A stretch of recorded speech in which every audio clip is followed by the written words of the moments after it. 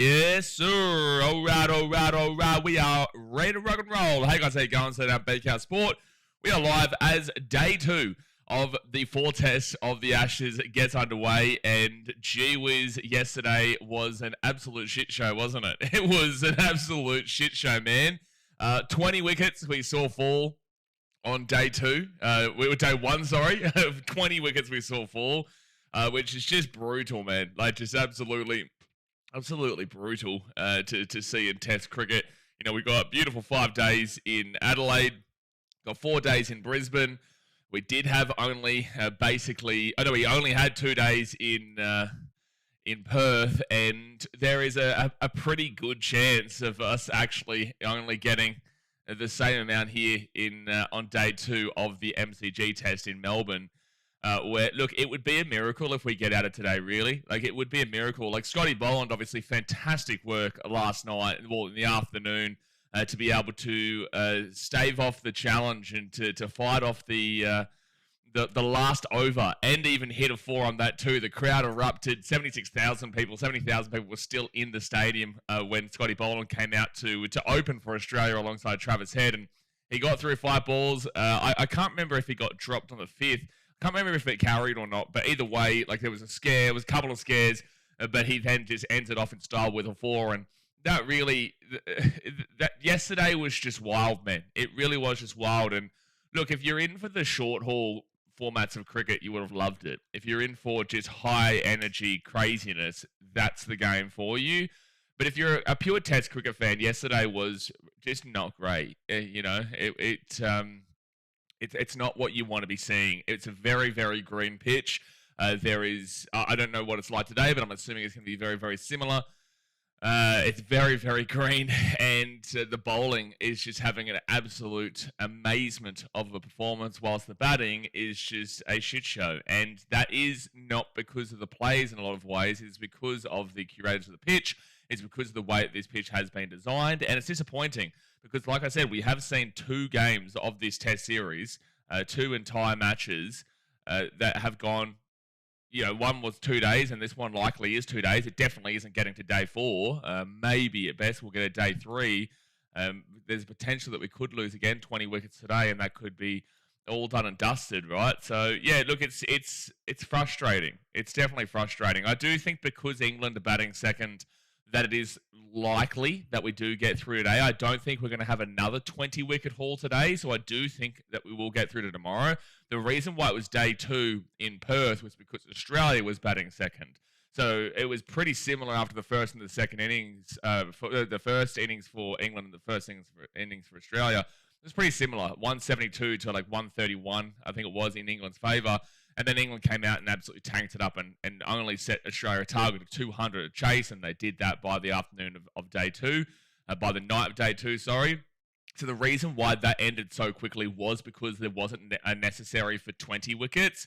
There was only technically 18 wickets, I think it was. I think 18 wickets or maybe even potentially 19. No, there wasn't. How many wickets was there? There's probably about 12 wickets that we saw fall on day 2 of the Perth test. So that's why, like, this is unlikely that it will finish today, because you will need to see 20 wickets with England batting, unless Australia were all out for like 50 and England had a chase of 100, then yes, England would have the ability, and I'd still doubt whether they'd actually be able to get that, considering they were all out for 110 yesterday.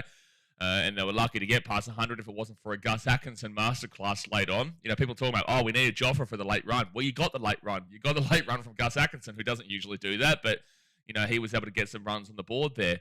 So, yeah, I'd be really likely inclined to believe that we'll be here tomorrow, but only for a short period. I don't think it'll be too long. And it all comes down to how much Australia set. Like, if Australia go and put on a score here to 250, maybe even 300 plus of a lead, they already led by 42. Now they lead by 46. So if they got 250, they'd be up by about 300, which is just an unattainable score on this pitch. And look, 250 is doubtable, because 152, I said yesterday before we even got past a couple of overs, I said, look, a pass score is probably around the 150 marker, and I don't think a great deal of people would have necessarily believed that. We had people saying 180 plus, we had people saying 200.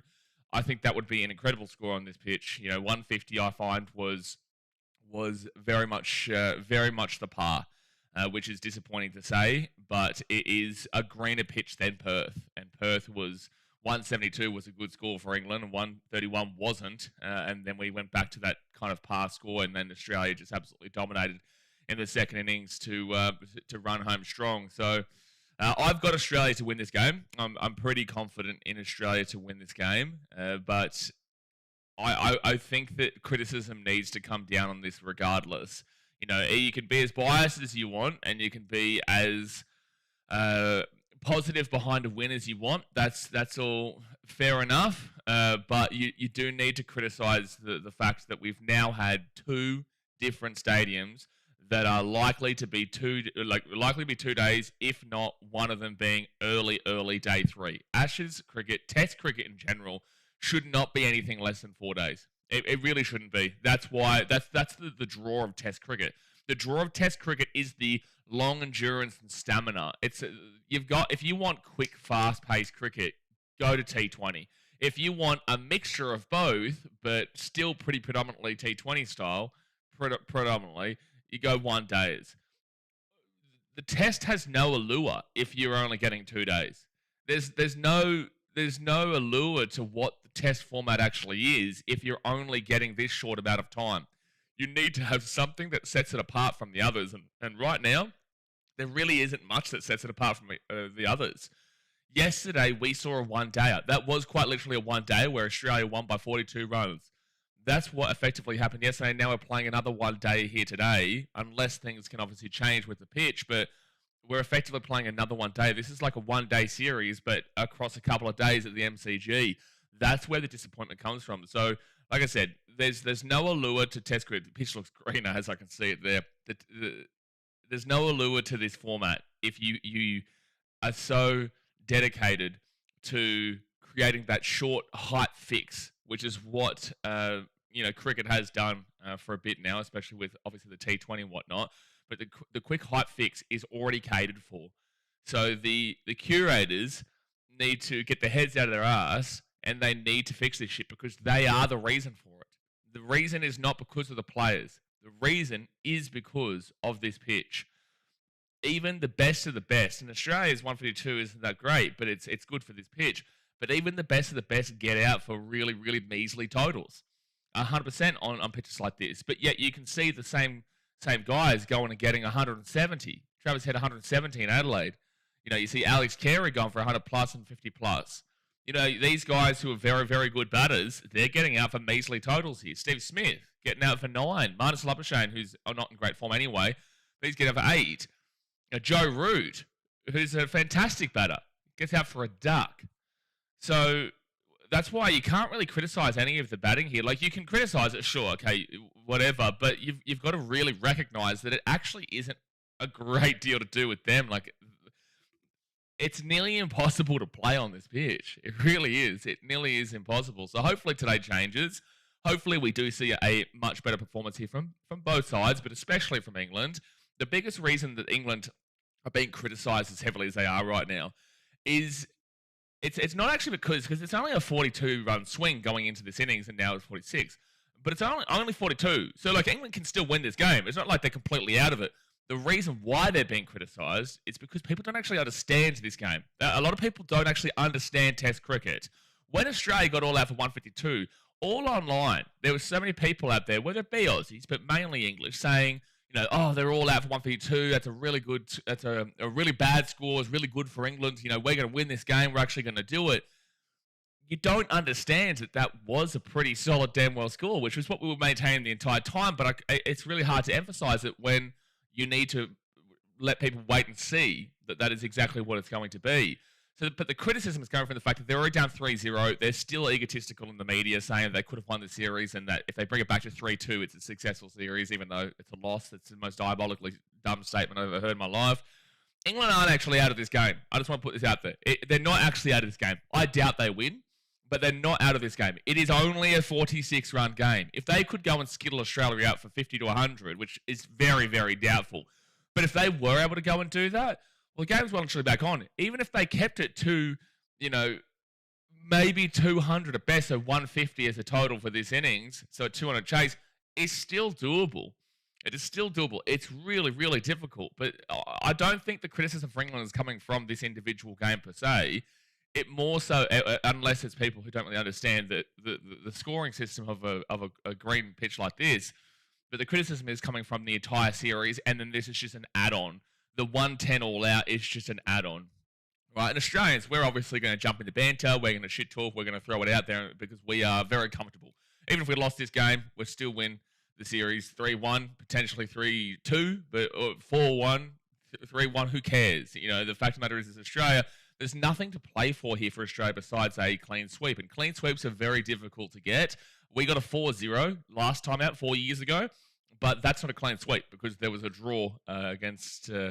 the English at the SCG. Very close one, though. We only had 1 wicket to get with the last couple of balls, but that was basically rained out the entire time. So, yeah, look, I just want a better game today. I want a better game today. We're going to see Travis Head on strike early doors here. Hopefully we don't see as many wickets and we can see a little bit of batting here. I just realised that I don't have my audio connected to my headphones. Give me 1 second here. Go to the sound. Move that bad boy across the headset. There we go. There we go, son. All right, let's get to the chat. Let's see what you are saying. Obviously, guys, hit that like button. Subscribe if you're new around here. Test number 4, day number 2. Bryden Cars coming in. Travis Head will go double. Double. There we go. Cracking Ball says yesterday felt like a scam. If you like Test cricket, you're right. It was a scam yesterday. It absolutely was. Ava Legend says it was like a low-scoring ODI yesterday. Yeah, for sure. 100% it was an ODI yesterday. And yeah, low scoring ODI is great. The fact that you're getting a lower score, you've got 5 days and 2 whole innings, and you're seeing lower scores than ODIs is pretty funny. Jesse says Scotty Boland batting masterclass. Scotty Boland's my hero, Jesse. Yeah, no, he's my hero. When I wake up in the morning, I want to be like Scotty Boland. All right, Bryden Cars next bowl. And dot ball. Jeez. Pitches. Look how green it is, dude. That is bright, bright green. That is bright, bright green. Harvey says, this is my first time saying Scotty B open. Is it? It's just a night watchman, lads. Like, it's not... This is, again, people don't understand. Not you, Harvey, necessarily, but just in general. People don't necessarily understand Test cricket at all because this isn't a surprise Scotty Boland opening. Scotty Boland opening was a night watchman. So what a night watchman is when... 1 second here, third bowl. Third bowl here of the over from Cars and dot ball.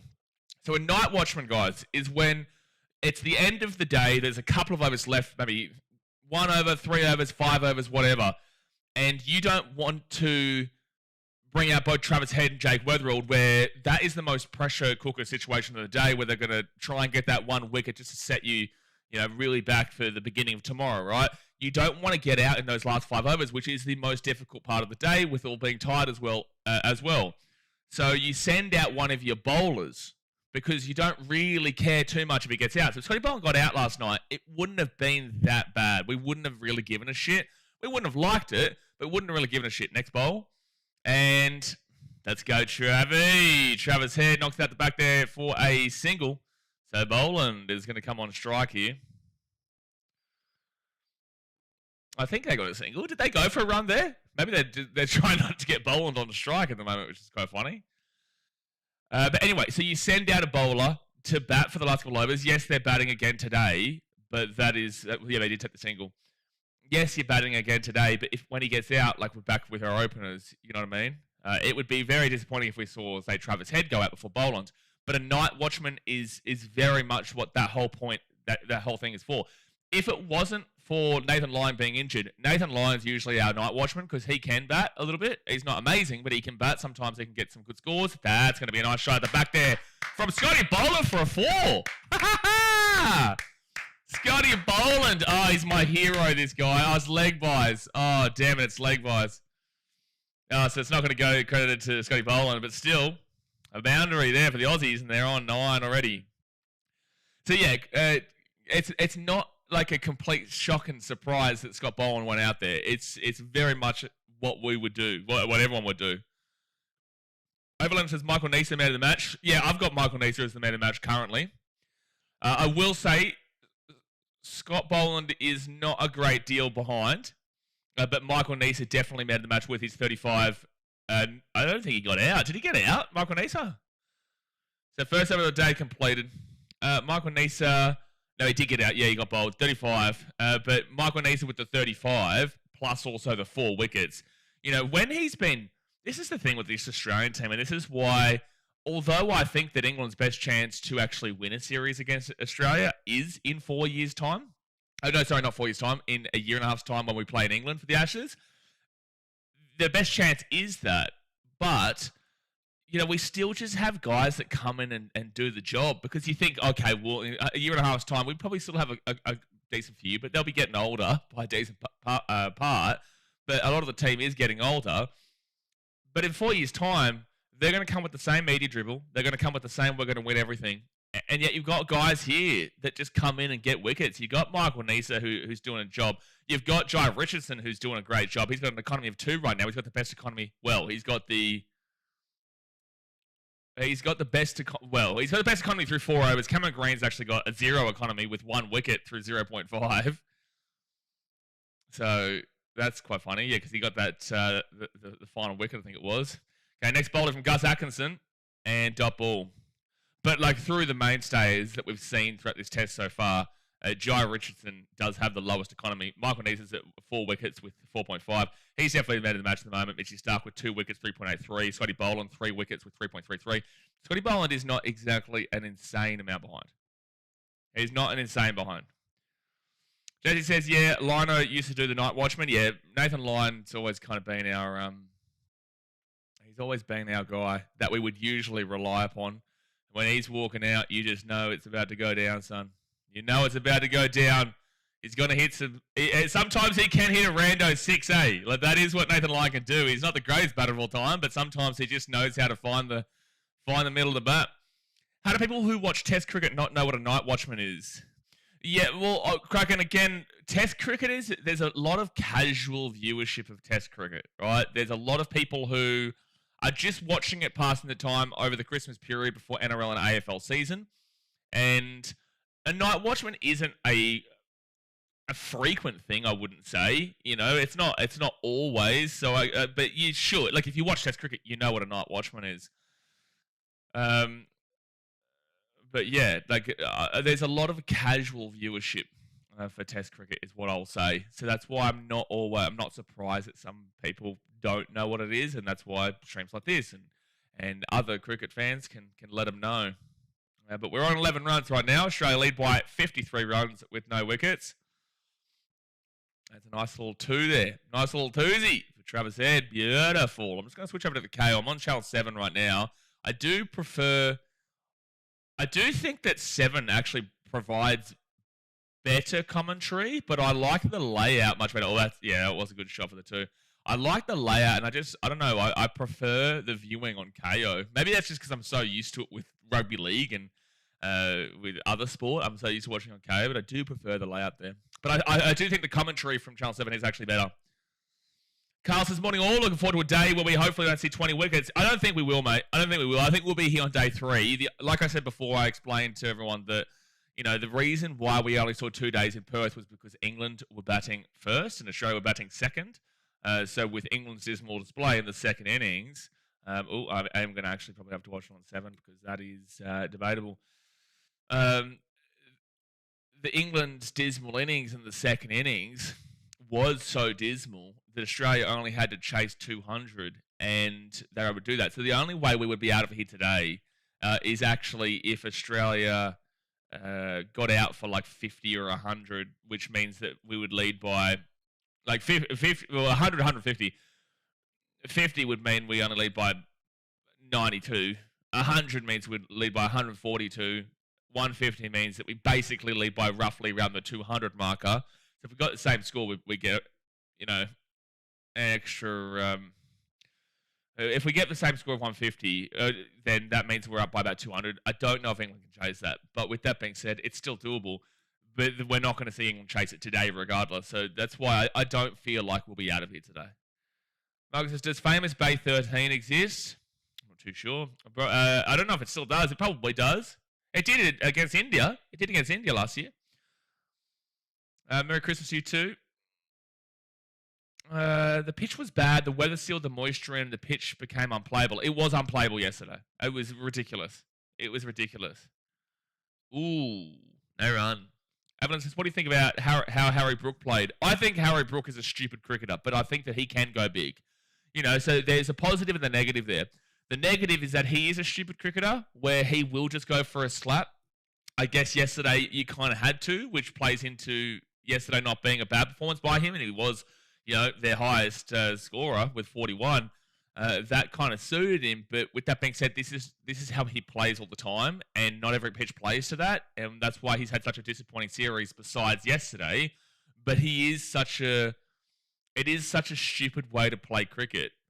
But yesterday played into that situation. So yeah, I thought he was good for the conditions yesterday. Is what I'll go with there. Where's your visa chant? Yeah, that was the India last year. That was the India series. I think that's funny banter. Like, I'll be completely honest with you. People will call people racist for that. I think that's funny banter because, trust me when I say, the Indians would have been giving it their fair share. And the English give their fair share. Everyone gives their fair share of banter and sledging, but, you know, unfortunately the PC police don't allow you to do anything nowadays. You know, I guarantee if you said the word fuck, people would have a complaint about it in regards to some form of something. So, I can understand why maybe soft individuals think that's offensive when I really don't. It's like at the end of the day, like it is all part of the game of cricket. It is all banter, and they wouldn't have been offended by it. Most of them, the people who would have been offended by that chant would have been people who have absolutely nothing to do with the migration in this country, and they would have absolutely nothing to do with being those internationals. And if they did, well, I didn't see them complaining about it and criticising it. And a lot of the Indians in the crowd were actually laughing with it and taking the piss because they know they're here. Like, at the end of the day, they're here. You know, at the end of the day, they're able to be here. They're welcome to be here as long as you assimilate with our country's values and culture and whatnot. Everyone's happy for you to be here. But yeah, some people who have nothing to do with the situation just always seem to have a huge problem in regards to that kind of stuff. But you know, that is life. People's humours.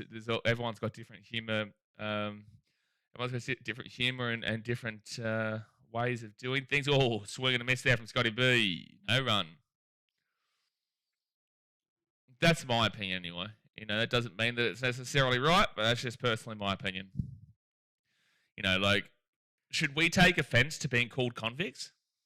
Should we take offence to being called convicts, which has died off a lot in recent years? We haven't been called a convict in this chat once. Carl, buddy, you slacking. You pommies are slacking. We'll call you the poms, which is like, should you get offended by? We had one person 4 years ago get offended by pom call, and it was like, it just is talking about how you burn easily. That's literally pom is pomegranate. Wow, lot of swing there. Yeah, we're not going to go down that conversational path there, Michael. It's just referring to the specific situation of what happened at the MCG last year. We're not going to go down that because that just opens up a massive can of worms. But, you know, it's like, I'm not going to get offended over convict, even though basically you're saying that we are your worst people and that our country is full of, you know, people who have committed atrocities in life, right? Like, that's effectively what that is. I don't care. I think it's all part of the banter. And the same thing with poms. Pom is just it's short for pomegranate because they look so red. Because when they're in the sun all day, they burn very easily and burn very quickly. And up in a yeah from Travis Head, and that, my friends, is going to be a nice little 4 from Travis Head. That's a boundary. That's a boundary. Carl says, I called it you twice yesterday at both roll calls, or were you in isolation? No, I probably just deliberately ignore your comment, to be fair, mate, because I'm really offended. You know, I don't know if I'll ever be able to sleep at night. I had an awful night's sleep last night. I had a couple of nightmares, so maybe that was the reason, Carl. Maybe that was potentially the reason why I did have such an awful night's sleep with the old nightmares. But I think I actually pinned one of your convict comments. Oh no, it was somebody else's convict comment. That's right. It was somebody else. Something about how oh, that's right. Someone must have been replying to you. I don't know if I saw your second one. I don't know if geez, Travis Head is not usually good at the MCG. Last 4 innings, 0-0-1 and 12. Big yikes. Against Pakistan, India, and England. But someone must have been implying you were saying convicts, but yet it's safer to be in Australia than England. That was a good one. Next bolt.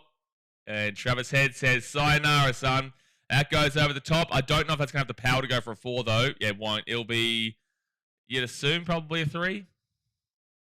It might have just gone for a 2 there. It might have just gone for a 2.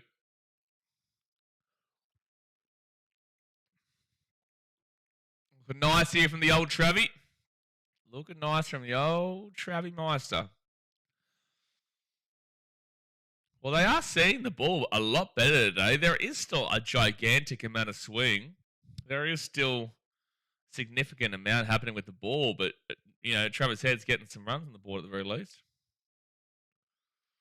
But when he gets in this kind of mode, when he gets in this rhythm, it's so hard to stop Travis Head. You know, it's 12 now, but if he plays, like he did this in Perth, where the first innings he was poor, but the second innings he came out and just went for 123. Like, that's Travis Head, man. Next bolt. That's going to be a good couple of runs here for Scotty Boland. That's going to be 2 runs for Scotty B. It's a good opening here for the Aussies at the moment. Good opening. 0 for 22. So Gus Atkinson's given up 4, 2, 3, 2. So that's 11 runs in 5 balls. A little bit haywire here. A little bit wayward from the English bowling. And Gus Atkinson was very good yesterday. Great with the bat. Got a couple of wickets with the ball. Obviously, Josh Tongue did have a 5 up. Dot ball. It's too easy to be offended these days. They offended me by saying, like it is. Everyone's offended by something. Everyone's offended by everything, mate. You know, that's why banter is really, it needs to be kept alive by the Australian English. The Australians and English need to keep banter and sledging alive. Without Australians and English right now, like I tell you what, in the English language anyway, I don't know about the foreign international languages. But in the English language, the Australians and English, we need to keep up with the banter and the sledging, because otherwise, you know, that the art of banter and sledging will die. It will die. Because everyone is offended by everything. Wow, day 1 sessions, they've got on the screen tongue lashing. Don't know if I'd use that wording. Tongue lashing. Tongue lashing, eh? Interesting. They're talking about day 1 sessions and how England won the first one. The second session England won as well, and then Australia obviously won the third session. But tongue lashing is probably not the wording I would use there. Gold Coast is getting a big bash team in a couple of years. They are. It's not even an option anymore. They are. So Australia lead by 64 runs with 10 wickets in hand. Bryden Cass is bowling. England legend Bryden Cass. Woohoo! He nearly became a legend by getting Travis Head. Dot ball. Swing and a miss. Swing and a miss. Yes, see, there's still quite a bit happening with it, eh? This pitch is still super green. It's just that Travis Head and Scott Boland have done well in this early part of the session. He's even smiling at it because he knows how much is happening. The third session must have been stark reminder then. Carl, you're not going to want to hear what it was, but it was same old England. That's what they had. Oh, big swing and a big miss from Travis Head again. Big swing and a big miss. You know, it was same old England. But again, though, like it's not actually purely about what happened yesterday, why people are criticising England as much, because 42 runs is actually not that far off what Australia had. It's just more so the fact that they're already down 3-0 and then they have it again, and it was slightly worse than Australia's. 42 is a decent way past them on that pitch, but it's more so the heavy criticism facing for the entire series that is emphasising yesterday. Dot ball. Dot ball.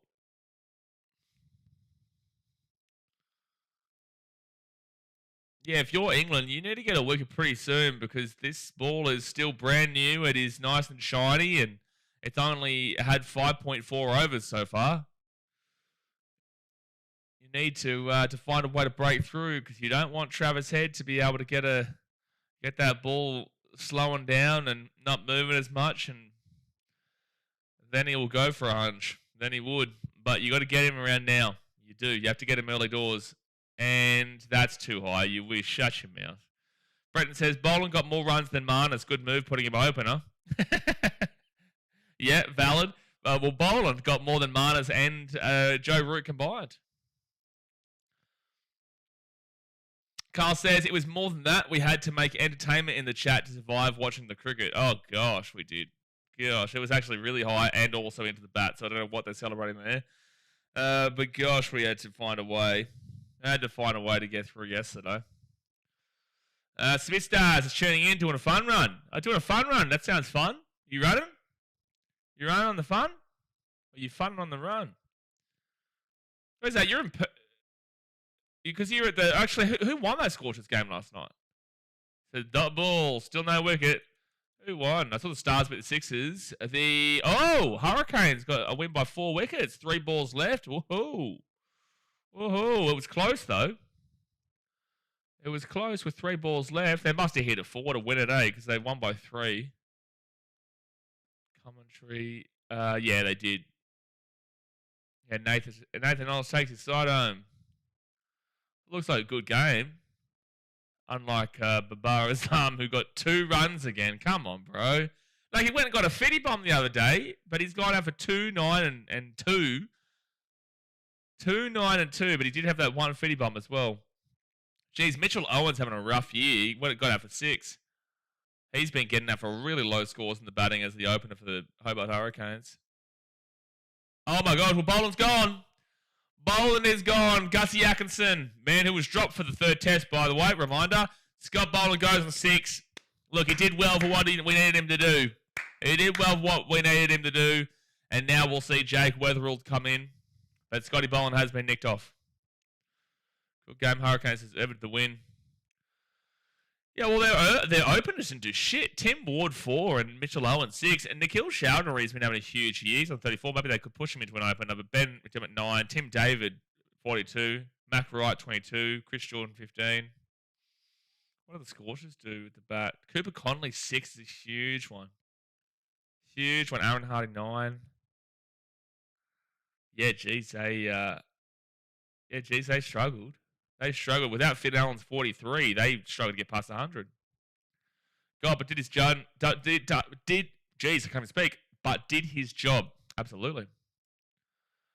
Absolutely. So who's the BBL tonight? I think Brisbane Heat play tonight, don't they? Yeah, Brisbane Heat versus the Adelaide Strikers. Strikers should win that. What's the standings looking like? Heat are in 7th. Renegades 8th. Yeah, those 2 teams have played each other. They're down there. But Renegades have only played 2 games.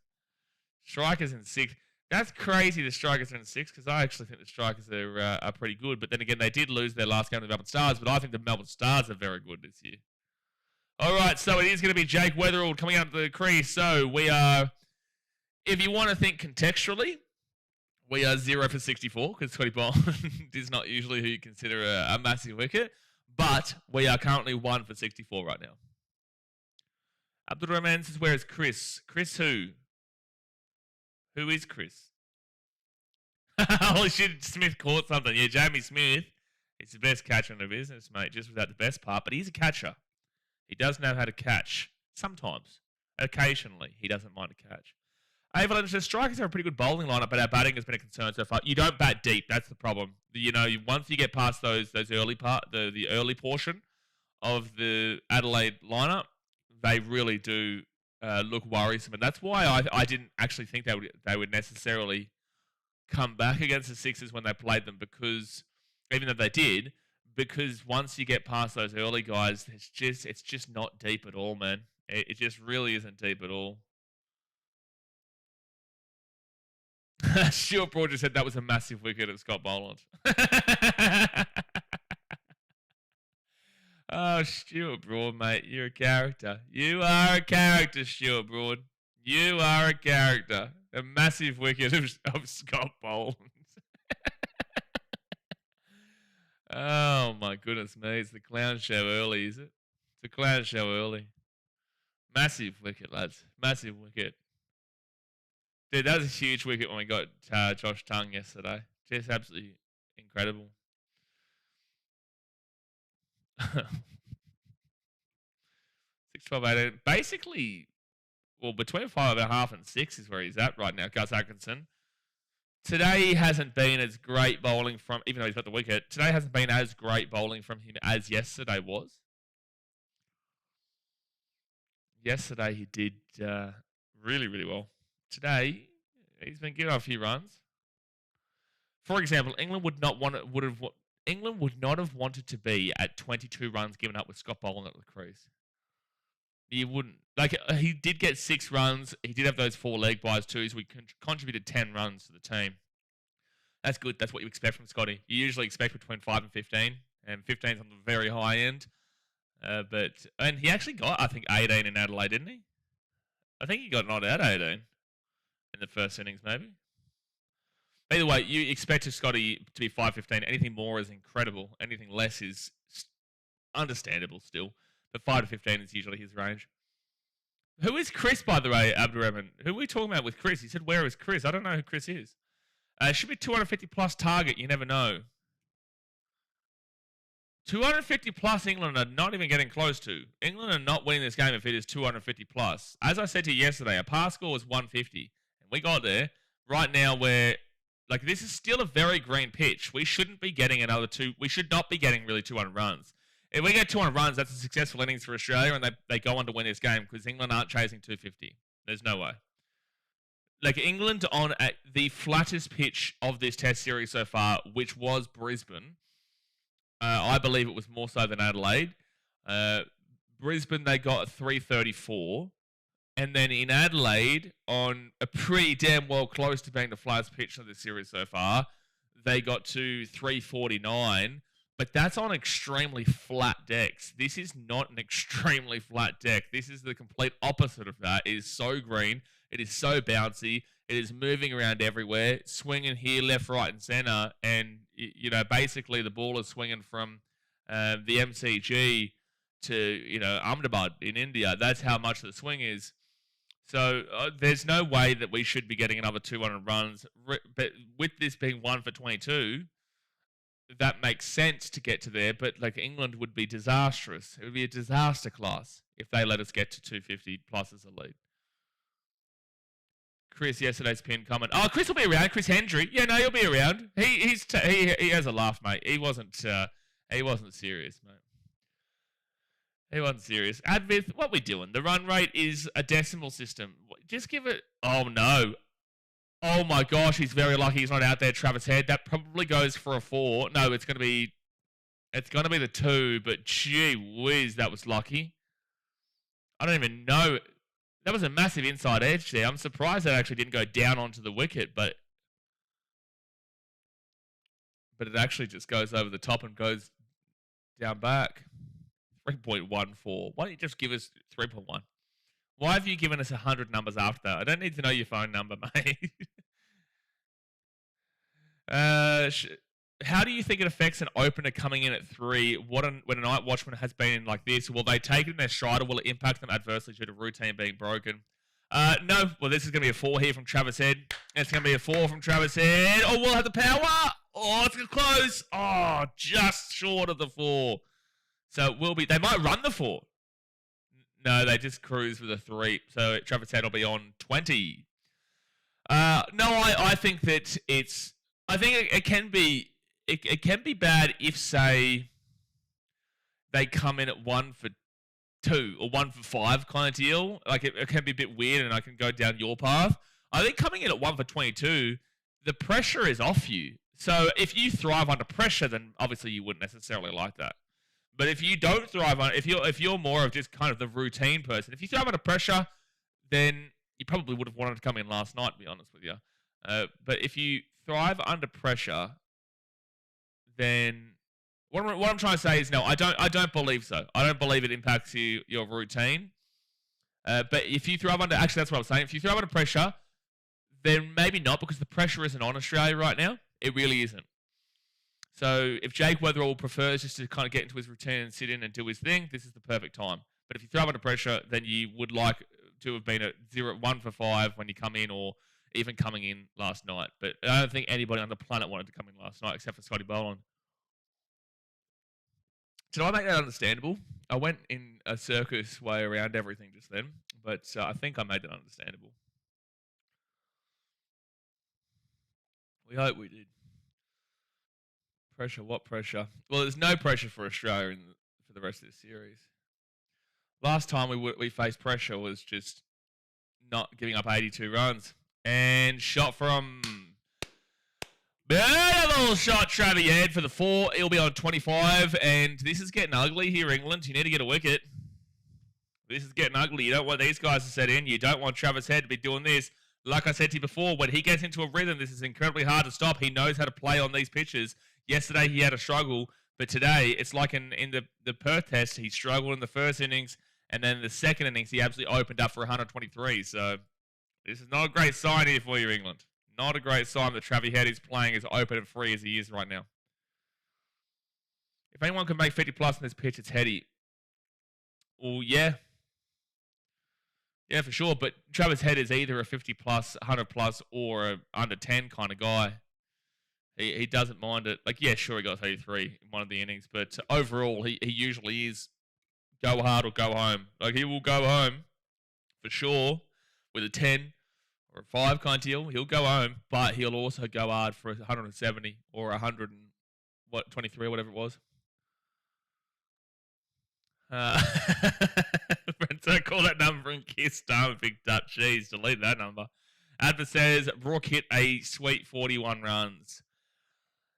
Yeah, without him, they would have been under 100, but he's still. It's still stupid cricket that he plays. It's just lucky for him that the conditions yesterday well and truly played into his advantage. But he plays like that on any given normal day, and it's stupid cricket. But they'll take it. Carl's great over from Cars. Only 10 from at best of the series. Yeah, fantastic stuff. It wasn't 15 like he gave up yesterday. Gave up 15 runs in 1 over yesterday. That was spectacular stuff. It's so funny to me that Peter Siddle's still playing cricket.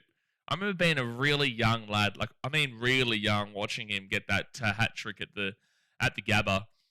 Next bowl here from Atkinson. The second bowl over, dot ball. I remember being super young, like primary school age, of him getting that hat trick at the Gabba. And then now, he's still out there bowling in the BBL, and I'm at the ripe old age of 31. He's been around forever. When Travis score runs. What do you mean when Travis score runs? Travis is scoring runs. Travis is doing well right now. He's flying. He is absolutely flying as we speak. He always takes match away from opponent. Yeah, well, India knows all about that. They definitely know all about what Travis Head can provide. That's for sure. He's just a guy that just turns it on. When he turns it on, it gets filthy. It gets absolutely filthy. He does take it away the match from his opponent. But if he doesn't turn on, he heads the opponent way back into the game. Really, there's both sides to the coin there. So 1 for 33, Australia lead by 75 runs. 75 runs after the single there for Jakey Weatherall to get him to 2.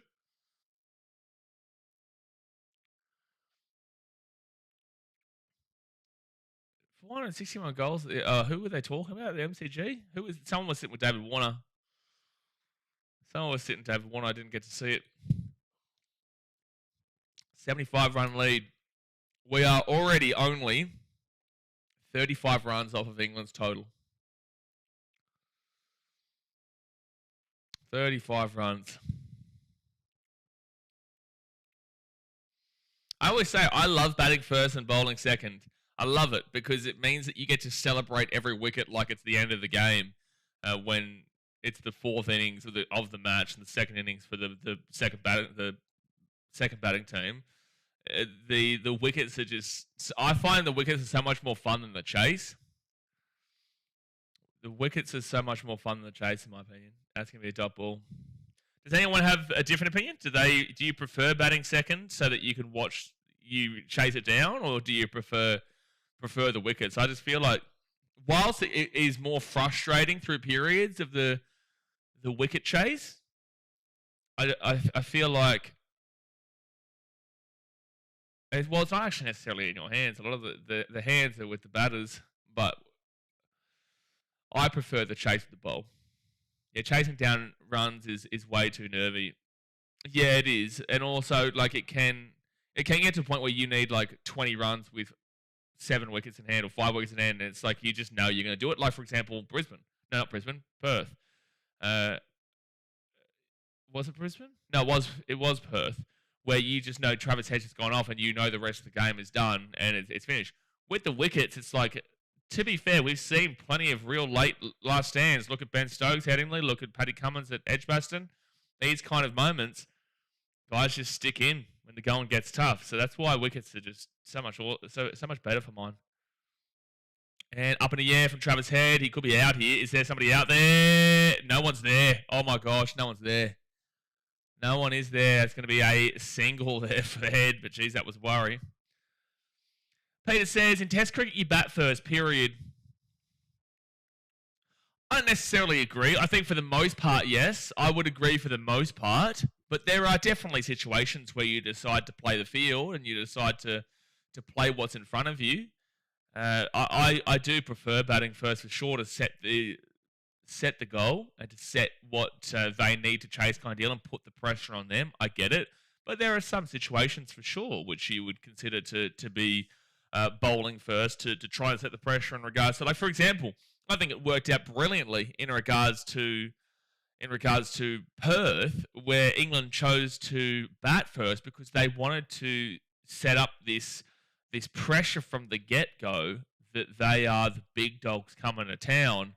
And with their style and with the way that they play, it probably is the right go.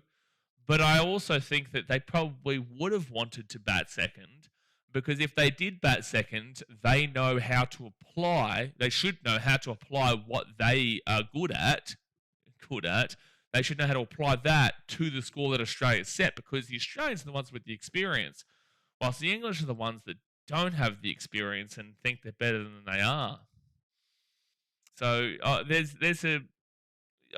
get where you come from. For the majority, I don't think it's as simple as period. But for the majority, I would choose to bat first for sure. Carl says, I love just watching my team bowling usually, but it's every other over at the moment. Can't think why. Sorry, can't think why. Yeah, I do love the bowling. Batting is great. I love watching a bit of batting and whatnot, but bowling for mine is my most fun time, because just every single wicket is just so much fun to react to and get that big moment. Because whilst 4 runs is important, it's not as important as a wicket. A wicket is so crucial. There's only 10 of them, right? Whilst the runs, they can come at any stage if you're good enough. Like, they can come. Amazing to see it for. But a wicket is so crucial because you've broken through him.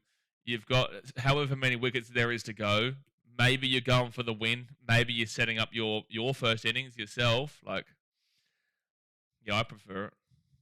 Peter says, Ian Chappell made a good comment in the 70s about always batting first if you win the toss. What was the comment? What did he say? Next bowl to Weatherald, and dump ball, no run. No run. No run. Well, this is giving us some good hope that we're going to get maybe a decent chunk of day 3 if this is how the Australians are playing. They lead by 81 runs with 9 wickets in hand. Like, maybe we could get a chunk of tomorrow in. We're definitely getting 2 tomorrow, but Australia would have needed to be bowled out before a lead of 150 for potentially a chance of getting out today. Obviously, I don't want to get out today. Next bowl. Oh, too high. Dot ball. Yeah, Peter, are you able to Google that comment? I don't doubt you. I'm saying, can you Google that comment to let us know what he actually said? I'd love to hear it. He said, when I win the toss, I give close consideration to the wicket, the field, the weather forecast, and then I bat first. Look, I do understand why someone would do that and why they would choose to bat first.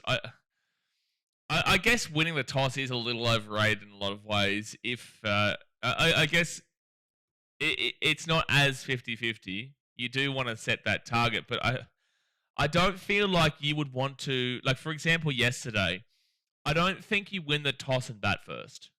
I don't think you choose that in any world with how green the pitch was, because then if England were any better, they should have gone bigger than 152. 150 was the par. But if England were as good as they say they are, they should have been getting maybe 200, right? Which at least sets the pressure on us early. I don't think you willingly choose to bat on an extremely green pitch as we saw yesterday and then, get done over very, very quickly. I think that yesterday was a good toss to win, but for the majority, tosses are pretty even. I want Sean here. I want another bet today to settle the nerves. Sean will be around. What time is it in Thailand right now? It'll be pretty early. Time in Thailand would be like 7 a.m., 8 a.m.? 7, 10 a.m. in the morning, yeah. To be fair, he did tell us he got up at 6 a.m. the other day. So maybe he is up and rock and rolling. Or maybe he's out partying. That'd probably easily go. Hano says, hello, I saw your comment on England's Instagram last night. Yeah, well, deserved. For people who don't know what my comment was, I commented on the England... I got the top comment. the top comment on the England Instagram post by a large portion of likes, mind you. And my comment said, I have low expectations of you lot, and you exceeded those low expectations very well. Unbelievable scenes. That has over 1,000 likes on Instagram. All the other likes are around the 200, 100, 40, 122, 101, 213. Oh, there is one here at 519. Mine had over 1,000 likes on it. Oh, dear. But it is true. It is true. All right, next bolt. That's going to be a dot ball. Ben Stokes is bowling here. I reckon we get Cars. I reckon Cars should be captain. You've already got a Kiwi as captain. It's not necessarily working out, so maybe you should get Safra as a captain and see if it works out. That'd be interesting. Get the South African. What do we reckon, Carl? What do we reckon? I'm reckoning. I'm definitely reckoning with that. I still can't believe Brendan McCullum's coach. Sack him now.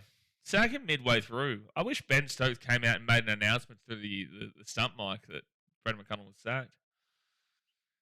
Next bolt.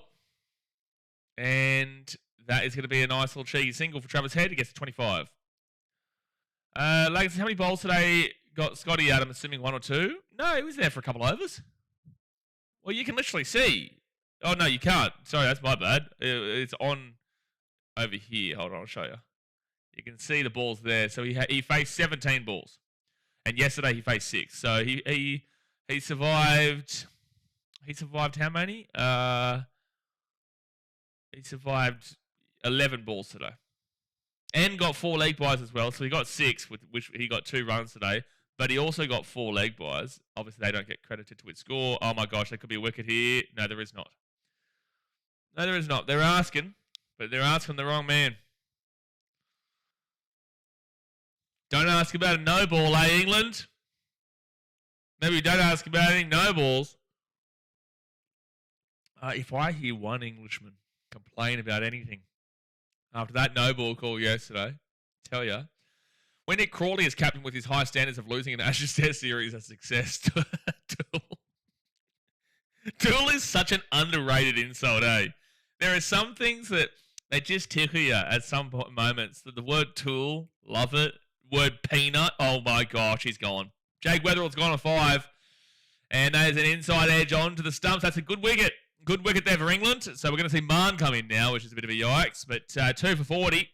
Australia lead by 82 runs. But Jake Weatherall with a massive inside edge there onto his stumps, and they needed that from Benny Stokes.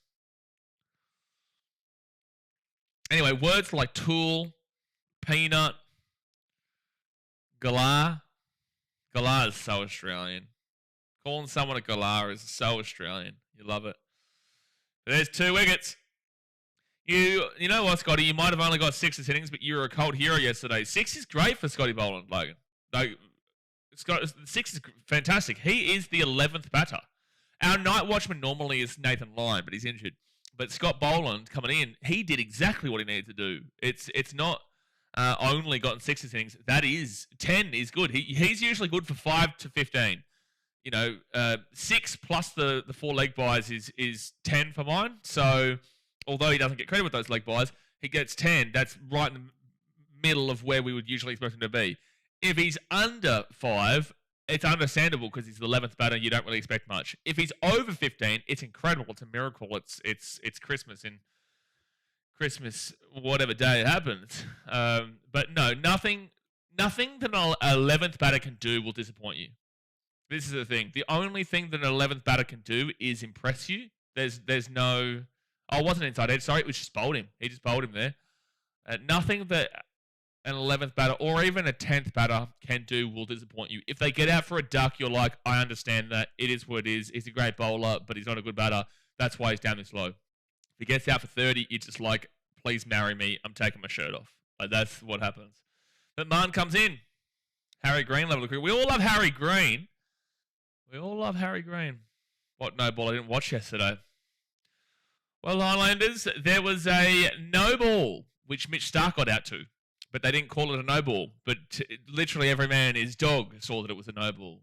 Even the no ball king himself, Ollie Robinson, said that was the greatest no ball of all time. And that is Ollie Robinson, the greatest no baller of all no ballers. Travis Head will save the day. Well, there's no need to be saved here, lads. Australia not in a bad position. Australia in a very good position right now. They lead by 82 with 8 wickets. England got all out for 110. We're only 28 runs off of their total from yesterday. Could things change? Absolutely, things could change, and we could see it all get rocking. But at the moment, Australia's in a very good position. And double. Carlson, don't worry, Highland. No, the umps definitely weren't watching yesterday alongside. Actually, Highland is probably took them out for a beer. Maybe you guys are having a beer down the Auckland pub or something. Maybe that was what happened. Because for them not to call the no ball and then Mitch Starc gets out to it, it's disgraceful. You know what? I reckon I'm going to make sure that's the reason why I say we didn't win this test if we do find a way to lose. Yeah, because England, they tried to go with the Snicko excuse of Test 3, even though I asked the question again, did the ball hit the glove before it hit the helmet? So they tried to use that excuse. So I'm going to use that as an excuse. I'm going to save the no ball. That's going to be my consistency throughout. That is, I reckon Australia would be up by 700 right now if it wasn't for the no ball. If it wasn't for the controversy. It was, Carl. Starc was on for a double ton. It was, and that was in the next hour. I don't know what he would have done the next hour after that. And Travis Head will hit a single. So he'll be on 26. It was meant to start the greatest batter, but this is what we're saying. Like in the next hour, he would have been on for a double ton, and then again after the tee, my gosh, he might have gone for 500 in that third session individually. So he's already got the 200, the double ton. He might have gone for 500 in that third session. That's how confident I am in Mitchy Starc. My gosh, we've been robbed of an absolute performance from one of the greatest of all time.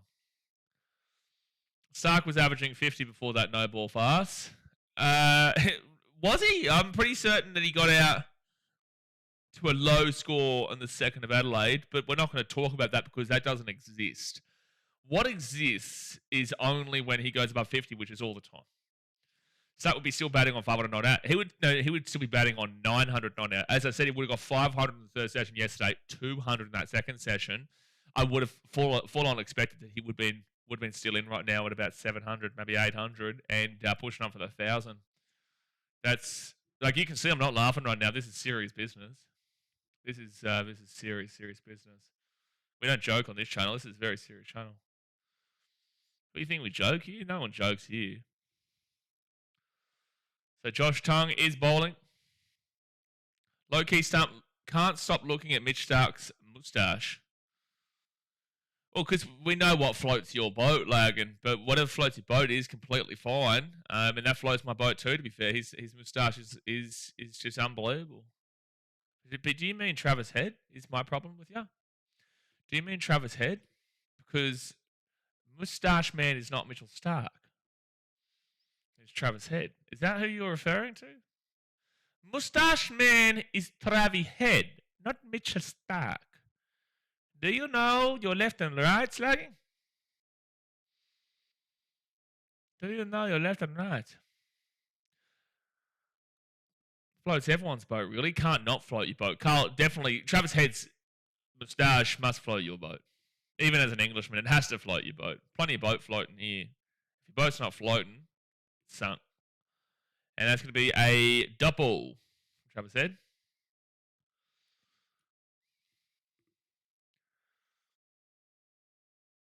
This guy, every time I see him, this Trent dude on the 7 broadcast, he always reminds me of Ian Thorpe. I have to agree, Head is way better. Gotta love Head. Everyone loves Head. For anyone who watches the 7 broadcast, do you not get the same thing when you look at this Trent dude that they go to talk about the bowls? He looks like Ian Thorpe. There's just a bit of Ian Thorpe about him. A bit of Thorpey.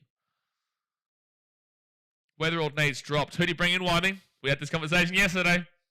I look forward to your response. Who do you bring in and why? Who do you bring in and why? I'm not going to necessarily disagree with you, but I look forward to your answer of who comes in for him. Based off of reasoning. But again, not necessarily disagreeing. Just need the reasoning for who.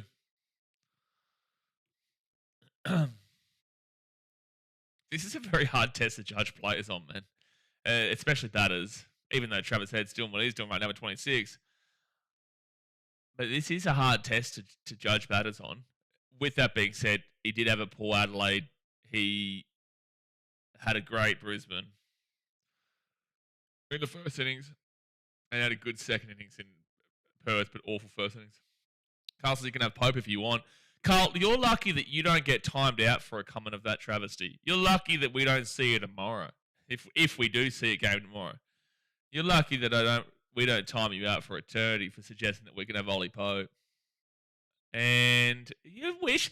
Why are you celebrating everything? The ball could have hit Timbuktu when they celebrated like an LBW. Come on. Come on. Not even close. Not even close, son. Get a grip of yourselves. Have a look at yourselves. Have a damn well look at yourselves. But Josh Tongue, he has been bowling well. They've needed it since no Jofra Archer. Archer would have had a field day yesterday. He would have had a field day yesterday, Jofra Archer. He would be spewing that he wasn't playing. He would be through the roof that he wasn't playing. My goodness me. He would be fuming, dude. That was, if there was ever a test for Jofra Archer to really put the form on, yesterday was the one. I just saw him steal a loaf of bread. That sells it. He's yours. No. So we... That's very England, to be fair. That's very English nowadays. We actually cancelled that agreement many, many years ago in regards to the old convicts coming down here. Now we just get your tourist makers and your holiday makers that come and enjoy the beautiful country. Imagine, this is the best thing. This is the most incredible thing. You send your convicts... your criminals, your worst criminals, to Australia. And then they develop that nation over the next 300 to 400 odd years. And then you use it as a holiday destination later on. Imagine needing to use the holiday destination or the working visa destination. Imagine using your convict colony as your holiday destination after many years. You couldn't write it. I don't think there's ever been a book writing it. You couldn't write it. Just incredible stuff. 300 years later. Actually, how long is it now? Was it 1770? Shit, I'm not... am I an Australian for not knowing that? Gee whiz, is it 1770 that it happened? Like, listen, or any Australian here in the chat, please tell me, is it 1770? So Jake Weatherall, 0... 23, 72, 17, 18, 1, 10 and 5. Second innings of Perth was good context, but 23 is not great individually, but good context. And the first innings of Brisbane, but outside of that, it's been yikes. Oh, that's a hard one, right to the hand of Marnie. Labuschagne is on one. Carl says they do tours of Alcatraz too. They do tours of Alcatraz too, but I want to go to Alcatraz not even necessarily because of the history. I want to go because apparently I guarantee it's haunted. Peter says James Cook landed in 1770. Oh, Peter, I'm flying, mate. Oh my gosh, I'm flying. I'm absolutely flying. Look at me. I'm Australian again. Get me my citizenship back. 256 years. We're just gonna round up to 300 there, Lagan. So I'm pretty much spot on. 256. You're wrong, Lagan. You tried to correct the 300 on the roundup. I was just rounding it up. I knew exactly that it was 255, not 256. Are we 2026 yet? Looks like the 27th of December to me. Does the 27th of December to you look like 2026? Don't think so. Don't think so. Don't think so. Wait, 256, 1770. It's 255, buddy. Come on. Oh, shot from Labba. At the back there. Will only be a 2. There will be a man on the boundary, but shot from Labba there for the 2. Come on, we need a big one from you. Need a big one from him. Australia lead by 86 runs currently. Still, he's really complaining about that hand, and you hate to see that considering his fielding. Well, just considering we are about to go into 2026, we've got to stop considering. This is a factual channel. We've never made a joke, and we've never bantered, and we've never said anything considering in our lives. We are a serious channel. We get it right. And the answer was 255. 256 would have been strike rate. How good's he? 255. Oh, geez, that's gone through for a 4. Love. He's lucky it's not out. But it has gone through the slips there for a 4. Love will be on 7. Very good that we're seeing the Australian batters actually looking into... They're playing these shots a lot nicer than yesterday, that's for sure. Steve Smith's going for 200. I was right. He's going for 400.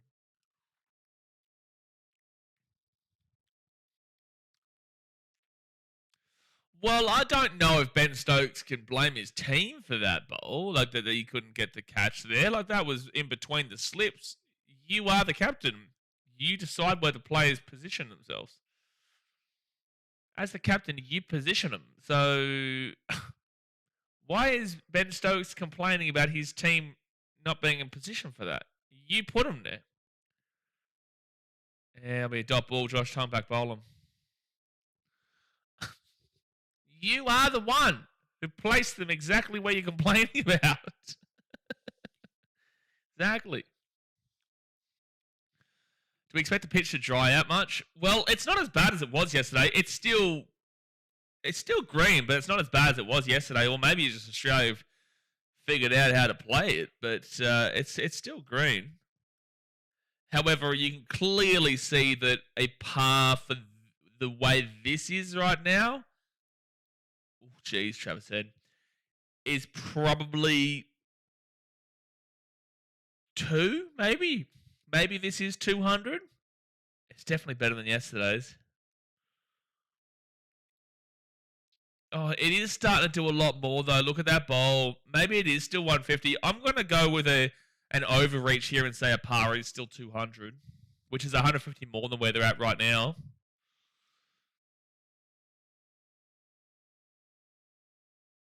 Yeah, I do think Australia... I agree with the commentary here. I think Australia might actually have to go on to the attack because this pitch is doing quite a bit. So that's... Which is what Harry Brook did yesterday. So that's... Well, even though he does that every time. Again, he didn't play the conditions. The conditions played him. Like, this is what it is with Harry Brook. Geez, that was up in the air there from Travis Head. But it does go over the fielder. Over...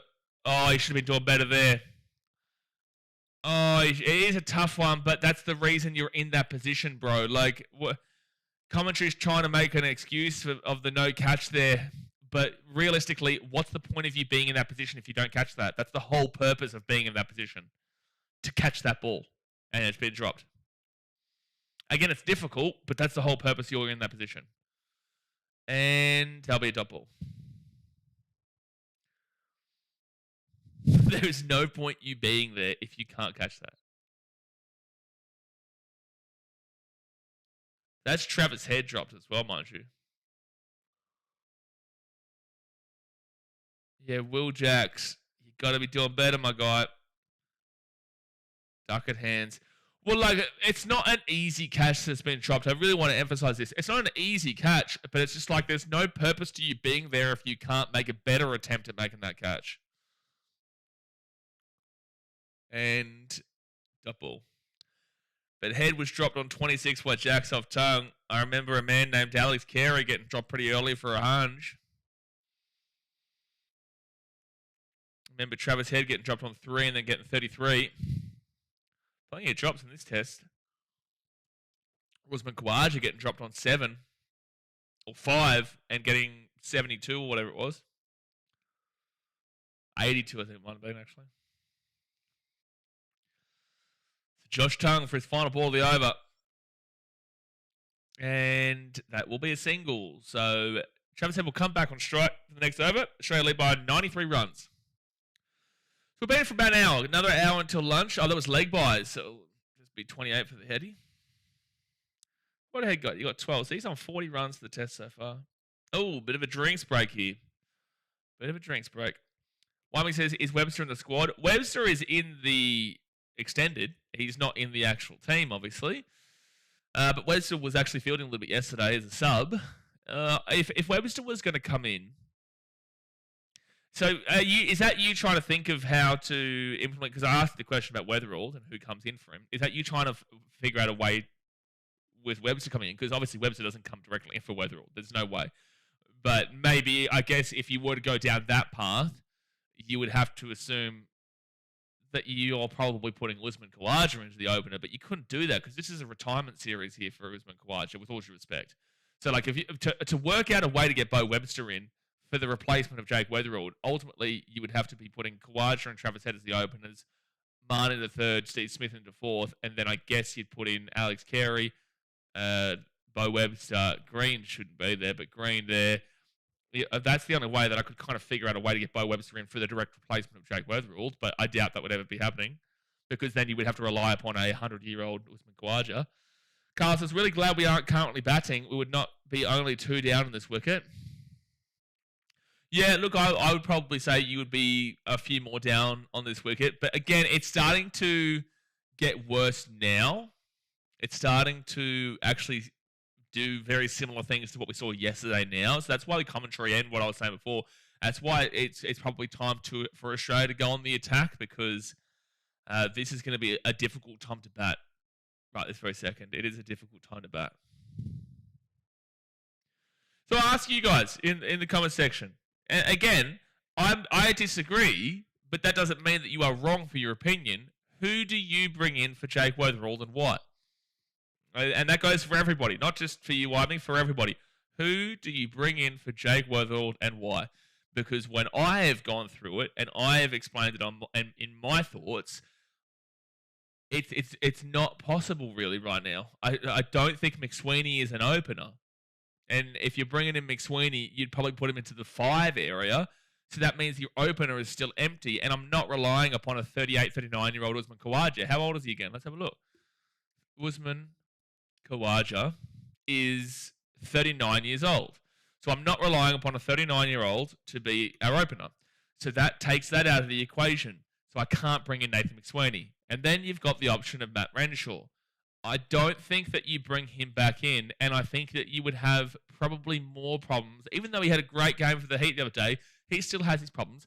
I think you probably have more problems with Renshaw coming back in than you do with Jake Weatherald. And I just don't think that's a reliable figure as we currently speak to be replacing. So until proven otherwise, in regards to somebody being a better option right this very second, I am keeping Jake Weatherald there. Until proven otherwise. All right, so the end of the drinks break. Obviously, hit that thumbs up button. Subscribe if you're new around here. Travis Head on 28. Ben Stokes bowling. Australia by 93. With 55 minutes left until lunch. What am I going to have for lunch? Maybe creamy chicken pasta or something. I'm thinking maybe creamy chicken pasta and maybe some fries. Oh, beautiful. Actually, I'm going to send that message. Send that message.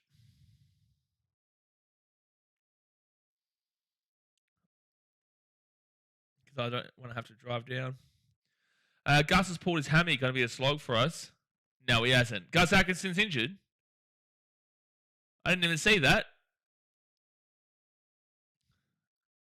Oh, yeah. They've just said in the commentary. Yeah. And it's a dot ball there for head.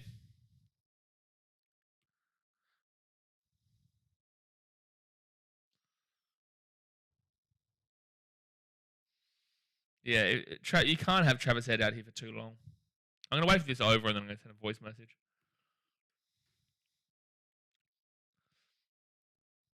93 runs, though, with 8 wickets remaining. Like this, based off of the score right this very second, you'd be expecting to get to 250, which is a 200 score in this.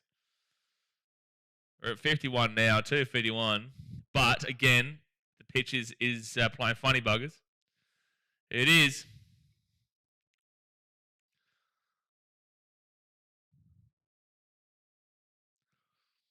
Beautiful day. I wonder what the Melbourne weather is.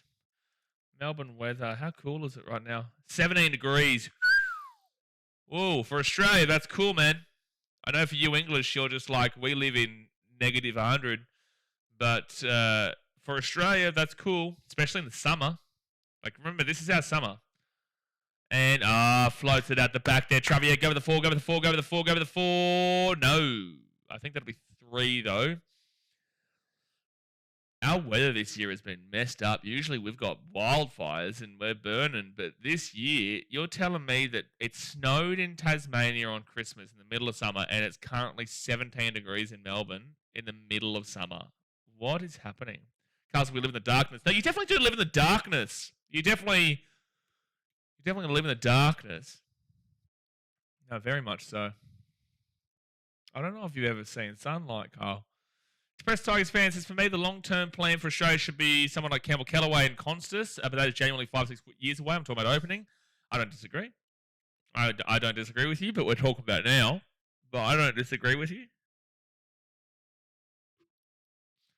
When Head scores 30 plus in tests, he averages 84.95, by the way.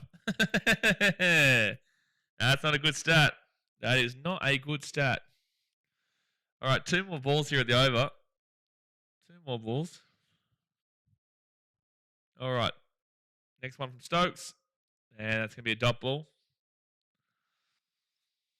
Yeah, especially you wouldn't know much about sunlight right now, Carl.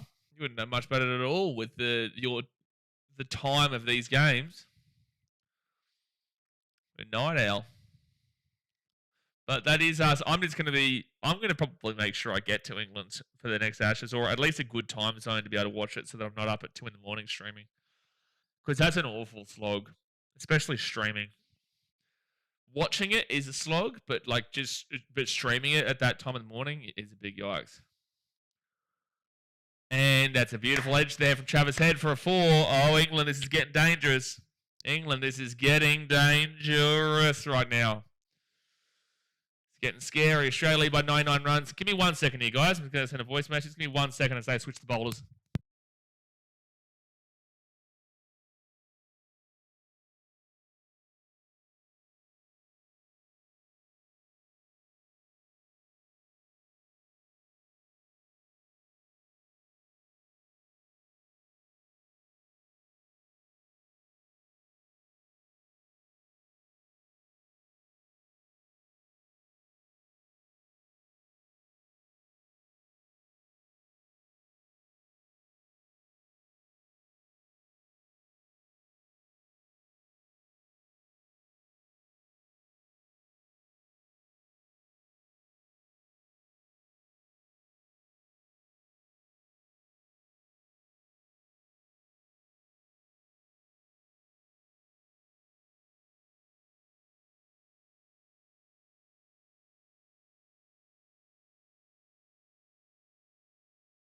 All right. We're back. Poms have heliophobia. What in the heliophobia is heliophobia? Heliophobia, is that like the phobia of light? Did you Google that, Brenton? Did you Google that? Heliophobia is an intense irrational fear of the sun or sunlight. Intense. Imagine having that. That's brutal. An intense fear of the sunlight. That is a very pom thing. Carl, do you have heliophobia? I reckon the English might have heliophobia. They definitely do, Brenton. I think you're onto something there. Depressed side expense, that's why I agree with you. You probably have to persist with Weatherald until it becomes untenable. Yeah. And this is a very difficult pitch to judge batters on. What the hell? I don't know. Heliophobia. Now I know. Brenton's definitely Googled that. He's definitely Googled what's the phobia for sunlight. And Doppel. Telling you, Steve Smith maybe 500. Gus is now part of Aussie. Oh, now it's coming out, is it? Now it's coming out, is it? Oh, he's trying to join the ranks, lads. He's trying to join them. The whole series. He's been back in England. Now they've lost the series. They're down 3-0, looking like 4-0 is on the cards. He's now saying he's part Aussie. Spot on. Lagan says, why would they have heliophobia when they don't know what the sun is? They've never seen it. No, but they know of it because Australia is just sun here, sun there, sun everywhere. So they know of the sun through us, and they must have, I believe, I don't know if I would say it's irrational or rational, but it's definitely the phobia, as Brendan said, the heliophobia. They've watched from the movies, or they've watched from a TV show of like Home and Away. They watch Home and Away in England, so they look at the sun there and like, oh, shit, like, that's crazy stuff. You're telling me that the sun actually comes out in that country? Unbelievable stuff. Unbelievable stuff. So Labuschagne on strike, 7 not out. I'm pretty certain England love home and away more than Australians do. I know they love their, Coronation Street, EastEnders, Downton Abbey. We'd call it Downtown Abbey, but I think you guys pronounce it Downton Abbey. Downton Abbey. Morning, mate. Mr. Shauno is here. He's arrived. It's cool, cold outside, so I'm still in bed. Sounds like England to me. Sounds like very English weather to me. But is it raining? But no, that does sound good. In bed, watch a bit of the cricket. Listen in as Australia go rampant with Travis Head on 34 and Labuschagne on 7. Australia leads by 99 runs with 8 wickets in hand. It's actually disgraceful how big this is. Scary stuff. TV, I thought the Brits just sat by an indoor fireplace with a tea and the pinky out. Well, the English probably could confirm that for us, but I'm pretty certain that's close to spot on. I think that's probably spot on, actually. That's probably how Carl does watch the streams and watch the cricket. Nice little tea. Nice little cuppa with the pinky out. Put his leg over the top like he's crossed his leg. And he's just enjoying an Australian masterclass. I think that's how they all do it in England. Home and away neighbours, big hits in England. But as Australians, what did you watch? Because I usually find that different families watch the other one. They didn't watch the other one. So, for example, myself and Mum, we actually watched Neighbours growing up. But I know most people watched Home and Away. But we actually watched Neighbours when I was much younger. I think that's a leg bias there for Travis Head. Must be Aussie. I don't like tea. I like tea. It's not my preference. I prefer coffee. But then again, most of England is now a preference of coffee than tea, the stat says. Is it Napoleon Dynamite? Napoleon, not Napoleon, but Napoleon Dynamite, where the brother walks outside and runs back in, or Ben Sharma's. I can't remember. Well, I'm too focused on Napoleon and Napoleon right now. Home and away, kid. Whereabouts are you from? I feel like it really depends on which state/city you're from for the most part. Oh, that's going to be Doppel. Stokes is bowling. Australia lead by the hundred, by the way. Horny hunch. Neighbours clears. That's what I was on, Logan. That's the rhythm and vibe I was on.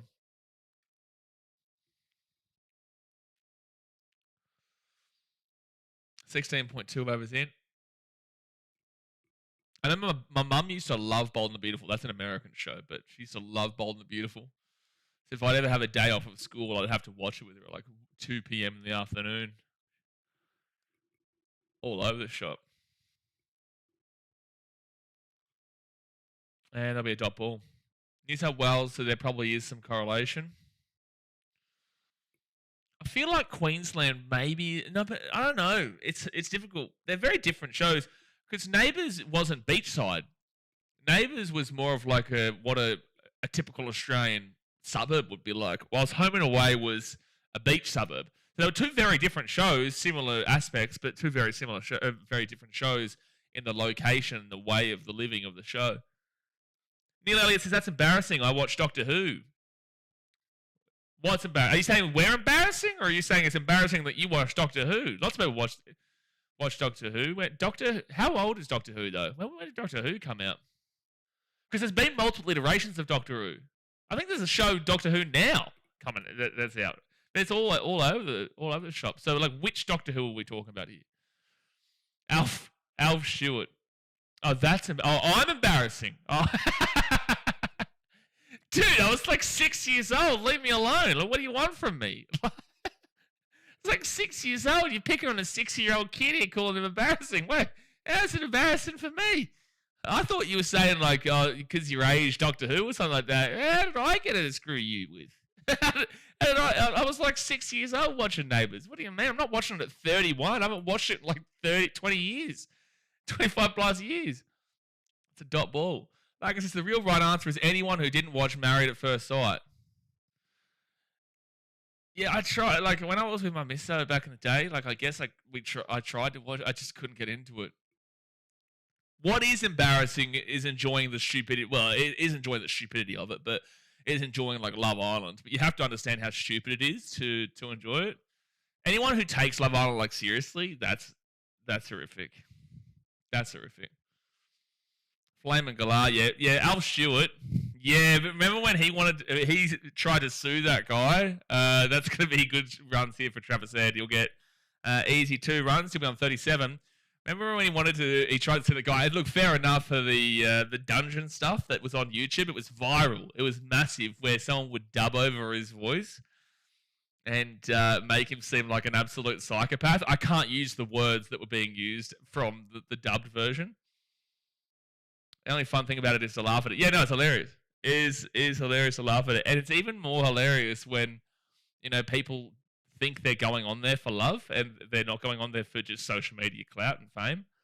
Like, if they find someone and they date someone and they're with someone, like, for a long time, which we have seen before, that's a bonus. That's not why they're on there for. Like, it just, that's not the reason. It's great that they found someone on it, but that's not the reason they're on it. It's pretty much the same thing goes, I guess, with like Married at First Sight and all those kind of things. Like, it's just they're not on it for that reason, really. If they do find it, it's a bonus. But Australia in a pretty good position as we currently speak, up by 103 runs with 8 wickets remaining. Stevie Schmitty coming in next. I called Stevie Smith as the highest run scorer in this test, so right this very second, it's looking a little bit dodgy with Travis Head doing what he's doing. He got 12 and 37, and he's on 49. Steve Smith's on 9, so we need at least 40, and that means Travis Head would need to get out now. But I don't really give a shit, because if Australia win, Australia win. And now Neil comes in, calls me embarrassing, and then pops out. Like... Bro, insults a 6-year-old kid. Who we didn't really have much of an option back then, to be fair. Like, that's just...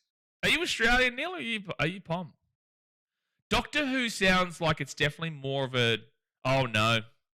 Labuschagne's gone on 8.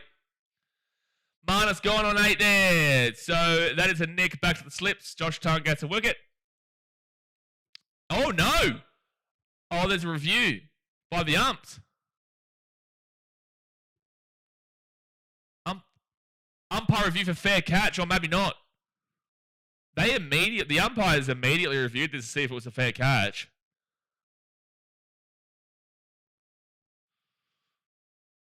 So Josh Tongue, it's obviously nicked. There's no problem with that. Does it carry though? Which I thought it did.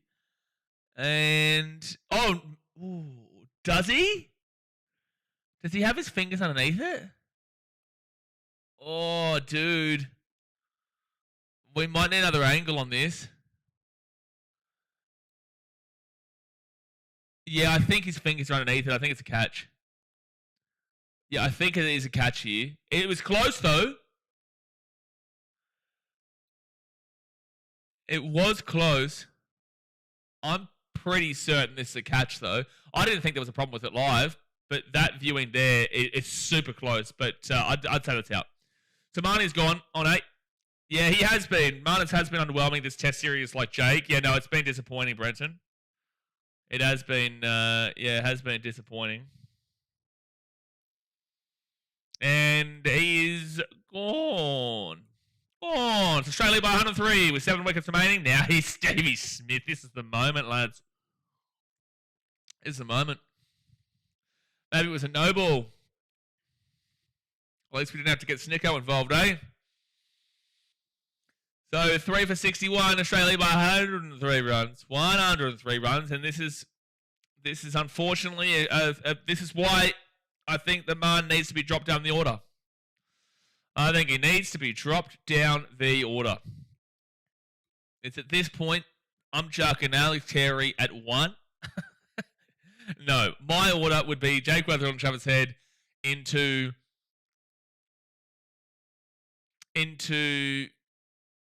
you're probably going to have to look at Steve Smith into the 3. You probably are.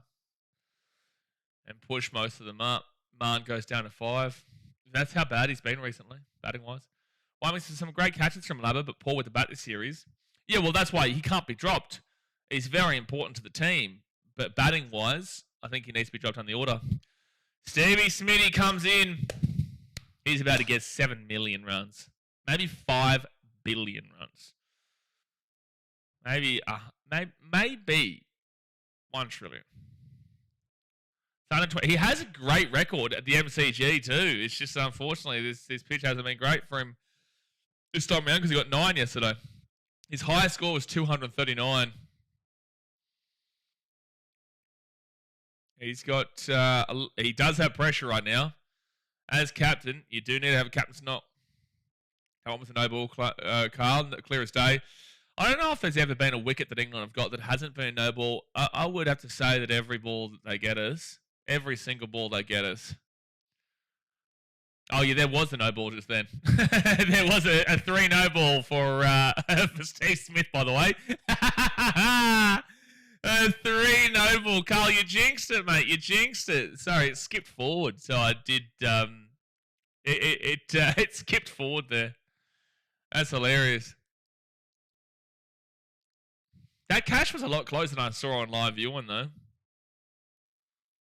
Like, it is out. It was closer than we thought, though. It skipped forward to show the 3 no ball. I don't think you move Smith. Playing in his best position of where he feels comfortable. Don't want to mess with one of the best batters. Oh, I forgot about Khawaja. No, sorry, Khawaja 3. I forgot about Uzi. And there'll be a single there for Travis Head. So he'll be on 38. Steve Smith on 3. Yeah, no, you're right. I forgot about Khawaja there, but that's a temporary solution.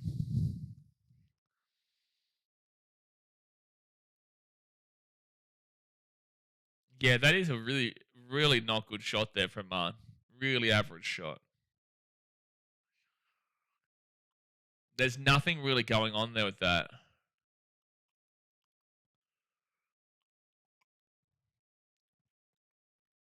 Yeah, he's not happy with it. He knows that he's had a really disappointing series with the bat. What did he get out with? Like 7 in the previous or 5 in the previous? Oh, geez, that's a wayward ball. That'll be a dot ball. Be a dot ball. Come on, Stevie. We need you a big one. We need you a big one, son. I'm happy to see that Mom was visibly annoyed at himself for that one, though. Because you haven't seen him like visibly annoyed in recent ones. It was important to get that wicket. Way too high. Look at Steve going like that. Too funny. It was important to get that wicket. Game had gone flat for us.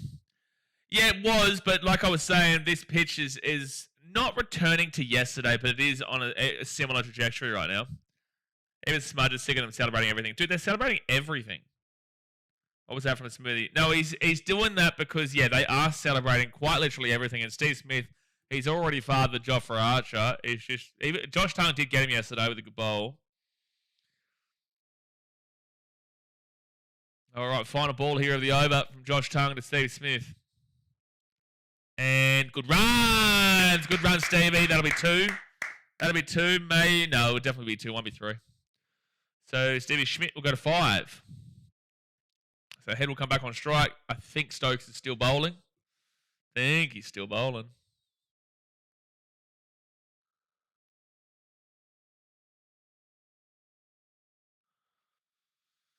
Is he telling him to go up for the... No, what he was doing was saying it was too high.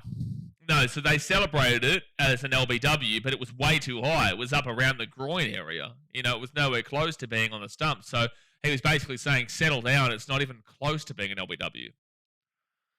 Perfect time of Bazball, Smithy.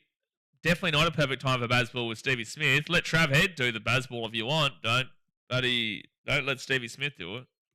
He's not that kind of guy.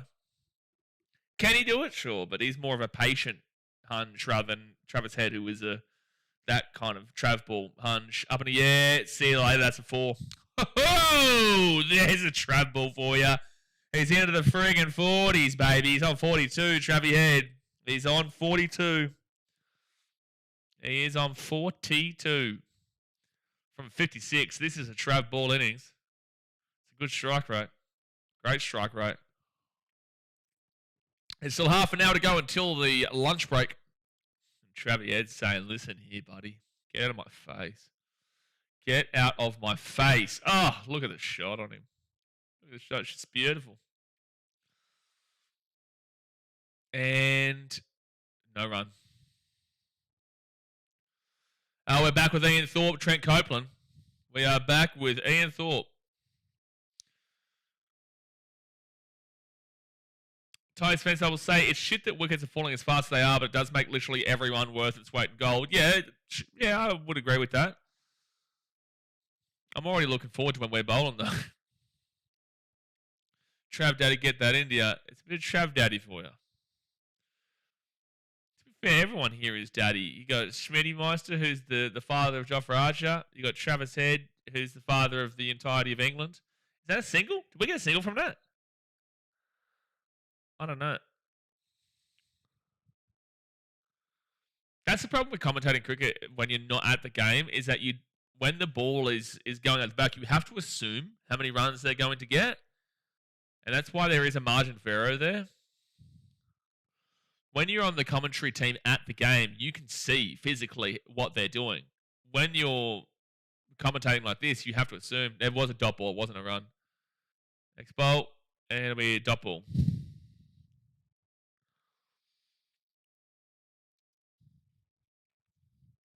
And that's the same thing, I guess, with the AFL, where they kick it down deep. You don't know who's actually going to be there necessarily.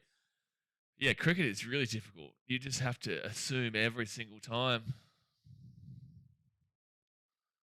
So Australia lead by 114 runs currently. Ben Stokes coming in. And double. No run. Double, no run. Double, no run. WA viewers, to continue watching the cricket, standby switch to 7+. Why? Why? It's a Saturday at like 10 a.m. Why the WA viewers being told to go screw themselves? Stokes will be exhausted having to pick up Gus's overs now and try to bat them back into the game later. Yeah, he will be. Yeah, he is having... I didn't actually think about that. That they didn't have an incredible... That'll be probably 2 there for Travis Head to be 44. They didn't have a... I know it's just a single because they want it back on strike. They didn't have a great deal of a bowling attack overall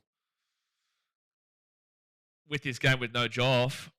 And now they have to really, emphasise the usage of Ben Stokes. Luckily for them, Josh Tongue has put in a great effort. He's put in a great showing. Because if he didn't, yikes. Carlson, might see a bit of jacks today with Gus being out.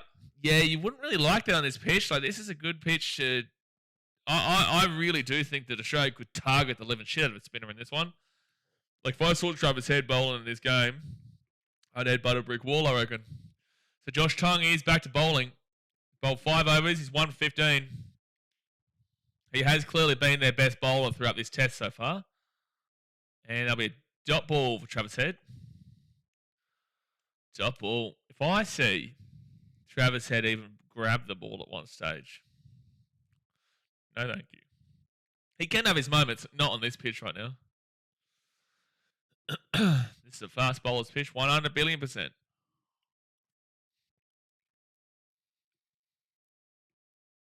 Unfortunately, that means that Gus Atkinson's probably done for the series. Have they, by the way, English fans, I don't know, have they locked down Archer for the series, or is it just a rest game? Have they decided to not play him in the final two? Next ball, dot ball. Because if you aren't playing Archer for the final, then that means final. Loose words. But if you aren't playing Archer for the fifth test, and you don't have Gus Atkinson,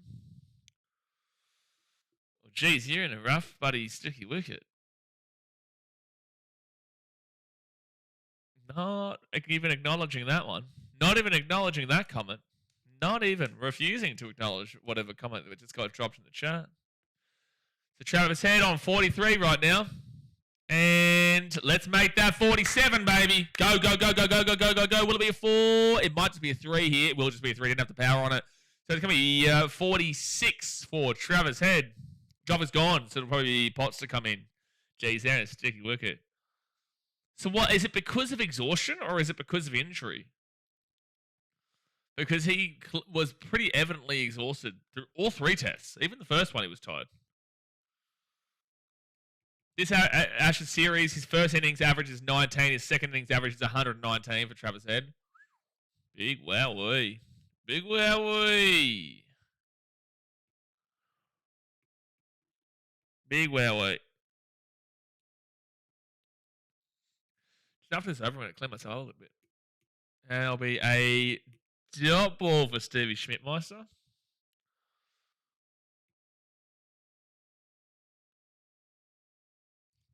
Next ball to come in from Josh Tongue. At least you found him. At least you found Josh Tongue, who's been able to put in a shift. Without Josh Tongue, you might have still seen Australia batting their first innings, despite how poor the conditions were. Because he got, what, 4, 5? He got 5 for yesterday. He got 5 for. One of which was Stevie Smith. And dot ball.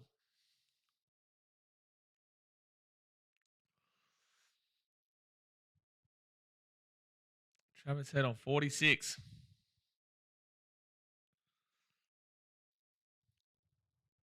Gee, Stuart Broad's 6'6", is he? Jeez, you're tall, man. All we need is Cast. Yeah, get Cast out here. A couple of sixes would be nice to watch.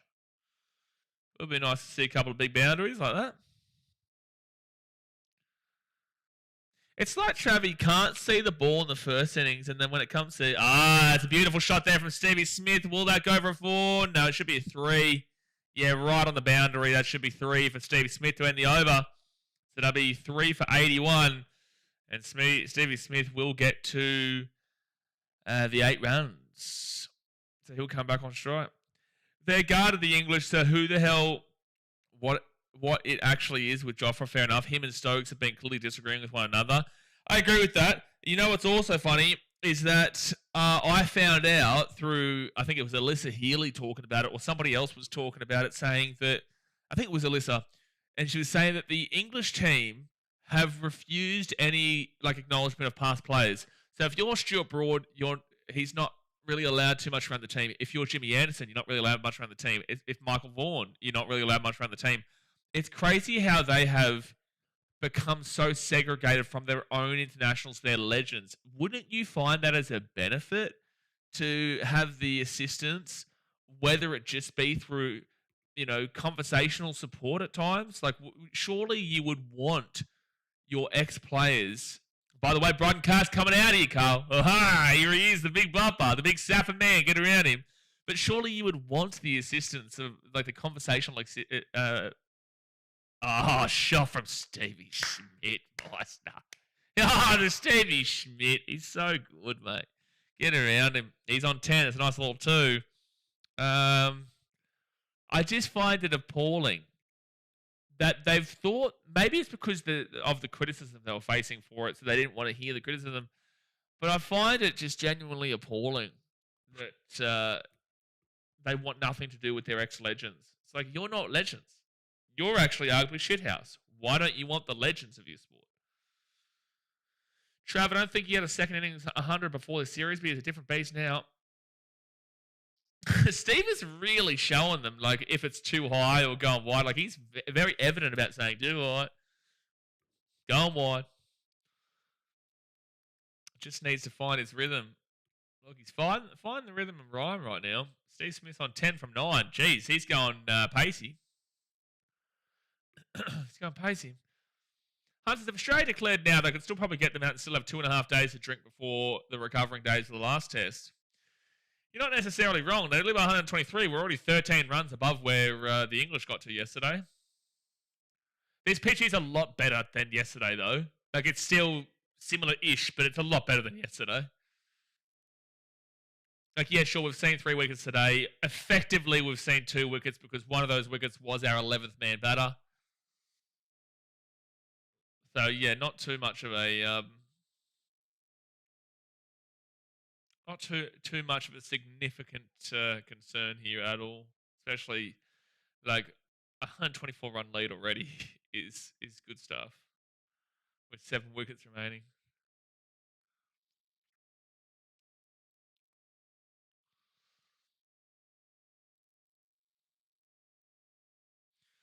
Travis Head on 46. And double. This is actually a really positive strike rate performance from Steve Smith currently with 11 from 10. I hope he doesn't push it. But this is a positive strike rate from him. It's not necessarily what he does. He'll usually get like 10 runs and 50 balls and then explode. That's what Martin used to do.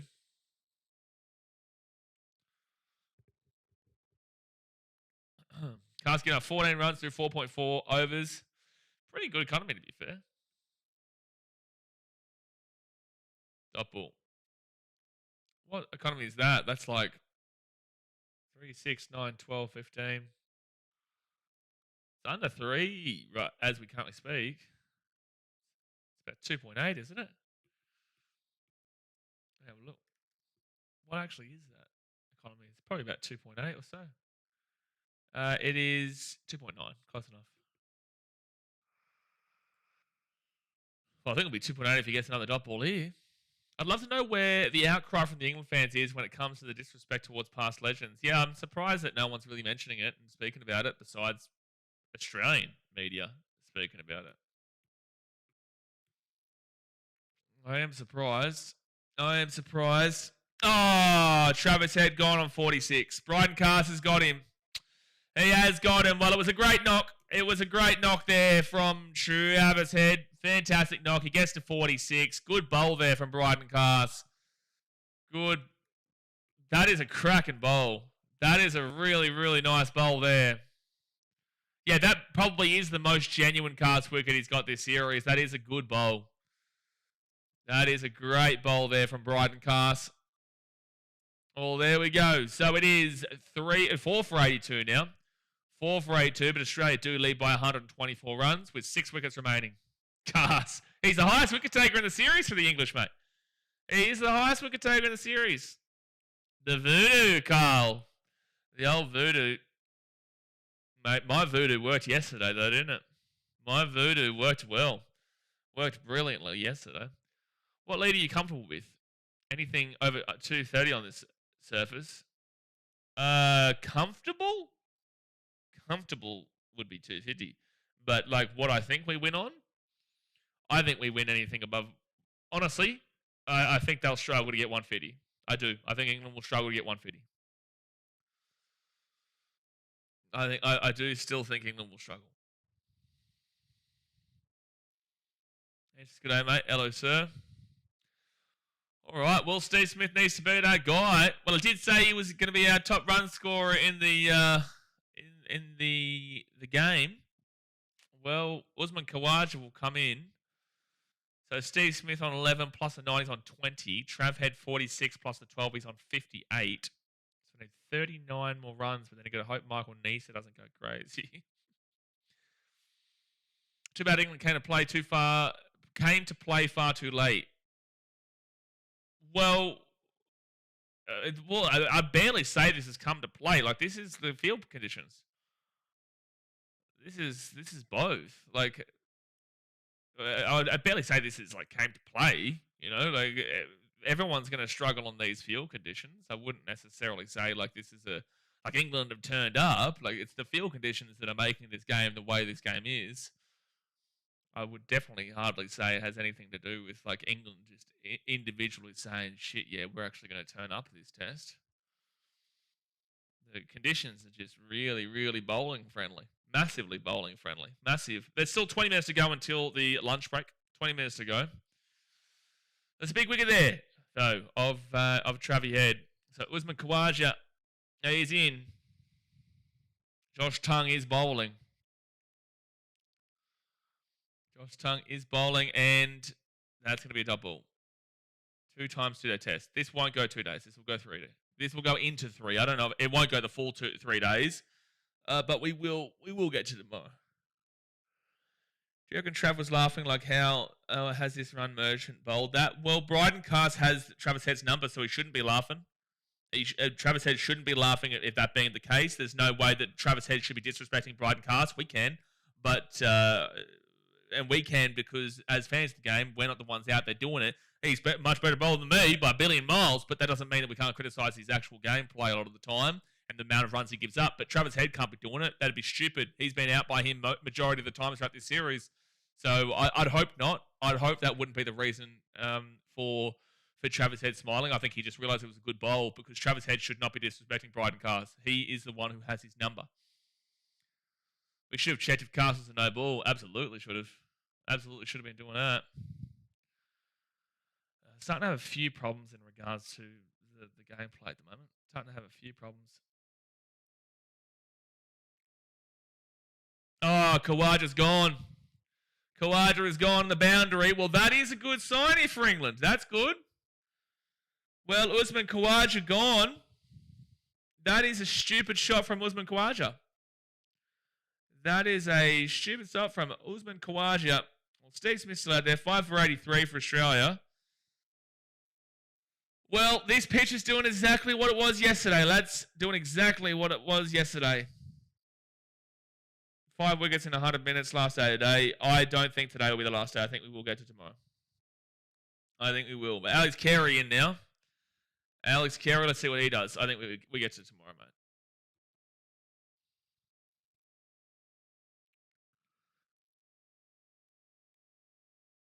Because you've got to remember, England we have to get through 10 wickets. So there's still 15 more wickets today is what you're assuming. We've seen 5 wickets today. You'd need to see another 20-wicket day. Or you'd have to see England chase down the total, which is going to be, still a difficult total for this pitch. I don't think we get through today. I think we get into tomorrow early first session. That's when it will all finish. I'm hoping. I hope I'm right, and I hope you're wrong. Baseball says, well, look at us now. You're down by 125 runs with 5 wickets. England aren't in a good position here. Australia is still very much in the strong position. This is the problem with England fans, right? And I know Best Sports Australian, and he's an idiot English fan. It makes no sense. But this is the problem with English fans. A lot of them don't get it. People like Carl get it. Other people do get it. A lot of English fans don't get it. You are not in a winning position right now. This is not a winning position. It baffles me that you get English fans who come and think that they're now in the winning position. Are you fucking serious? How much cricket have we watched, lads, to understand? We had to do this yesterday. We did this yesterday when we got out for 152, and we had people coming out and saying, oh, Australia, awful, poor, all this sort of shit, and then come out and get 110. Like, at what point of any part of any innings that we've seen from England has shown that they are now in a winning position in this game. Holy shit.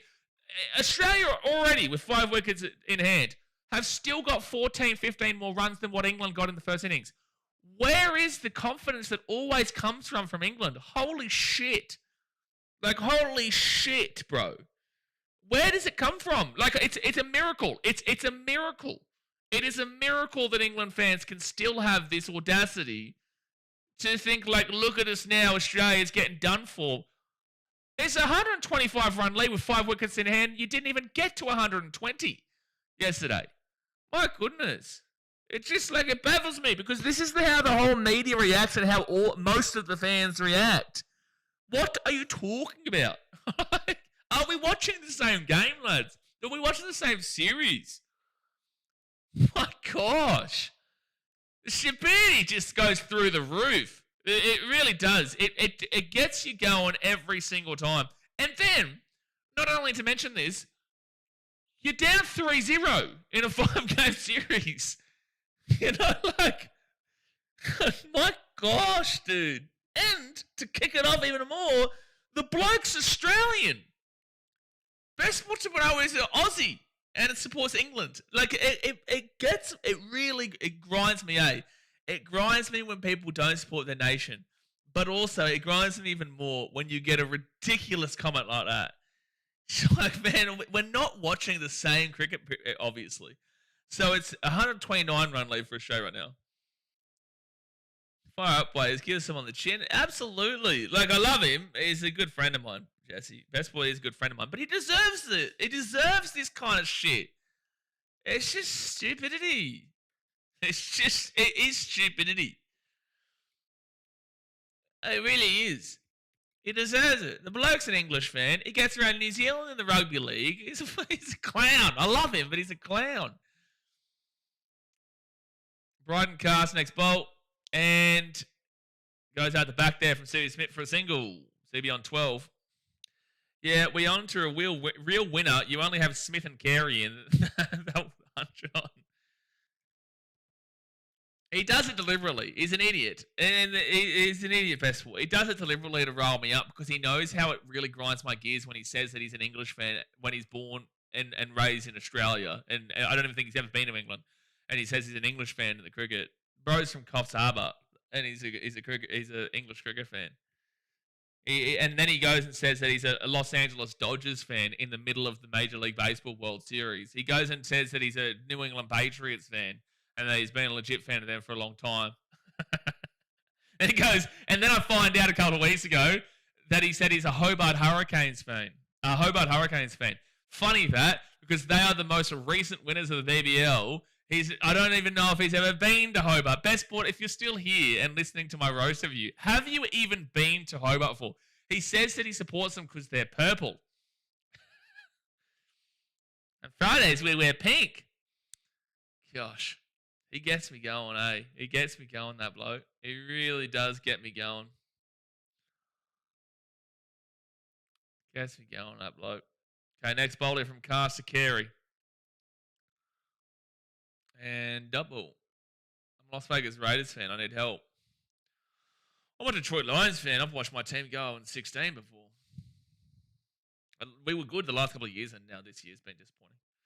Imagine being from Australia and choosing to support England at cricket. I reckon he's related to Harrison. That might be Harrison. Maybe Best Sport is Harrison might be his fake account.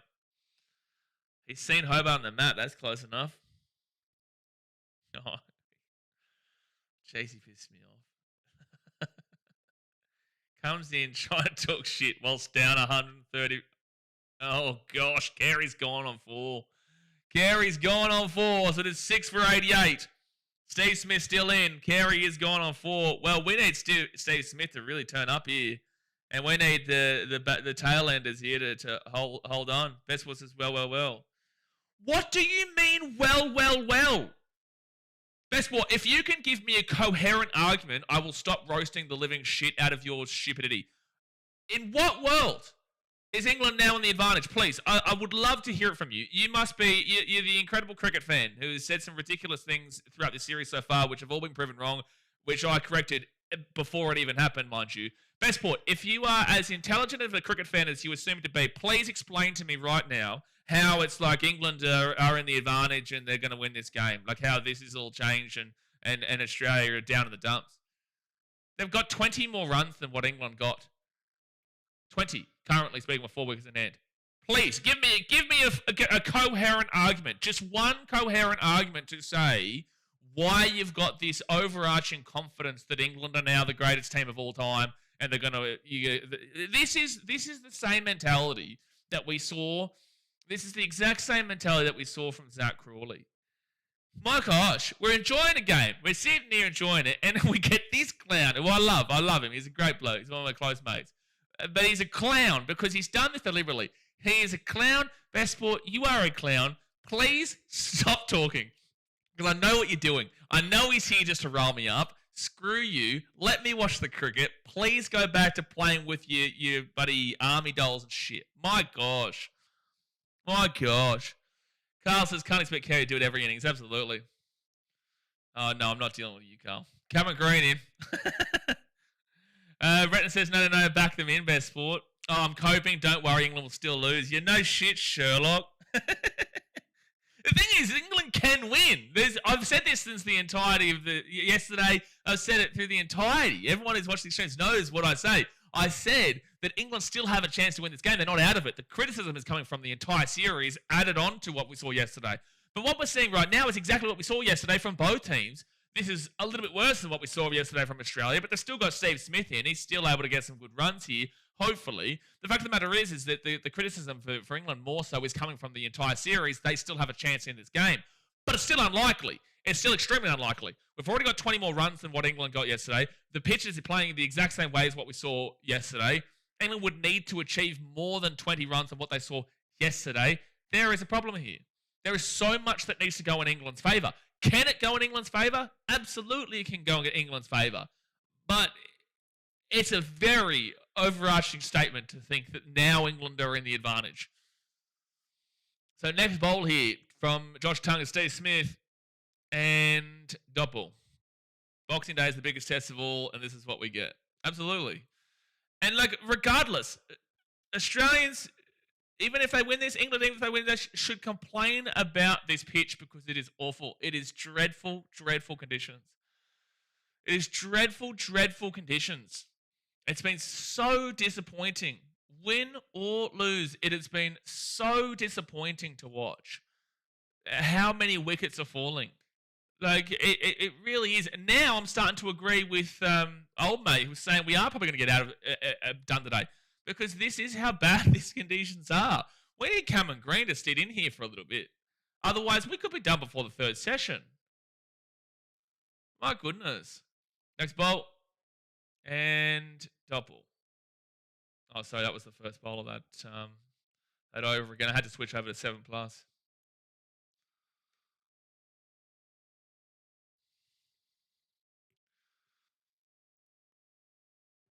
All right, well, there's 7 minutes to go until the lunch break. That's another reason why I was so disappointed that Alex Carey got done over there. Jeez, we need Steve Smith to really come through here for us, eh? Because like, we still want to be seeing a 200 lead. I'd still like it, even if we just get to 150. Just to 150. As in lead by 150. That's another 20 runs. Geez, Steve Smith, where was he going there? Where was he going there?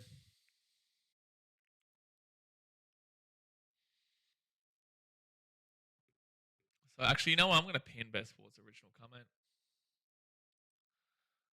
And good shot. That's a great drive from Stevie Smith for the 4. He'll be on 16. He'll be on 16. I'm going to pin Bestport's message so we can remind ourselves of that all day today. I hate you. I love you, but I hate you. Because he's not doing this for legitimate reasons, guys. He's doing it to rile me up because he knows it'll rile me up because I know he's not English. I know he's Australian from Coffs Harbour who lives in the Gold Coast. You're breaking up? Am I? I don't know. 200 will be enough for us. Absolutely will. 230 lead, I'll be comfortable. 230 lead is a massive lead. That's a massive lead right now. So we'd need Steve Smith to really Turn it on. We would need Steve Smith to really turn it on here and, Mitchy Stad to get some good runs and whatnot if we want 230 lead. Geez, good bowl there from Tongue, but we dot ball. Smith on 16. Australia by 134 runs. So you're wanting another 96 runs from our last 4 wickets, but we do still have Smith in. We do need Green to turn up. Needs to get 35, so hopefully he can do something.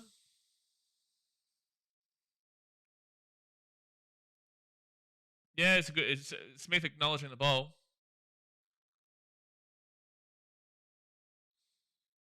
Boland will get 5 for 10 in the second innings. I hope so. I hope so. 5 minutes to go until the lunch break. We definitely just want... need, but we definitely... Well, I'll go need. We definitely do need Steve Smith to stay till lunch.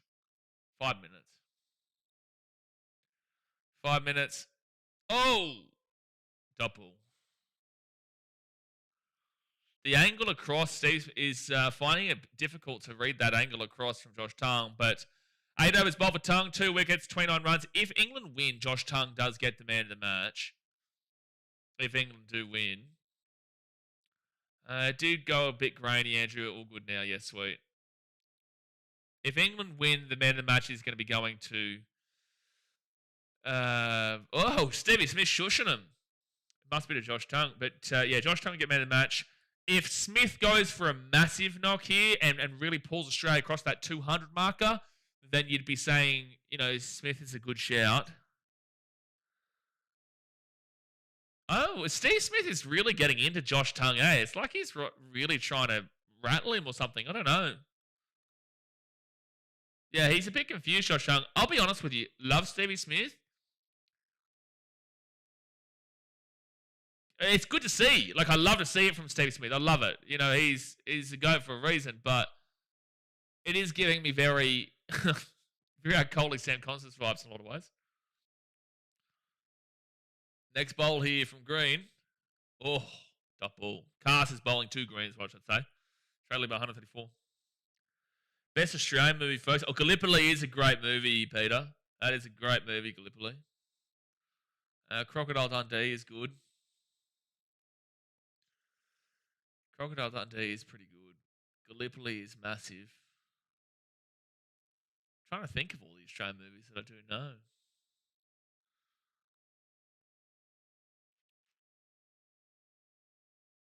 Oh, what is some good movies? I'm trying to think of all the Australian movies I know. It's hard on the spot. The Castle is an old school classic. That's like older generation love that. Younger generation a lot of my generation would have heard of it. Not everyone would have actually seen it or appreciated it, but and Green will put that in the air, but it is going to go for, I would assume, 2 runs there for Cameron Green, so he should be on 2. So that'll be Australia 6 for 94. Yep, it is 2 runs. He's off the mark.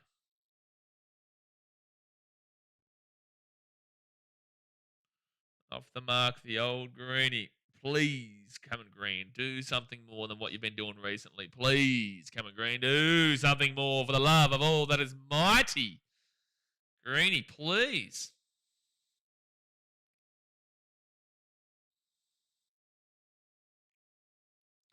I was at the Boxing Day test 4 years ago. Scotty at the G. 6 at the G. Beautiful. 1 minute to go until lunch. We may get... No, I think this will be the last over. I think this will be the last over for lunch. Carson's got 4 more balls left. Going to Green. Ooh, into the body. He's all right. Rabbit-proof fence up there. Great Australian movies. The movie Australia was good, but it was 2 whole movies. If it was individual movies, that would have been better. I didn't mind it as much. Kangaroo Jack back in the day was good. What was it? Back in the day, that was, though.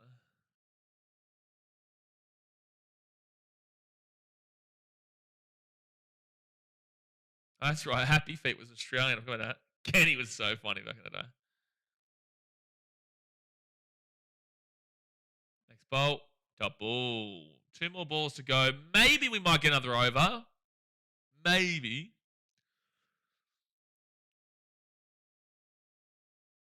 Adventures of Barry Mackenzie. I've never heard of this. Why is this the #1 greatest film of Australian cinema?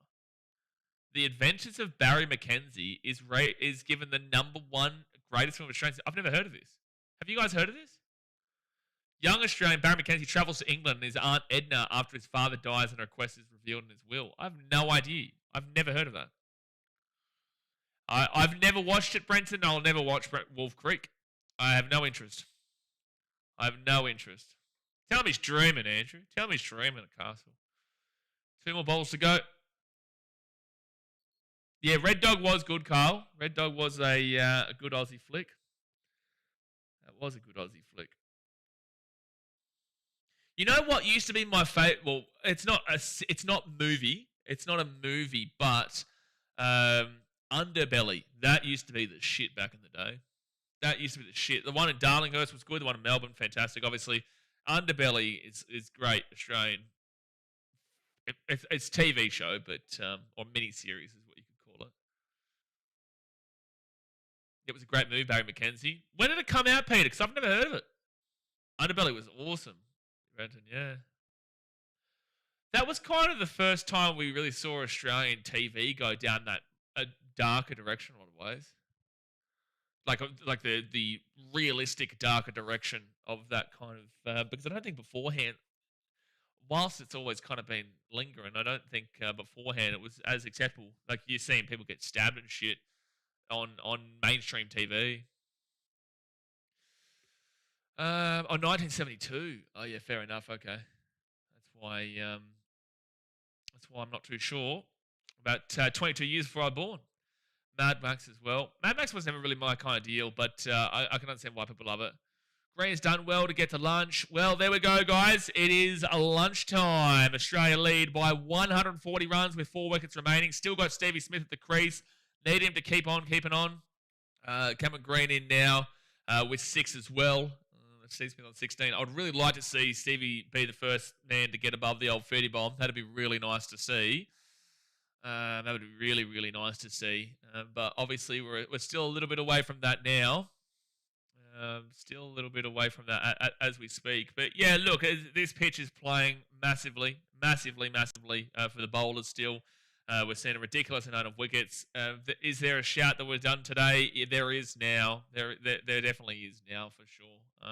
I didn't think it at the early part, but now I'm definitely coming around to old mate saying that we might be done today. It probably is a pretty good shout.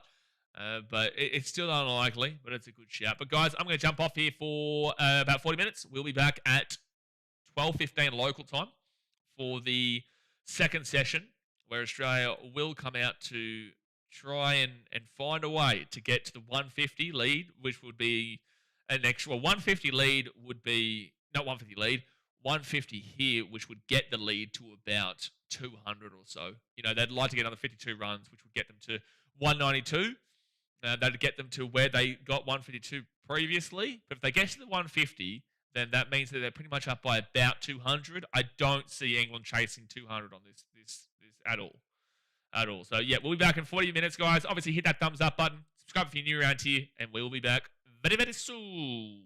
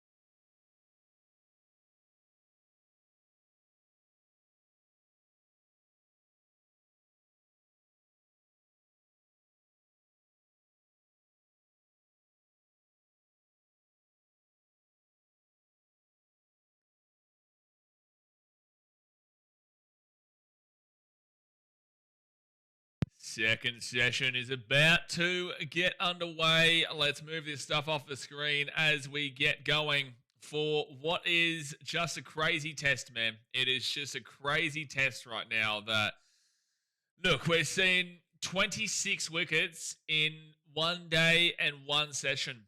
26 wickets in 1 day and 1 session. Just bonkers stuff, man. Australia currently lead by a decent total on this pitch, to be completely honest with you. 140 runs is a good total. Still got Steve Smith at the crease. Cameron Green is in. We're going to scroll this scorecard down so you can see who to come. I'll try and keep Travis' head there so you can see his 46. But look, this is it's really hard to even speak about this because you just don't know. England are going to find this. It's just the same as yesterday. England are going to find this pitch so hard. They're going to find this so hard. So, maybe Australia might have already end up by enough to win this game. But, we'll have to see how much Smith and Green can put on here. And then you got Michael Neser, you got Mitchy Starc, Josh Tongue. He's been bowling well. He'll get man of the match if England do find a way to win this game. But that'll be a dot ball to start us off with here. Yeah, look, it's really it's a really perplexing game, because the score doesn't look like much for Australia whatsoever, but it is a gigantic total right now. Well, it's not gigantic, but it's a large total for the way how green this pitch is and how bowler friendly it is. It's not even bowler friendly; it is just insanely in favour of the bowlers, and that's why you've seen 26 wickets. It would be Australia's detriment if we hadn't already seen 10 wickets for England yesterday for only a measly 110 runs. So right this very second, good shot there from Stevie Smith. It is just going to be a single there. So Steve Smith will be on 17. Would love to see Smith, get this total up to, we're currently at 6 for 99. Would love to see him be the guy to get this total up to around the 200 at minimum, which will take about 60 odd more runs. Crazy that we're suggesting that 60 odd more runs is going to be difficult. But look, with 4 wickets to go, but that just is how this is playing. We're going to need to see Cameron Green actually put in a shift here and just stave off, and same with Neser and Starc, and then obviously we'll have the final batter coming in of Jai Richardson. That's a dot ball from Cameron Green.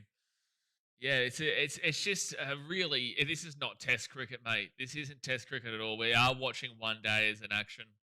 Evelyn says 170 lead should be enough for us. 200 definitely will be, though. Yeah, I agree with that. That was a no ball, by the way. So funny they're going to call it no ball now. Yeah, it's just really frustrating because we're definitely not going to get into a big portion tomorrow. I am still confident we get to tomorrow, but it's still, maybe we do finish this off today, just like Perth. It's the same. It's the exact same. That's going to go back. Good shot there from Cameron Green. So he's going to get a boundary there. I don't know if that's what he wanted, but that's what he got. He does get a boundary from that. So Australia at least getting past the Hunchy mark. So 6 for 104. 6 for 104. They lead by 150 runs. Another 50 runs should do this, eh? It really should. Edward says, what do you think England can chase? Well, they can. What England can chase? I don't know, man. They got out for 110 and had to rely on a Harry Brook kind of class of 41 yesterday. I don't know. I think this could be too much for them as it currently is. Cameron Green with another 4 as well. That's huge. That is absolutely massive. Massive stuff. Yeah, Tigers fans, with this deck, the bounce and movement, Green looks like he could get on top of everything, but he just has lapses in concentration. Absolutely. Absolutely. We need him to turn it on here. And right now, he's got a couple of 4s to start off this session, which is very beneficial. Every single run is extremely beneficial right now. As someone mentioned before, usually I prefer the bowling, but right now the runs are just as important as the bowling because every run does truly mean a significant amount. All right, so Australia lead by 150 next bowl, and it's going to be a dot ball. Oh, no, they go for a single. Oh, that's going to result in some overthrows. He hits the stumps, but they'd already made it there. So that, my friends, is going to be an expensive start here for England. That's 2 runs, and that's come from overthrows. 1, 2, 10, 12 runs off of this over. Every run is so crucial, man. Every run is so crucial. Bethel hitting the stumps there. It's unfortunate because it was a good throw, but it does give the extra run to the Aussies. So Tongue 2 for 41 right now. And next ball will be a dot ball. All right. Good over from the Aussies. Good over. Jago says, Cast wants to have a good economy when the series is over. Yeah, look, Cast does have a pretty damn well good economy in this game so far. Josh Tongue's obviously been fantastic with wickets. He's got 7 wickets in the game. And like I said, if England win, then I'd be saying that Josh Tongue definitely should be getting the man of the match award. I think with Australia, it's a lot more difficult. Michael Neeson right now is on top. But if Steve Smith is able to get a 50, which no one has gotten yet, if he is able to get there and really draw Australia to a 200 lead, then I probably would be saying Steve Smith contextually. But it depends on what Michael Neeson does when he comes in as well. But yeah, Carson's coming in. But with that being said, he has got a wicket and he does have a low economy, so he has been bowling well. He has been bowling well, but that can go astray pretty damn well quickly. But it's interestingly placed right now where I feel like Australia should be good from this total already. They lead by what they scored yesterday, which still with 4 wickets in hand. It's it's just hard to kind of read as we currently speak. Cameron Green on the 16 from 12 though. It's a good strike rate, and wow, that was a very very full toss. That was up around his waist there from Cars. Dot ball. What did Cameron Green get? Did he get 0? What did he get in yesterday's game? Yesterday's game tells you a lot. It tells you a lot. Yesterday's game. What did he get in the first innings? He got out for. Oh, he got 17. He got 17. So Steve Smith, who is on 17 right now, Cast coming in, and that's going to be buys. That's going to be buys. It beats everyone. Yeah, Steve's just surprised at that. He's looking at that and just thinking, how did that happen? That is 4 buys there. Valuable runs here. Yeah, no, these last 2 overs have been super costly for England. Now it's an Australian lead by 156 within 1.2 overs. It was 140 and now it's 156. Yeah, just goes straight through the legs there. Straight through his legs. Beats absolutely everybody, even the keeper of Jamie Smith. Look how much deviation there is, though. This pitch is so difficult to play, mate. We'll have to chase with 9 wickets in hand. Duck at the little goblin as a default. You're not necessarily wrong there. All right, Steve Smith still on strike. Bryden Cast coming in. And no run.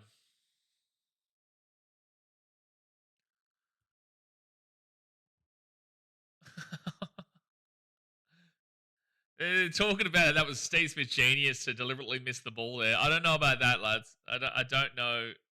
I don't know about that for the 4 buys. I think this pitch is just playing extreme funny buggers. That is so difficult for any batter to be. Yeah, he said, "What is that?" Yeah, this is like impossible to read this pitch, man. It's impossible. And no run.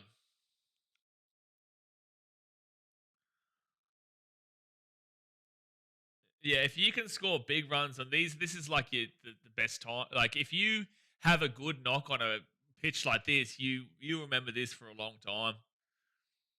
That's why you can't judge a batter's score based off of these innings. You can judge it if someone gets 50 plus because that's massive. You can judge it if they get 40 plus, and that's why you can't the problem with Harry Brook is that he does it with every innings in regards to the way he played. It's not like an individual thing here, but you can't criticize yesterday's specific knock. Oh my gosh. Oh my gosh. They all went up for that one, but I don't know how confident they are. And they're going to review it immediately. They're going to review it immediately here. This might be a wicket at Steve Smith. That could be huge. He doesn't look too confident here, Steve. It was given not out, though. He wasn't given. But let's see how this review goes. I don't think anyone's really confident here. Like, Stokes went up pretty quickly, but no one looks ultimately confident here. As in from either Australia or England. And I think that's going down. I think that's missing. There'll be umpires call at a minimum. I don't think that's out. I think he's still in. There's no bat involved there, but that's well on the inside of his pads. Yeah, there's gap between ball and bat, but I'm pretty certain that at a minimum that should be umpire's call. I don't know if there's enough here. Yeah, that's missing. Yep, that's missing. Yep, beautiful.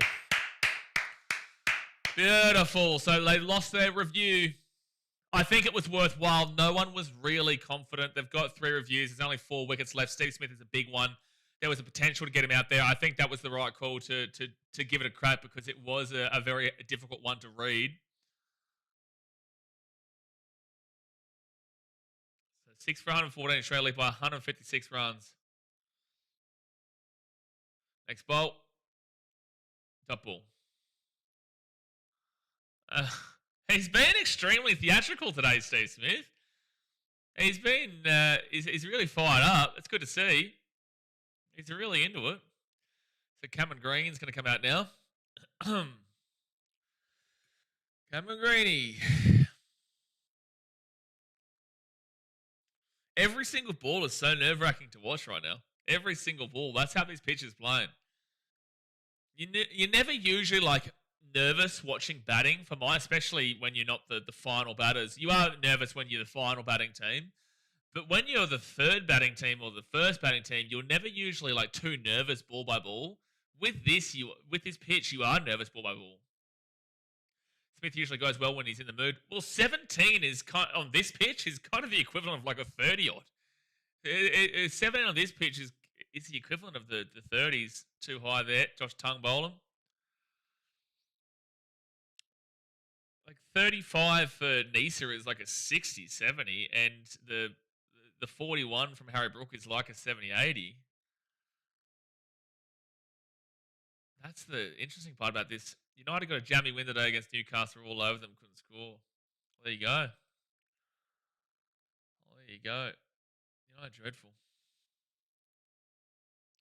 How dreadful. We play Forest later on. Next bowl to Green. Oh, dot ball. Dot ball. What's the wind viz looking like right now? 64.3% for Australia, 35.2% for England. I think that's very... The draw at 0.5% is diabolical. It's still at that. I think that's too high for England, but, I get it based on the score itself.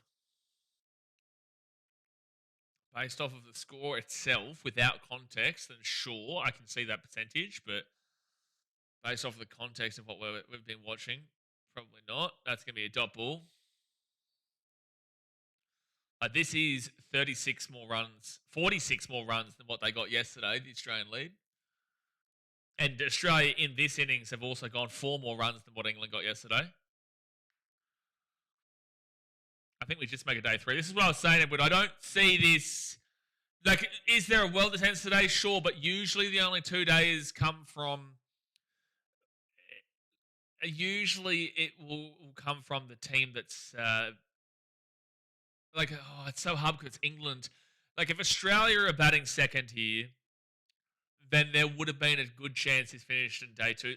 If Australia were batting, this could have finished now on day 2. With England batting, you just have that hesitancy, that real strong hesitancy. If it ends today, we won't win, that's for sure. Yeah, I would agree with that, Jacko. Raining hard in Bali, Mark. Plenty of time for a beer. Could you shrink the scorecard a bit so we can see the balls faced? Yeah, but then it looks awkward on the screen. 1 second. Next up. Oh, dot ball. Every ball.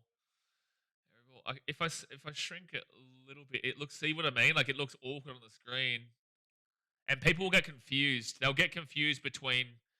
I know you get it. I know you understand it, but people who are new watchers to cricket will get confused by all the different numbers there, and some people who do watch cricket will still get a little bit confused. So we'll keep it like that, but I understand why you wanted that. Every ball is just so impactful at the moment. Next ball from Josh Tongue. And no run.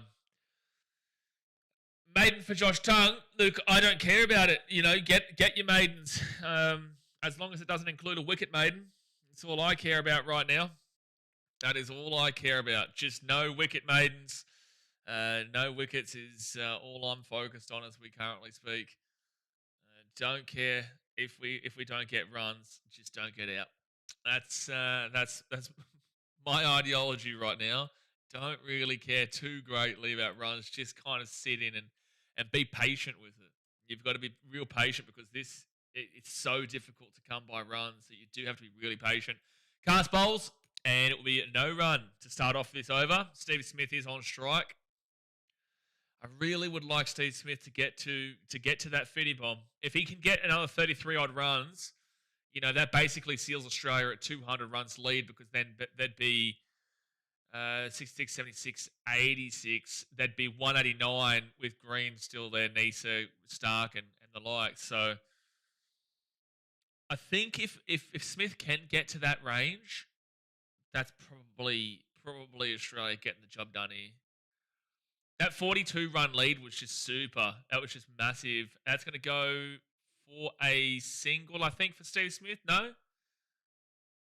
They might not have gone there. Yeah, they didn't.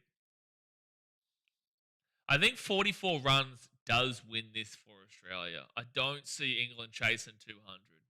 Hey, Ollie Pope's in the field, by the way, guys. The sub. How good. He's back. The machine, the legend is back. It's getting easy to bat on. Absolutely not, Andrew. What? What? Are we watching the same game? It's getting easier to bat on? In what world? Are we watching this? Andrew, are we watching the same game here, bro? We saw 6 wickets in the opening session. We're still seeing the ball moving around like crazy. That's a wild statement to make that this is getting easier to bat on. If anything, it's getting harder. Andrew Goose on what you're taking. Carl says, does that cost us another 12.5K? I don't know. Probably, actually. I don't know. I don't know if subs... I don't think so. No, surely not. Maybe. It's a good question. So, Cars, 4 dot balls, and they'll get a single. Every run's crucial. Every run is crucial. Australia lead by 157. Stevie Smith on 18.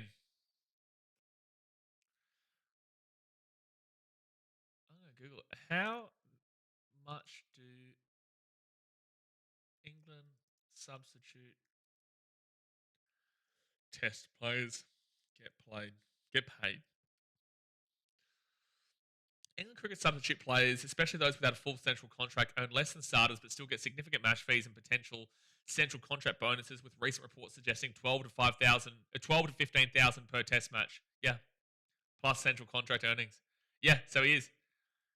He is getting it. And yes, Green. Good shot. Good shot. They'll just get they thought about a second, but they'll just get the single there. Green on 17, and that's the end of the over, so Green will come back on strike. Jagger says, all this for Harry Brooks to slap 36s and win in 5 overs. 30, 60, 90, 120, 150, 180. I think Australia lead by more than that. I think we do get past that point. But you know what? Good luck to you, Jacko. I love the confidence. At least you're English. At least you're English, not like Best Sport 2.0. It's not English saying stuff like that. Australia 152 in the first innings. We were 6 for 91 in the first. We only lost 5 and tail ender in a 116. You're kidding yourself, Andrew. Andrew, I've got to be honest with you, bro. This is an awful take. I've got to be completely honest with you. This is an abhorrent take. If you're watching the same game as us right now, and you're saying that this wicket is easier to bat on, I think you're off your rocker. I've got to be completely honest with you, bro. It's diabolical. It's diabolical stuff. This is just as bad, if not worse, than yesterday. They may be seeing it a little bit better, but this pitch is in no world, no shape, no form easier to bat on. Like 6 wickets. We've seen 5 wickets in the first session. We've also, obviously, I don't include Scott Boland really there, but there's no way. I think you've got to be taking the piss. You've got to be taking the piss. There's no way you're watching this game and saying this is easy to bat on. No way. Yeah, Green does need to do something here to justify his selection. You're absolutely right there. You're absolutely right. But also, with that being said, you can't blame him. Andrew, a fair few runs have come for the edge and buys. I can't believe the take that this is an easier pitch to bat on. I can't believe it. Like with the game we're watching right now, I find it just wild. Wild stuff. Tigers fan says, mate, Steve Smith literally laughed at how dreadful this wicket was in the last over. I can't believe it. Like, it's awful. It is so awful. It is so awful. He was so surprised that the ball deviated so much in between his legs. In between his legs. I think what he's doing is just comparing it to yesterday, and like comparing it to the specific numbers of yesterday, and I think that's not the right way forward here. That's a single there for Steve Smith. He'll be on 19. Joker says they were about the same position yesterday. Even if you minus the bowling wicket, you could also minus the Stark wicket yesterday. Yeah, there was a no ball that. Was a no ball that. Australia by 160 runs.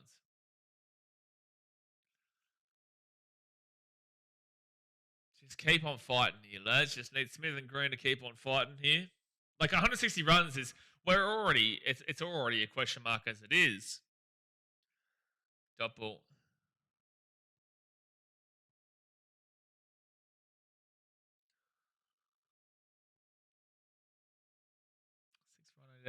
So I'd say England are bowling less well too. I wouldn't say it's easier or Australia batting better. Yeah, they haven't been. Their bowling hasn't been as top notch as it was yesterday. Tung's obviously still got a couple of wickets here, but it hasn't been as top notch. They are missing Gus Atkinson. Atkinson, went down with his hammy. He probably won't feature for the rest of this Test series in the final two games, or game and a half now. But he won't be featuring because he went off and he was bowling really well. So it makes it harder for them without that extra option, especially when they don't have Jofra Archer. They do have Will Jacks, but like the spin is just not for this pitch. The pace is for the pitch. Edward says, how did Marnus get out? Someone said umpire made a bad call. No, it was caught in the slips. He was caught. I don't know who said that. I think because it did go up for an ump review. It did go up for an ump review, but no, there was fingers were under the ball, so it was out. Who made a bad call was Marnus playing the shot that he did. Cameron Green and dot ball. Dot ball.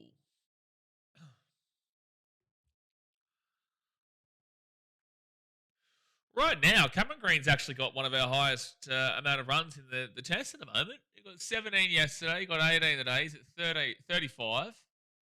So he's at what Nisa got yesterday. But, he is one of our higher amount of runs so far in this. But this is not a test that you base the batting on. You don't judge a batter based off of these conditions.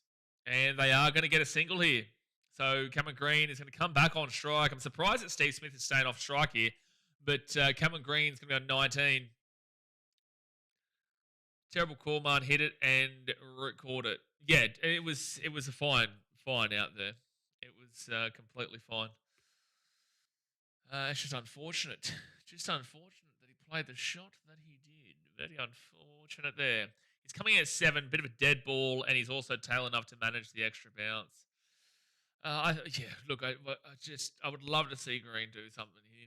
These guys, I don't expect Nisa to have as good of an innings as he did yesterday. You can't expect the consistency there. Mitchell Stark, I do expect to have a few more runs than yesterday. Shouldn't have been out for when he got out, but I do expect him to have a few more runs. So Stokes is bowling now, and they're going to get it's going to be a no run. Dot ball for the first two balls. Dot ball. Yeah, Cameron Green was run out in the first innings. Please don't get run out again, mate. Please. And just in case you guys didn't know, they are the Army, the Barmy Army. They are mental and mad. Just in case you weren't aware of. Making sure. Yeah, geez, he really comes forward there. I wouldn't be surprised if Jamie Smith comes up closer to the stumps. Or throw a bouncer. And no run. I don't want Cameron Green calling any run in this. I don't want him calling anything. I want Steve Smith to call it all. Cam Green's due to do something silly soon. Yeah, that wouldn't surprise me either, A for Legend. It wouldn't surprise me at all.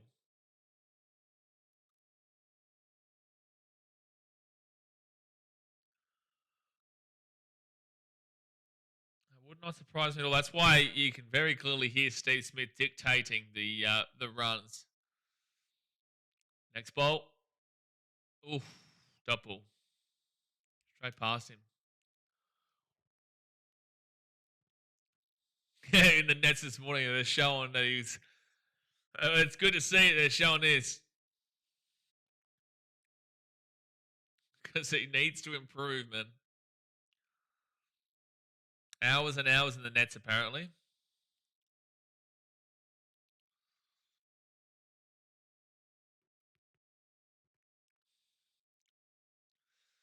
Well, 161 run lead. Next ball.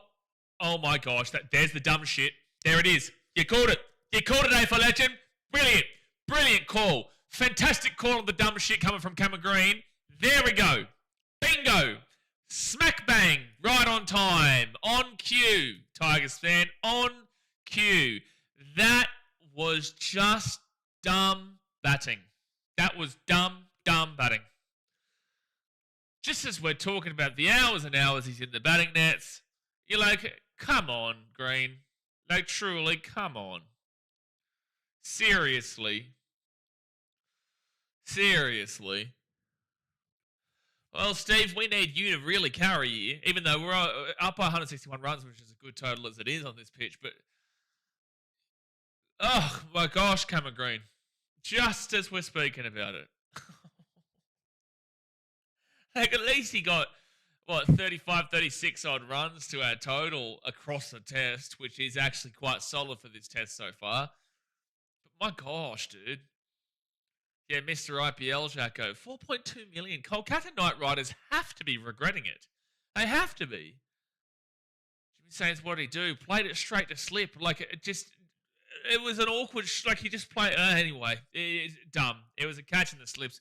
It was a ball that he absolutely should have just been leaving. It was nowhere close, and he just plays it out like that. Really, really weird. But anyway, Nice is coming in. That's an inexperience right there. But what's the inexperience, though? He should be experienced enough. He's been here for well and truly long enough. It shouldn't be inexperience. Avalanche, we might not see a single 50 this whole test. Well, right now we're kind of relying on Smith, if anybody, to get the 50. From Australia, anyway. We've still got England's batting to come, but we're relying on Stevie Smith to do it. He's 31 off it. It's the decision making that annoys me the most and his potential not being reached. Absolutely. I can't criticise this individual batting performance from anybody in this test, but I can criticise the consistency that this is across all the tests. Consistency. Yeah, he's been playing for the past 5 years. There's no inexperience. Yeah, I agree, I know. And that's going to be a dot ball to Nisa. He looked too nervous. He wanted to take runs that weren't there. I think he needs some time out. I have been saying, I would drop him down the order. I would drop him down the order, and if anything, I would bring Bo Webster in for him. But the thing is that Cameron Green is important in the field, and he is important as an extra option bowler. But we do have plenty of options in the bowlers right now, but he did get a wicket yesterday. They're not going to do it for the SCG, but I would send a message, man. I think he needs to send a message. The win probability stat has us at 58%, England 43%. I feel Australia should be higher. That's not based on context. That is specifically based off of the statistic of only leading by the 160 odd runs that we're leading by. That's based off of that. I agree with you. I think Australia should be much higher. I feel like we're still pretty comfortable as we currently speak in regards to the bowling department. They're going to get a single here. They will get a single. So Steve Smith does hit the 20. Does get to the 20. That maths doesn't math. Well, Carl, I think it is just based off of the pure statistic of the amount of runs that Australia is on. Because if anyone's watching this game, there's no way that they could be saying really that it should be 60-40. Look at that shot from Green. What is he doing? What is it doing? What is the shot that he's playing there, dude? The only option for that shot is to go to the slip. Cam Green should be ready to learn Chinese. Gerard says. Jagger says he got a wicket yesterday, but who didn't get a wicket yesterday? It's a great point. So Carsey's bowling. Nisa comes on. You can't expect a 35 out of Nisa every single time. What on earth are those guys in the slip celebrating there? What on earth were they going up for? Hits like his back shoulder. Cameron Green, that shot is just horrific. We speak about this every single test, every single innings. We talk about the way Cameron Green gets out.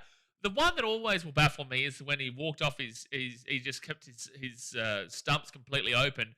Luckily, didn't bowl at the stumps, Bryden Cast the first one, and then he does the exact same thing the second ball, and Cast just bowls it at the stumps. And that's going to be a dot ball. Well, Steve Smith needs to be the guy. He loves the MCG. He needs to be the guy. A big wicket would be the biggest wicket, obviously, is Steve Smith at this point. 20 runs from 34 balls. Needs to 0 runs from 3 balls.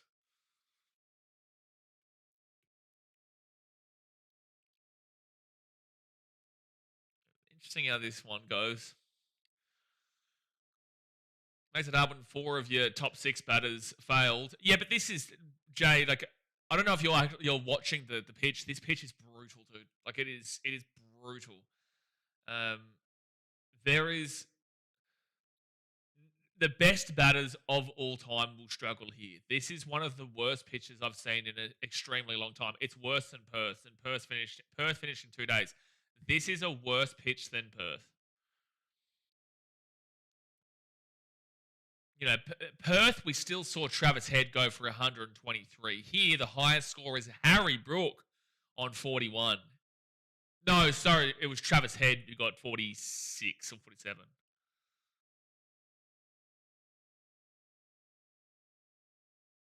And Marco Neser has gone on a duck.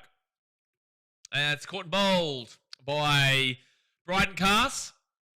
And like I said, you can't expect 35 out of Neser every time. Bryden Cast gets it 8 for 120. 162 run lead. Even as it stands, we need to chase 162. Who can be confident we do that? No one. No, that's exactly right. I don't think they do. But like, this is just ridiculous. We're going to be done. Like this game is just brutal in regards to this pitch. It's brutal. Leave Perth China alone. Jay, I'm saying it was better. Perth pitch that we saw 20 wickets fall in the first day.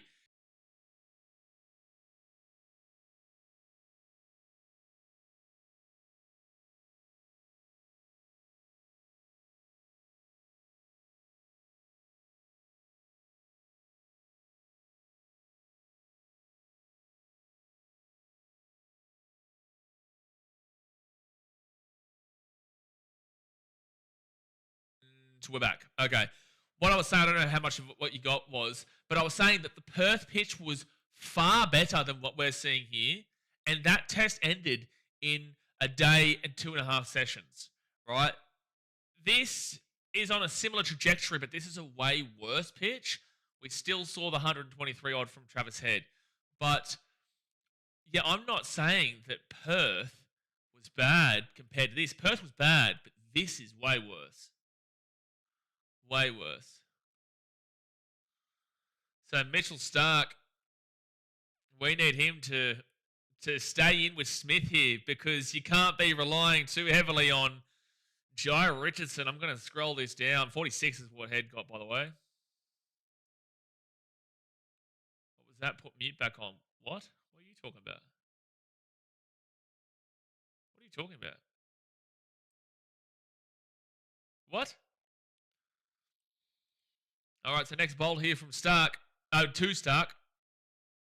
And there'll be a dot ball. Yeah, put you on mute, Andrew. I don't know what that was. All right, so Bryden Cast has got 3 wickets. He's got a really good economy of like 2.5. And he's got 3 wickets. Cast is bowling well in this second innings. But Smith on 20 from 34. Need a Starc 50. Don't think we need a Starc 50 here, Jimmy. We just want him to... no, that probably is fine. His foot just touching, I think, maybe. You can't call that a no. You've called that a no ball, but you didn't call yesterday's one a no ball. That's incredible. They've called that a no ball. They have called that a no ball, but they haven't called yesterday's one a no ball. That'll do me. That will do me. How do you call that a no ball, but not the other one? All right, final ball of the over now. That's fucked. That's crazy. So he gets the no ball that I think was barely a no ball, and then Steve Smith goes on 20. That's wild, bro. That's wild. That is wild. That actually infuriates me, eh? That infuriates me. So you call Mitchell Stark out yesterday when it was a no ball, and then you give a no ball that's extremely debatable here, and then from that Steve Smith goes, like it's fair out here, but it's just it's infuriating that we saw yesterday. It's infuriating that we saw yesterday that Mitchell Stark got out on that was Mitchell Stark. That's Mitchell Stark. Sorry, I thought it was Stevie Smith. It had Smith there because they thought it was switching the overs. Oh, bro, that really grinds me. It wasn't Stevie Smith, but that really grinds me. Yeah, Smith just has to slog it now. You're right. So Jai Richardson comes in. They'd already, because they didn't realise it was a no ball, they'd already put the name, so I thought Steve Smith was batting. It was Mitchell Stark. Shako says, Oz got 2 for 205 in Perth. No one on earth is getting...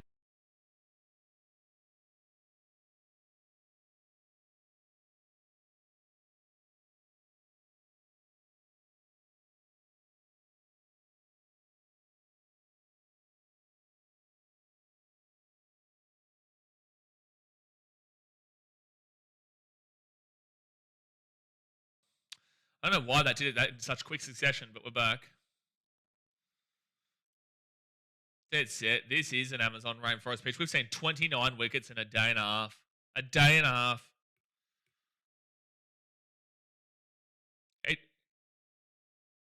What?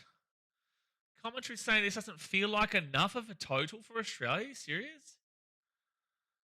And good shot from Smith. He's gonna hand the strike away. Oh, Smith, I don't know about getting a single there. I think you need to stay on strike here, Smitty.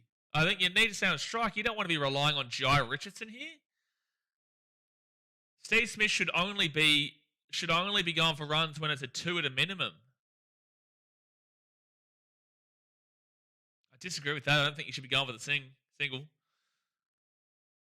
Seeing Cast do well makes my blood boil. No, I think that this is what he does. He gets wickets. He gives up a lot of runs usually, but the second innings he's been good. But it just really pisses me off because Mitchell Stark has been screwed by a no ball in 2 straight days. He got out yesterday to a no ball they didn't call, and then he gets out after a no ball that I would debate whether it was a no ball. But either way, it's a bit of whatever. Next ball. This is why you shouldn't have Jai Richardson on strike. Steve Smith shouldn't have been running that. If Duckett makes double figures, I'll take a shot. This could be done. This honestly is crazy how awful this pitch is. I think Smith feels just take whatever runs are at stake, and he isn't the biggest slogger, albeit I don't agree with it still. Can you believe that Smith only needs to get...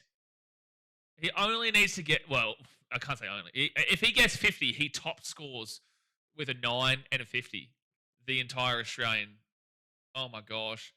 The entire Australian lineup, Steve Smith tops the score with a 50 and his original 9. 59 would top score this. Currently, 58 is the current high score in this game, which was Travis Head. You want them to give a no ball. You don't want them to give a no ball. Make up your mind. Sorry, couldn't help myself. You know exactly what I'm saying. Touch the glove before the helmet too. This pitch is making Stokes look like Prime Stein. This is just diabolical cricket, eh? Oh, God bless the people with day 3 tickets. God bless you. Because if there's one ball bowled, you don't get your money back. And that could be hundreds of dollars. Could be thousands, depending on your seat. And no run, dot ball. Jai Richo, we need you to sit in here with Stevie. Any tattoo bets today? Maybe, well, Shauno has been, he was in here before. I don't know if he's still here now, but Shauno's kicking around. Maybe for the England innings, they'll have something. We're seeing England chase tie target, or get all out third session. Oh, we're either seeing England chase this target or get out all out third session. Third session all out would just do me in. Next ball. Dot ball, no run. If it ends today, somehow are you streaming the BBL tonight? Nah, I'll stream tomorrow, but. Oh, minimum is 15. Thank you, Andrew. I didn't even know that. I thought it was one ball. Less than 15 money back. Well, they probably do get the money back then. I don't think this last 15 overs tomorrow. If Harrison made tattoo bets, he would look like a comic book. Yep. Yeah, imagine booking the rooftop tour. Oh, that's Adelaide. That's not. They don't do it at the MCG, do they? Do they do it at the G? I doubt it. For Adelaide, they did. They do every year. Oh boy, Richardson's just got to save off one more. He's just got to get through one more ball here of this over. Just one more ball. Well, what an absolutely just awful test this is to watch. Just awful. For people who aren't like test cricket, they'd probably be loving this. Anyone who loves test cricket, you are hating this, bro. Oh, dude, just awful stuff. Just awful. MCG curator will be getting fired. Surely. Betting odds, Australia $2 England $1.75. What? How are England favourites?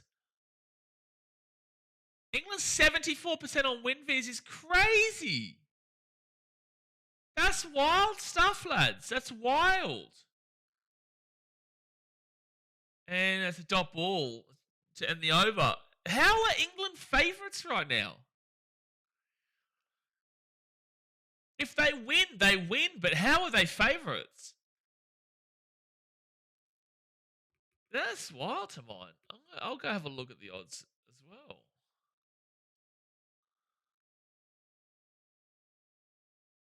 I'll go have a look at the odds as well. Just wait for this next over here. Wait for this next over. Have they not seen us bat for? A couple of show. Yeah, show $2.03, draw 101. That should be $1 million to 1. All right, Steve Smith. 74% win viz. It's just ridiculous. So Australia lead by 164 runs.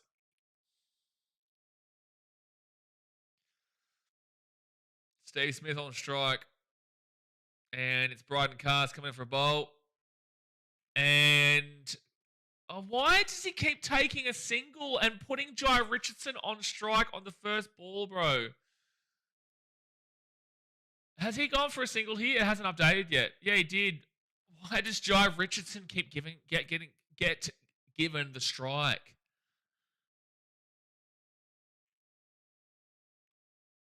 I don't get it. I don't understand why you want Jai Richardson on strike. Like, okay, so you've risked us getting out for, what, 2 runs?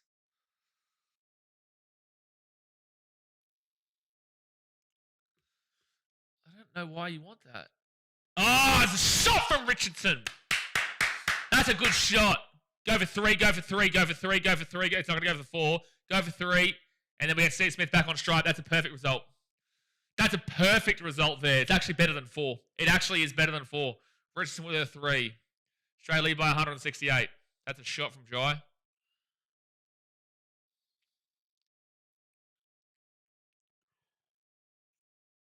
Smith on 22.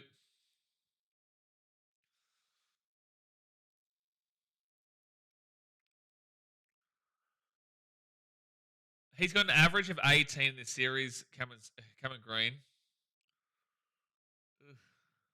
Next bolt. Oh, Smith playing a big shot there.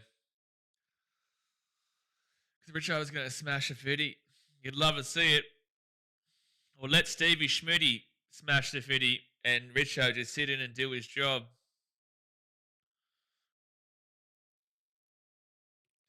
Yeah, they're talking about how they don't see Cameron Green being made, the change made for SCG. I agree. I don't think they do it. I don't think they do it, even though the argument needs to be there. Next ball. Shot, Stevie. That should be 2. Go for 2, go for 2, go for 2, go for 2. No, just the 1. Just the 1.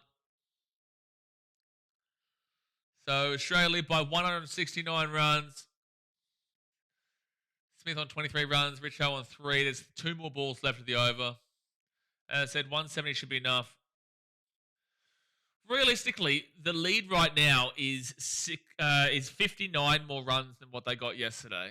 Wouldn't mind seeing him get a 50. I just want to see some cricket. I know, Carl. I know. At least this is At least this is tense to see this chase. This chase will be fun. Oh my gosh, Richardson! It's a 4. Oh, it's filthy. Oh, it's filthy from Richo. Oh, it's filthy from Richardson.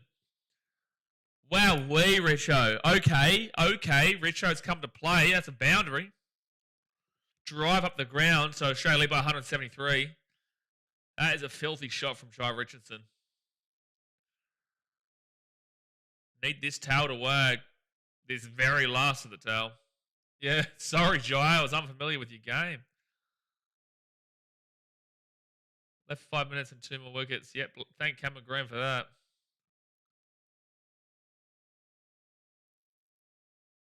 Next bolt. No run. Beautiful, Jai. Beautiful, Jai. He's doing a great job here. 7 runs off 8 balls. Smith on 23 from 38, and Smith will come back onto the strike.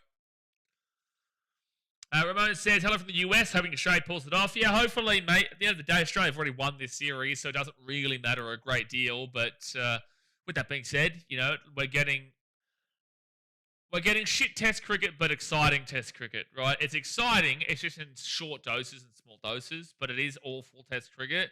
Australia should win this from here. They should. I can't believe the betting agencies have Australia as the underdog. I find that absolutely ludicrous right now, but they must be looking directly at the score and not look at the context of what we're watching. But I'm still confident Australia win this, but at least I've got that feeling where it's just like tense. You don't know what's going to happen. Maybe England do come back here.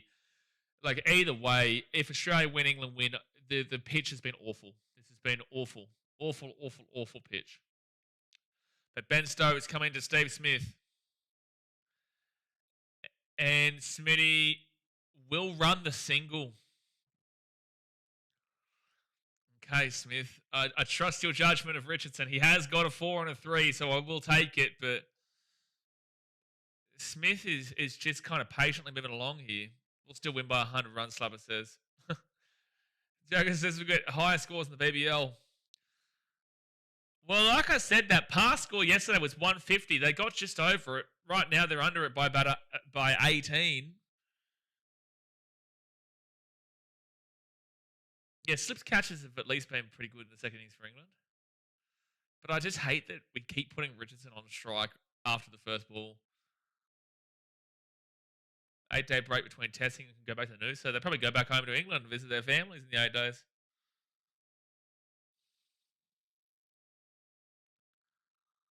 We ain't going day 3. I doubt it. I doubt it right now, Edward. I absolutely doubt it. Dot ball. Good work. Good work, Richardson. Good work. The WinViz rating is now 74.26 in England's favour, and all the bookies have the visitors a narrow favourite. I can't believe it. I find that absurd. I think that's good value for people who do bet to get on Australia. I think that's great value. Great value. This is a big score to chase down 174 on this pitch, and with England's hit track record as well, and how they've played it into the entire series, and how they batted yesterday. Oh, that's right up in the air. That should be gone here. That should be gone, and Richardson's gone. Look, I've got to be completely honest with you. That was great from Richo for the most part, but I do blame a lot of Steve Smith in regards to that just then. I can't really blame Steve Smith for this innings because he didn't get out, but I will say Steve Smith taking the singles, I don't like it. I really don't like that every single time he'd take a single on the first ball and then put our 11th batter in as the guy to stay off and to stay. I thought that was really poor decision-making from the captain just then. Really, really poor decision-making. You are the 4th batter, right? You've got Travis Head, you've got Jake Weatherald, and you've got Martin above you. Why are you, as the 4th batter, allowing Jai Richardson to be the one to hog the strike? You are meant to hog the strike. That's great that Jai got a 4 and got a 3. But with that being said, Smith doing what... I really disagree with how Smith just played that. I really disagree with how Smith just played that. You've got to be the confident one, mate. So England require 175 runs to win. You've got to play more confidently than that as a captain, Steve. Like to stay in there and to still not be out, like that's good for your stats, I guess. But not out 24 sure you didn't get out, but why are you letting the 11th batter be the man to hog the crease? And it's like, it's not even, if you're going to take a single, take it on the 4th ball or the 5th ball. That was just really dumb cricket from Steve Smith. Gerard says, yeah, Smith could have tried at least getting 2s and an odd boundary or 2. I think too much strike was given to Jai. Yeah, again, like, congratulations to Jai for getting a 4 and a 3, but you can't expect that from your 11th batter, so it was a bonus. But every single over that Jai was there, Steve just got a single and let Jai go on strike. It doesn't make sense. It's not good cricket. It's not good cricket there from Steve Smith. It really isn't. But, you know, it is what it is. What's done is done. It is the innings break, and we're about to see England come out for a bat. And look, I do have to criticise Cameron Green again. Poor shot choice. Yeah, there's so much that you can criticise here, especially the curators of this pitch. So if this goes with how the game has been going well, we'll be out for 90, I reckon. If this goes the way the game's been going, we'll be lucky to get to tea. Lucky to get to damn well tea. We've still got an hour until tea. We're lucky to get to tea with the way the game's been going. But look at that. Oh, jeez. And if anyone doesn't complain about this pitch, do we still reckon it's easier to bat on? Do we still reckon it's easier to bat on here? 6, 5, 8, duck 4, duck 7. Same scorecard goes for England yesterday. Same scorecard goes for Australia yesterday. Smudge with the Harry Green moment. Very Harry Green-esque that. Very Harry Green-esque that. Scotty Boland 7-7 incoming. Wouldn't surprise me over legend. Like, I still think Australia win this game. You know, they need 175 runs, which is more than what the England got in the first test in both innings, mind you. England got, I think, 172 in the first innings. And they got to like 130, 140. Shit, I can't remember. Maybe 128 because they set a target of 200 or something. I can't remember actually. 150 maybe. A similar scoreline. Andrew is Harry Green on a burner. Andrew says, yep, dumb shots. Andrew, I'm sorry, bro. You have no idea what you're watching if you think this is an easy wicket to bat on. I'm sorry. There's no way, bro. I get it if you're trying to double down, but I think it's ridiculous to double down. It's very easy to turn back and say, maybe I was wrong. Very easy here, man. We'd respect it a lot more. We'd respect it a lot more if you could openly admit that this has been a dreadful pitch. We've seen 30 wickets gone in a day and a half, and you're defending saying that this pitch is better. I'm sorry, but you don't know what you're watching if you think this is a better pitch to bat on. It's ridiculous to mine. We've seen the ball moving crazily. We've seen Steve Smith acknowledging a ball that went between his legs that completely deviated off its path. In what world does... I want to ask anybody else. If there is anybody else on the planet who may be watching this or in general, please defend Andrew's statement here. Because, Andrew, you are the only person that I can see on Instagram, on Facebook, on YouTube, anywhere, who is saying that this is an easier pitch to bat on. So please explain how this is an easier pitch to bat on when we've seen 10 wickets already today. 10 wickets already today. It makes no sense. Like, it makes absolutely no sense how you can come to this conclusion. No sense. And then to say dumb shots.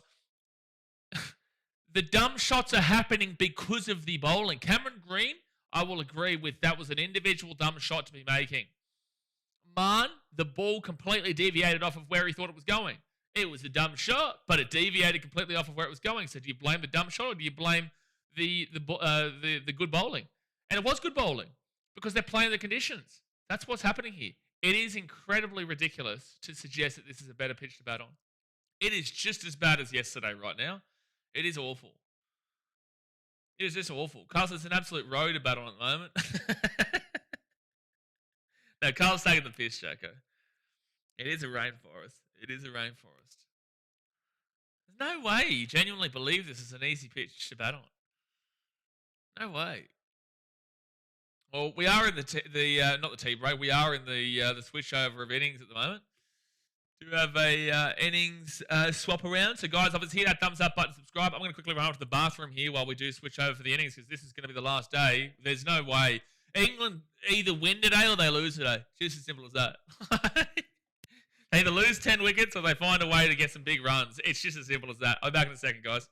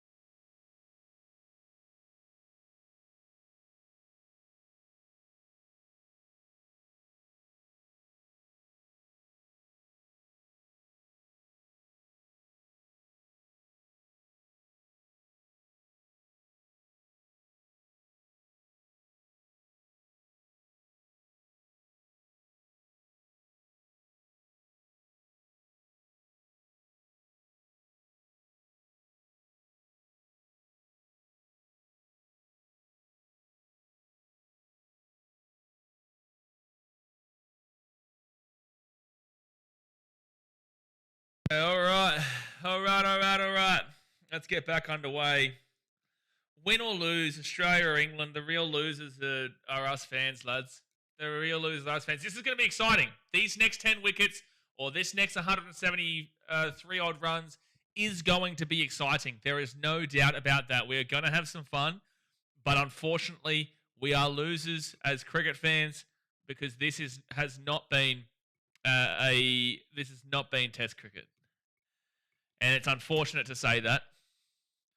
Carlos, as Cook is saying, we just need one good partnership. That's what we've needed all series. I'll be shocked if we get to double digits before losing a wicket. I'll take a run before losing one. I agree. Evan says, I actually reckon English fans have sang that song, that Barmy Army song, more amount of times than they've scored runs in the total of the series. I would agree with that. I was hoping to call in sick to watch this test tomorrow, but that ain't happening now. No, go earn that money, son. Go earn that dosh because there will not be any cricketing action tomorrow besides the BBL, which is basically what we're watching now. Anyway, this is BBL.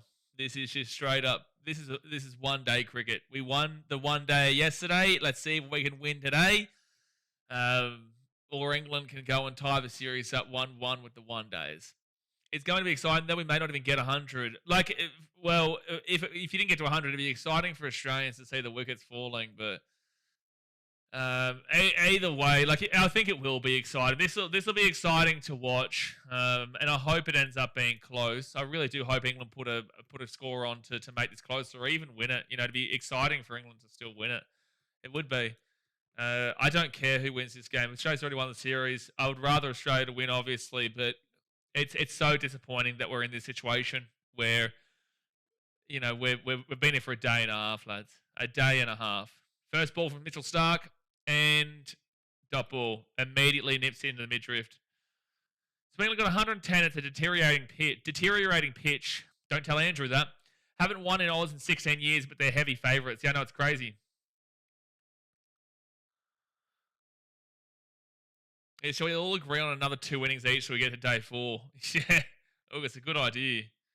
It's a good idea. Edwards, I think England collapsed badly. I don't want that, Nelly. Like, I'll celebrate every week and I'll be so happy, but as a Test cricket fan, dude, you just got to sit and shake your head. You just got to sit and shake your head. Mitch Starc coming into Crawley. He's faced 1 ball. This is second, and they're going to get a single out of that. They will get a single. Every run is crucial in this game, lads. Every run is crucial. They had the roller on during the break. So Ben Duckett has got an average of 10 against the left hand. Like, Ben Duckett, gosh, here we go. Oz first innings, 45 overs. England innings, 29 overs. Oz second innings, 34 overs. And yet, apparently, it's a better pitch to battle. So Mitchell Starc, that was leg bites, by the way.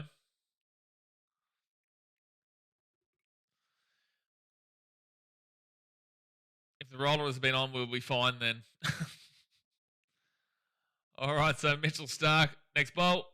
And it's actually a really good shot. That's actually a really good shot from Duckett. That's a 4. That's a 4 there from Duckett. That's huge. That is huge. Well, you need your openers to stay in. You do. You need your openers to stay in. You don't want the collapse to be potential. So that's a good shot there from Duckett to get an early one there on Mitchell Starc. He needed to get off the mark too. He's had such an awful series. He needed to get off the mark. Duckett hasn't got 30 this series. A 30 is a 70 on this pitch. A 30 is a 70. All right, so next bowl here from Mitchell Starc to Ben Duckett. And big swing, big miss. Big swing, big miss.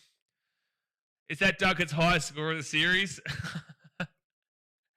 Actually, what is Duckett? What is his? Oh, refresh the scorecard. Thank you, Jay. I'll do that. I don't know what Ben Duckett is swinging at there, though. Not sure at all. Second, England. Let's go here.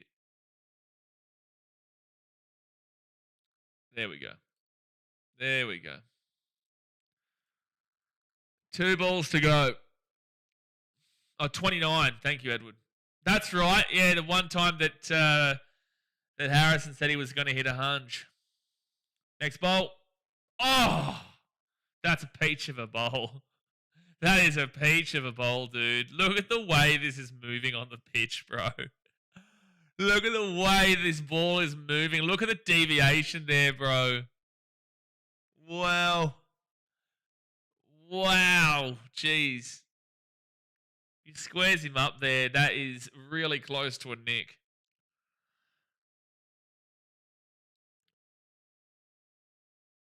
He's seeing it well.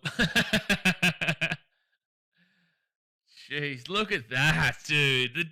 It's deviating by like that much. It's huge. Next bowl. Oh, another big swing and miss. Oh my gosh. He survives though, Duckett. He survives and Stark's laughing. He's laughing at what this ball is doing right now. Too funny. Too funny, dude. Too funny.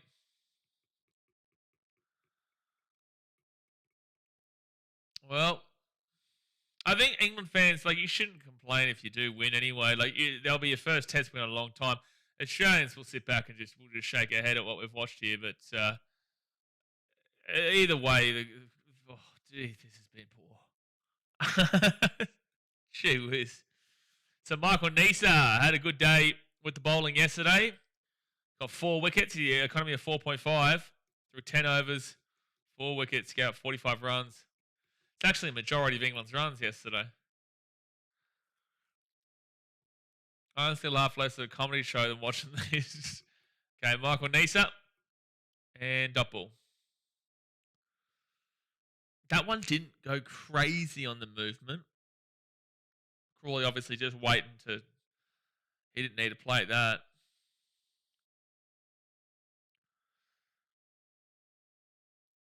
Faced 4 deliveries and could have got out on 3 of them. Sounds like Babar Azam on his first match against the Sixers. If England win... England $1.50 is crazy, Andrew. That's wild to me. England win playing baseball here. We won't hear the end of it from Piers Morgan. Well, either way, they've lost the series, so he doesn't really have a leg to stand on, but that will be a dot ball. But you're right, though. You are right. You are right. Needs the series, 10 wickets, average of 13. He's only played a test and a half. This is his second half of the second test. He's been really good, Michael Nisa. And an invaluable 35 runs as well, clearly. I'm so glad that I've seen the criticism, though, of Steve Smith going off of strike when Jai Richardson was there. So glad, because that deserves the criticism. Up in the air, up in the air. No one's there. And that will be 2 runs, I would say. I'd say that's 2 runs for Crawley. So England, none for 7. None for 7.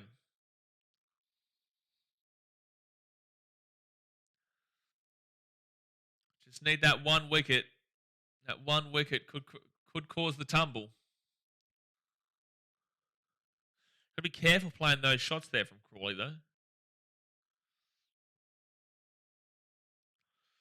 So England requires 168. Dot ball. Dot ball. I think I'd start to get really nervous if they're like only 2 wickets for 100 less, or even 3 wickets for 100 less is still a bit all over the shop. But I'd say I'd get real nervous if they were 2 for less than 100. We need 10 wickets.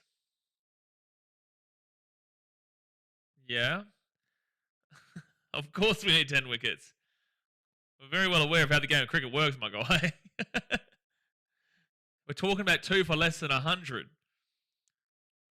We're saying I would get nervous if England still have 8 wickets remaining and less than 100 runs to get. That's when I would get nervous. As Captain Obvious, yeah. I'm not asking how many wickets we need. Takes a brave man to leave a ball on this pitch. Yeah, 100%, Carl. 100%. No one's leaving anything right now. This pitch plays into the way that I guess England have wanted to play in a lot of ways. So Michael Nisa, next ball, and dot ball. At 6 balls and over. Thank you, Jacko. Thank you, Jacko. Carl says, yeah, Andrew, thank you for confirming the rules of the game. Absolutely. Oh, KO keeps messing up for me today. I'm going to go back to 7+. I have to go back to 7+, which means that I'll see the same ball that I just watched just then. Again, it's a couple seconds behind. The old KO. But for some reason, KO just doesn't want to work consistently for me today. Yeah, so I get to see this ball again. Lovely. Lovely. Lovely stuff. I get to see the no run again. But we need 11 wickets. Well, there is 11 players out there, Ibrahim, so I can see your confusion.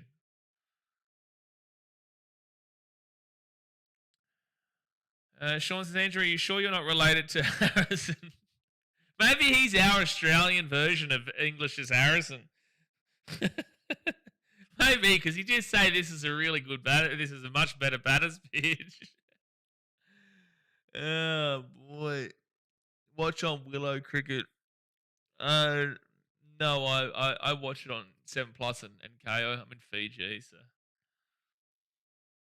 Willow Cricket was the VIPbox.tv, which was actually not too bad yesterday, to be fair. Dan says, at least I'm not watching this from a toilet bowl today. It's a good start. Shauno is, though. Shauno is. A little bit early there, Jacko. I'm not on to Duckett's over yet, even though I'm sure that he will be swinging at everything. But just wait. Remember, guys, wait till you hear me commentate before you do drop something in the chat. And yeah, that was a big swing and a big miss. Was a big swing and a big miss. Wasn't a wicket or a big 6/4, Jacko, so you don't get timed out. That is the warning to everybody. That is the warning to everybody. Mitchie Stark is bowling. To be fair, if that ball had have been on the trajectory that Duckett thought he would have been out, it would have been nicked. He's actually lucky for the deviation there. He would have nicked that one off. He wouldn't have got that with the middle of the bat.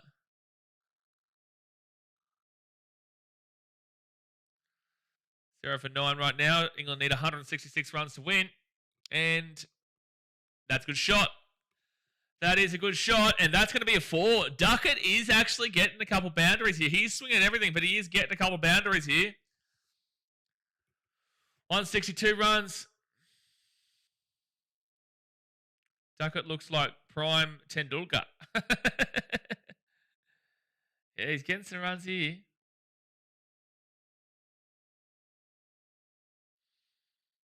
Yeah, that's an easy one there, to be fair.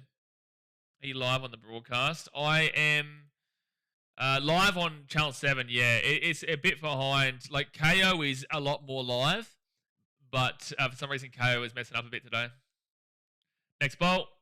Oh, that's close. Oh, that was close of Nick and Duckett. That was close. I'm going to try and get KO back on. I'm going to try and get it back on because this is quite a bit behind. But I can only do what I can do. Can only do what I can do.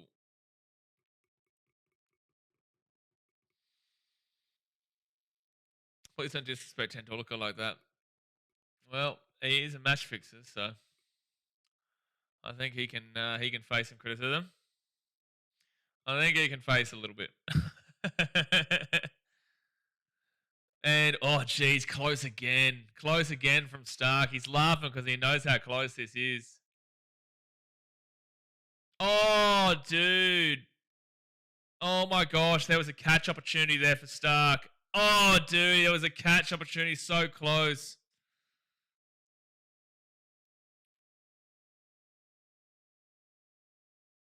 Dude. Good bowling here from Stark. Final ball of the over. Up in the air, and it's a good shot. Duckett's actually batting pretty well here. It's only going to be the 2 runs, but every run's crucial. So England requires 160 runs. So I'm back on to KO now, which is still playing up a little bit. Yeah, you're right. Tendulkar couldn't lace Duckett's boots. Gee whiz, that was close there from oh man, that was a catch opportunity from Stark to get Duckett. It's not like Duckett is a massive wicket, but in the context of the game, every wicket is massive, even the 10th man in kind of deal. Just the way this ball is moving, gee whiz. Gee whiz. Oh, come on, KO, work for me, please. Stop with the pausing. So Michael Neese will come back. I would love to get a wicket, 2 wickets before Scotty Boland comes in. From either Stark or Neese. Love to get a couple of cheeky little wickets. But this is a good start for England. They haven't lost a wicket yet with 15 runs. Up in the air. Oh, that's a good shot. That is a good shot. It keeps freezing for me, lads, so I can't give you 2. That's a 6. That's a 6 there from Crawley. That is a 6 there from Crawley. They're playing, their style of cricket seems to actually be working on this pitch right now. Because this is an awful, awful pitch, but like they're playing the big time shots, which is what Bazball technically is. And it seems like it is coming off for them as we're currently speaking. Seven says there's no way England are about to win a test match in Australia. Well, look, if they keep playing like this, absolutely there's a potential. Absolutely there's a potential. That's a big shot there from Zach Crawley. This doesn't work on the flat pitches clearly, but and this right now on an awful, awful pitch, they're actually getting some big time shots, when they're going for big shots. But the thing is that we know collapses are usually inbound with England. But it is working for Zach Crawley and for Ben Duckett right now. They're both on 10, trailing by 154 runs. And another good shot. Another good shot there for the 4. Their big shots are working. Their big shots are working. Do you think being a secco at the cricket has to be one of the cruisiest job? It can get pretty lively at times. I'd say being a security at other sports probably sees one out all out. Wouldn't be surprised with that either. Well, England are in a strong advantage right now. They are in a strong advantage. But yeah, to be fair, cricket actually probably is the easiest one. Yeah, I'd probably say cricket is the easy one. Rugby league, there's a bit of fights, and same with AFL. So yeah, you probably would say cricket. You'd be right. So Crawley on 14, Duckett on 10. England require 150 runs. West Tigers have a more recent finals win than England has won a Test match in Australia. Are you sure? 2011 was the last time England won a Test match in Australia, and that would have been at the end of the year. No. England have won a Test match more recently than the Tigers have won a finals game. And that's a top ball. Unless I'm wrong, you can correct me if I'm wrong there, Daz, but the last finals win that the Tigers would have had would have been... Did they win a finals game in 2011? If they did, well, then that would be it, but that would have been before the Ashes series of 2011. Or was it 2010-11 that was Ashes in Australia? No, I think it was... Oh, it might have been 2010-11. That could be the case then. If it was a 2010-11, it was January 2011. So the series was 2010-11 then. Okay. I didn't know if it was 2010-11 or if it was 2011-12. And that's going to be a single there for Crawley. So yeah, you're right. You are right, Daz. That is funny then.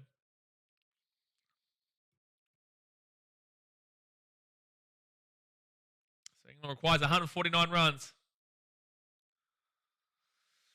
149 runs to win. Well, either way, this game ends today, lads. Either way. Either way, this game ends today. Like, I reckon lawn bowls will be the easiest secco job, but cricket for crowd attendance will be one of. 2011 when Tremlett was around. Yeah, security at cricket. The crowd attendance is a lot here, but, you know, people are for the most part, are there to enjoy. Oh my gosh, he's going for a... He went to ramp him. Duckett has gone to ramp him. Bro, like, I get you doing the baseball style cricket here, lads, but, like, a one wicket can change the complete context of this game, bro. Like, I don't understand what Duckett's trying to do there. Think about those who bought tickets to day 3 and 4, 5. Yeah, no, not happening. Well, they'll get their money back, though. How's Carey dropped that? Well, I don't think he touched it, Jacko, but yeah, I don't know how Carey dropped that. I don't think he... Oh, my gosh, dude. That's a good ball from Nisa. I don't think he hit it, Carl, no. But Carey's dropping that was pretty bad anyway, but I don't think he nicked it. That was a good over there from Nisa. Good over. Oh, dude, just misses the stumps there. Started from 2011. No, yeah, I didn't know if it was 2010-11 or 2011-2012. I knew it was 2011. I just didn't know what part of the year whether it started in December/November or if it ended in January.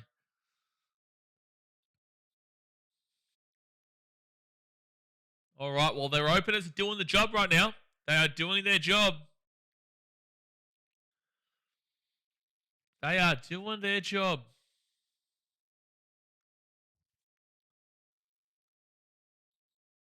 Okay, we don't need a running update of the odds, Andrew. You don't need to keep giving us the update of the odds. We're aware of the current situation in regards to the betting agencies, and we're also aware in regards to what we're watching right now. We don't need you to keep telling us about the odds. So Mitchell said, if there's a massive swing on the odds, sure, but it's just the same repetitive of England guaranteed win at this point. That's a good bowl there from Stark. How did that miss? That was a great bowl. This pitch is doing so much, dude. But England are just playing well on it. They are. These two openers are playing well on it, but look how much is on that ball. My goodness. When was the last time the New Zealand team beat Australia? A individual game, like 15, 20 years. Yes, a little bit, Andrew. I'll be completely honest with you, a little bit. But it's fine. It's fine. I think 15 odd years is the last time Australia won an individual test. New Zealand won an individual test. They haven't won a series against Australia in like 30 odd years, like the 90s or 80s or something like that. Next bolt. And oh my gosh, maybe. Oh, this is potentially reviewable. It might be missing, but it'll be close. Oh, they're saying maybe. Oh. Steve Smith is convinced. 8 seconds. 7, 6, 5, 4, 3. They're going to review it. They are going to review it. He's not convinced. He's not guaranteed. He's not guaranteed here. He has reviewed it, though. I think Crawley's pretty confident it's not. Okay, let's have a look here. Steve Smith wasn't confident in this. Oh, this will be close. There's gap between bat and ball. This will be close. This will be close, bro. There's gap between bat and ball. There's gap between bat and ball, but this could be ump's call. This will be close. And... oh, it's umpire's call! Oh, bro, we've been screwed by the umpire's call for another test match. Oh, my gosh, dude, this happened in Adelaide too. It was umpire's call.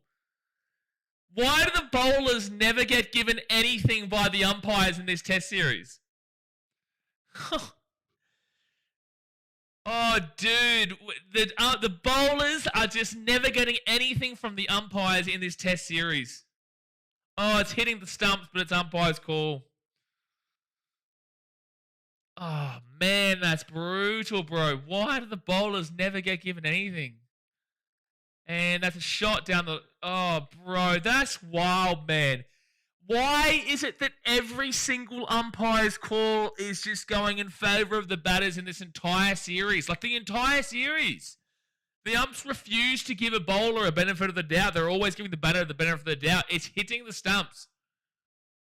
But every time they're making the call that it's benefited the batter. Of course it's his call. My gosh, dude.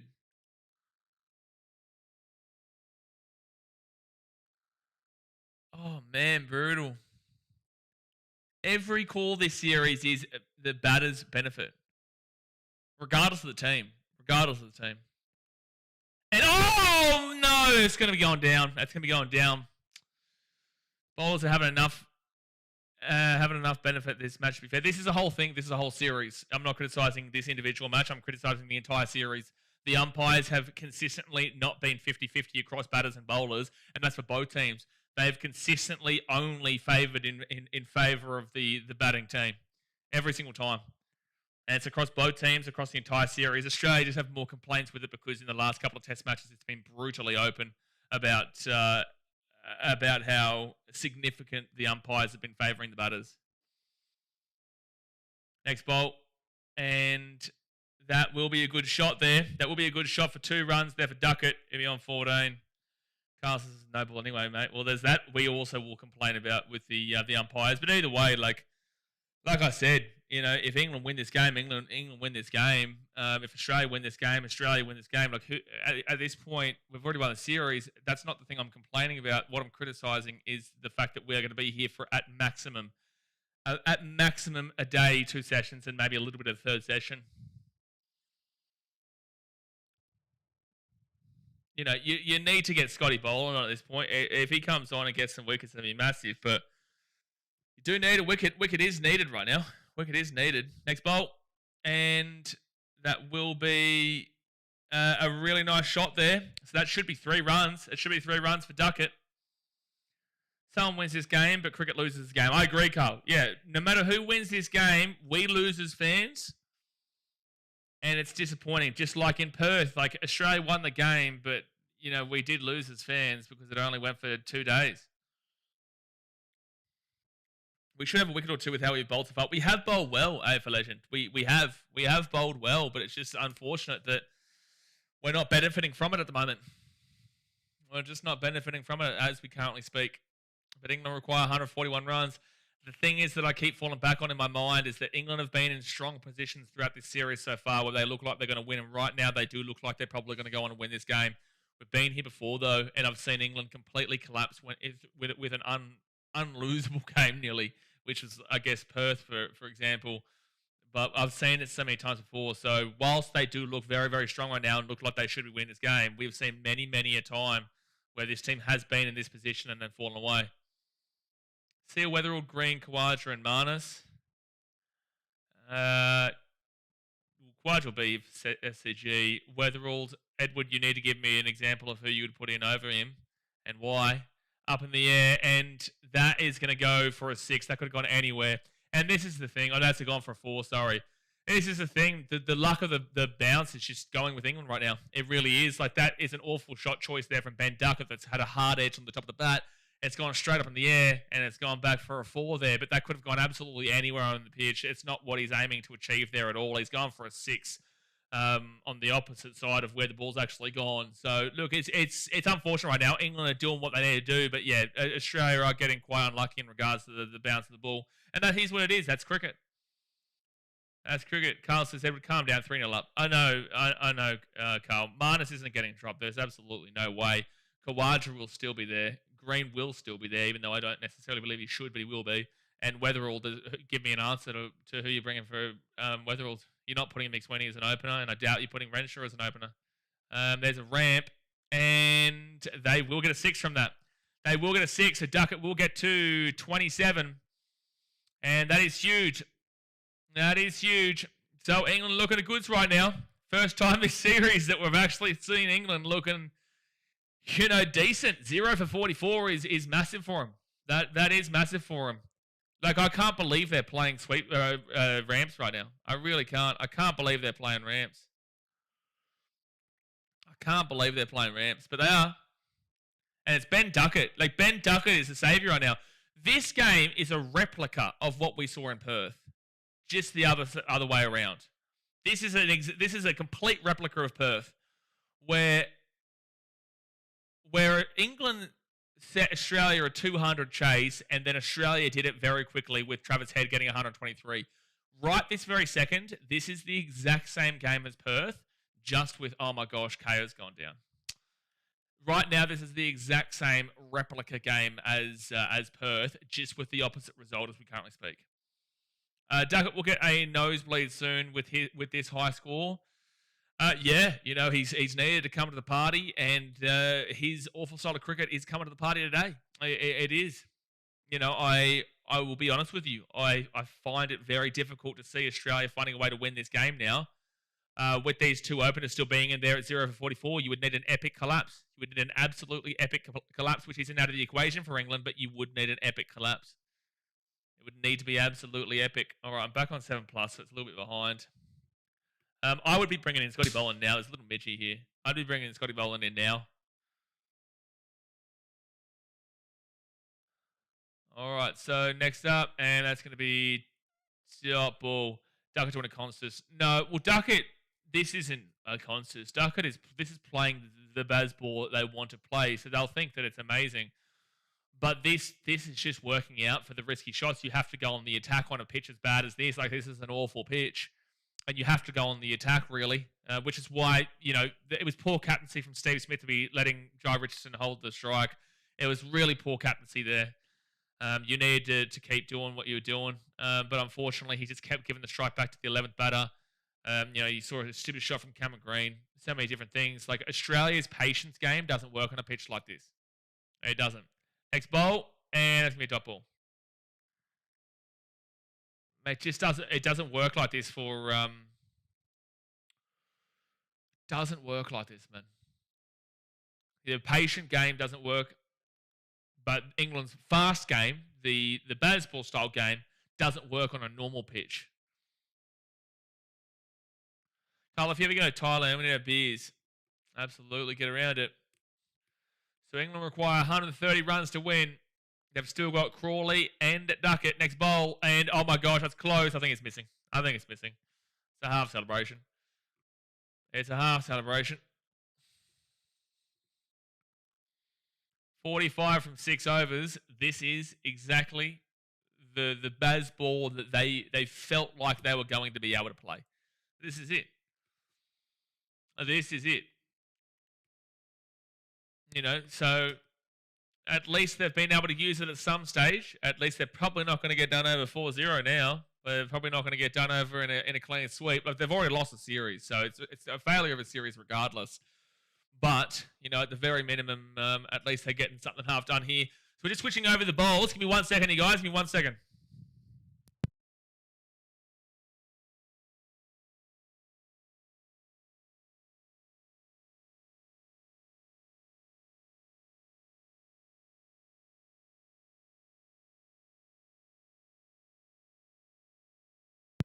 All right, so Stark coming back in for his 4th over. You just need that 1 wicket, man, to set that doubt in. You just need that 1 wicket to set that doubt in. Next ball from Stark, and it's a dot ball. You just need the old 1 cheeky little wicket. Old cheeky little wicket.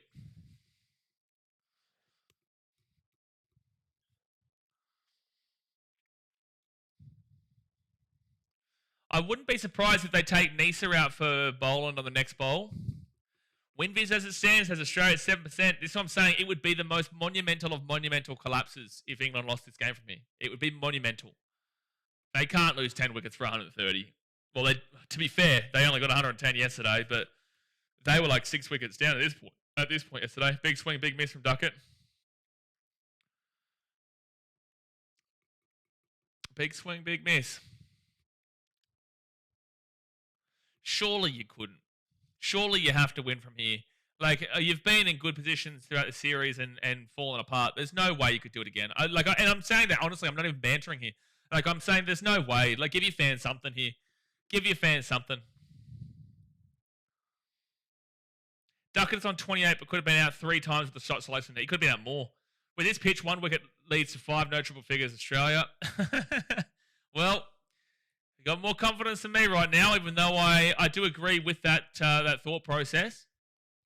This game can change in the blink of an eye, but I wouldn't be banking on it. They were 4 down yesterday at this rate. I think they were more. I think they had more than 4 for 45. I think they were like 5 or 6. I think they were like 5 or 6. So they require 130.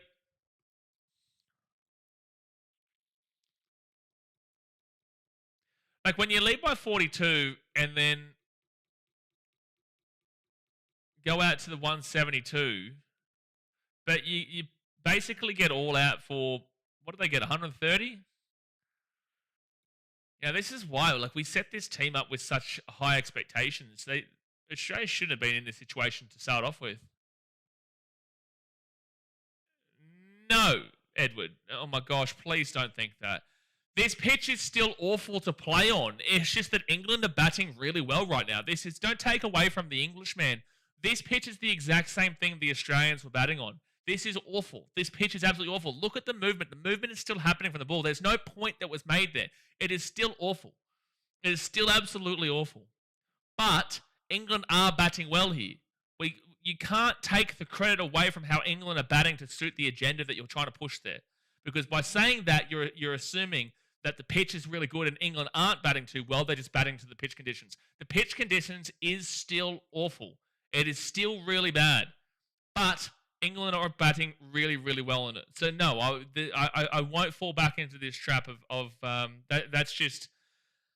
And that's a 4 there for Ben Duckett. That's a 4. Because they're playing the style of cricket that works for this kind. Australia doesn't play this kind of cricket. England are playing this kind of cricket, and that's why it's working for them right now. Jagger says, you can't sit in on this pitch. It's way too dangerous to sit in and block. You need runs on the board. Exactly right. And that's what England are doing. And that's why the high aggressive, high attack style that they play with is working so well right now. Because you have to attack. Yeah, Andrew has not relevant points about cricket. It's not correct. The pitch is not better. It's just that England are playing the different style to what Australia played. And it is working for England here. England in Adelaide played a different style because... Oh, he's gone. Come on! Bang! Duckett Duckett gone. 1 for 51. Huge. Huge. Come on.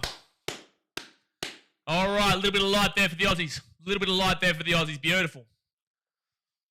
9 to go. 9 to go. Huge from Mitchy Stark. There's 1 down, 9 to go. But England's still in the massive advantage here, lads. Still in the massive advantage. And a wicket in this next over or so. Another wicket could really open this shit up. They are off to a fly, though, England, regardless. And you've got to take your hat off to Duckett and say good stuff. Jai Richardson's going to have a bowl. So they're not bringing in Scotty Boland yet. Okay. Okay. Jai Richardson. Come on, next bowl from Richo. Come on. Oh. Swing and a miss. Swing and a miss. Everyone says still no 100 Harrison. Come on, Starkey. Why is Cast batting right now? Why is Cast batting right now, lads? At the no ball from Richo. Why is Cast batting?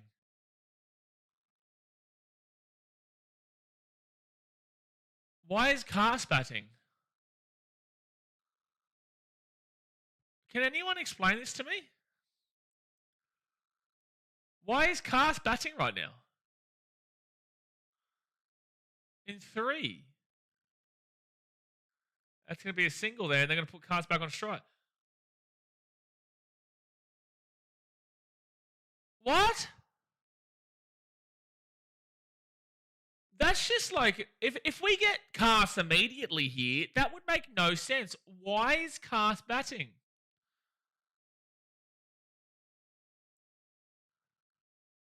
Probably have a slap. Well, wouldn't you want to have a slap with your better batters?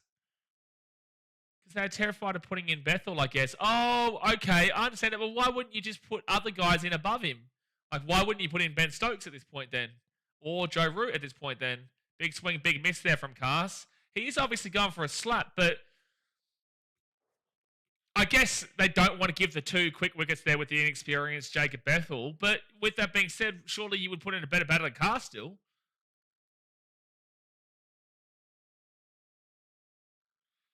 He's the best bowlers, why not? Well, he's going for a big swing and a big miss there. Swing, hit, get 10 runs, get out, make the bowler tired, kick the end of the day for the batters. I don't know if Jai Richardson's going to be tired. But sure, sure. We'll see how long he lasts. We'll see how long he lasts here. And that will be a single for Cast. So he'll get to one. There'll be 121 is what England require. Maybe get rid of all the bowlers. I don't know. It doesn't really make a great deal of sense. I won't judge it too much. Let's see how it plays out. You'll have to see how it goes, but Australia back up to the 18% now rather than the 7%. Cast is staying in for the night watchman. It's a long time of night watchman. Commentary saying like the game's there to win England. It is yours to the taken. You have to win this game. It would be a gigantic collapse to lose this game. You can't lose it. Like, seriously, it's not banter. You can't lose this game from here, England. You can't. And that will go for a single. You can't. Or are they going to keep Zach Crawley on strike? No, they do get the single there, so Cast will be on strike. 120 runs England require. Because Bethel is crap. Well, Bethel's on debut, so I guess they don't want to risk the debutant. Which I get, but also you're telling him you don't believe in him yet. So why do you put him into the game if you don't believe in him yet? It's kind of sending a message to your young batter there. Especially that you're putting in a bowler and over the top of him. Next ball from Richo. Oh, dude, good ball, but it's going to be a single. Jeez. Truly horrible stuff from Shade. Oh, dreadful stuff, Rubbo. Dreadful stuff. But the pitch is awful. Oh, the pitch is awful. England has just been batting well on it. They did. Ben Duckett and Zach Crawley bat well on it. Maybe Bethel said he wasn't confident or something last minute. You would have to assume so. But if England have decided to make this decision, then it's kind of sending a message to Bethel that they don't believe in him. Which, look, fair enough. I agree with their take, but it would be rough for Bethel to it would be rough for Bethel. Especially, it'd be so weird if Bethel comes in next to. It'd be so strange. Okay, next bowl here from Richardson. And, nearly bowled him. So he's a catcher. Coburn says, yeah. No, there's no way that Bethel. I disagree. No, there's no. I know Jacko's just trying to come up with a reasoning, but there's no way that a professional cricketer should be saying, I'm not confident right now. Don't put me in. You have to be thriving under the pressure. If you want to be a professionally paid cricketer at the biggest level, you can't be the one to have made that decision. No way. If Bethel, unless he's like injured or something, if Bethel has come and said, don't put me in, I'm not confident, you'd be lucky to be seeing a test in the near future until you are confident. You'd be lucky to be seeing you in a test until we believe that you've gotten past that triple. I think that would be ridiculous. I think it has to have come from the top. Yeah, I don't think it has to do with Beth at all. I agree. Carson's been told to go and swing. If he's out first ball, we've not lost out. Look valid. We've got 2 runs at the moment.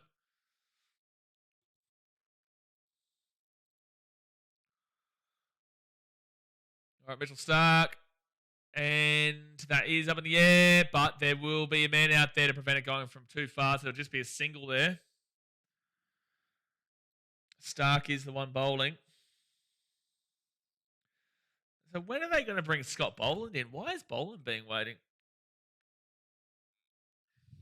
They're really waiting for Boland. Well, we did say this would be exciting. We did say this would be exciting regardless. England requires 118 runs.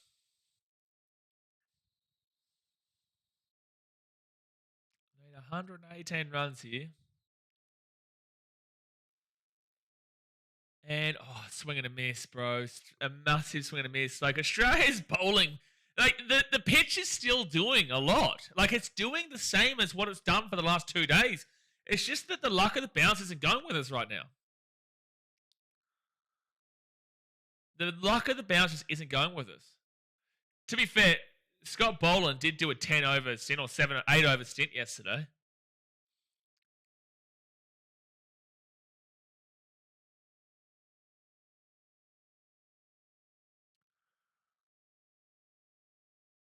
All right, Stark for his 3rd bowl. And dot ball.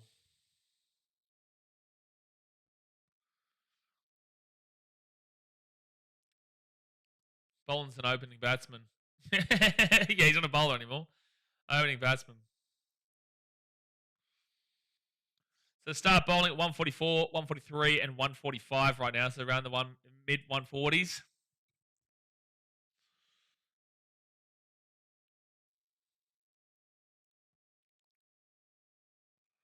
This is interesting at the moment. They can't have Crawley go out anytime soon. They need him to stick in there for a bit. And up in the air. Oh, over the top of Stark. Oh, it's so close. Like Stark's got Stark's got that one wicket where he bowled Ben Duckett, but he's gotten so close so many times. Oh, dude, it's actually ridiculous. Up in the air, just over the top and just short of the man out the back there in Michael Neser.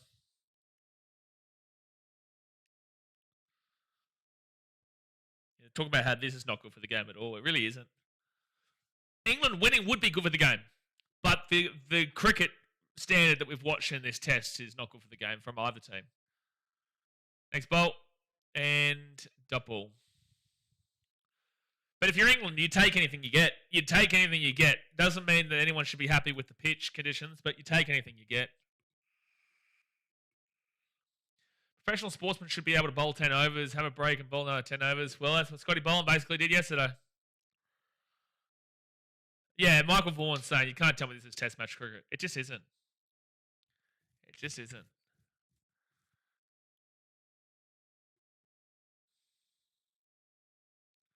Seeing the team is so bad, losing them at home should be criticised. Not in these conditions. Criticised, sure, but not like heavy. When we lose a test, the nation mourns, and that should still be the case. Yeah, look, we are going to be criticising the way Australia play for sure. But with that being said, that's going to be a 4 there from Crawley. That's a good shot. With that being said, you need to criticise the curators of this pitch.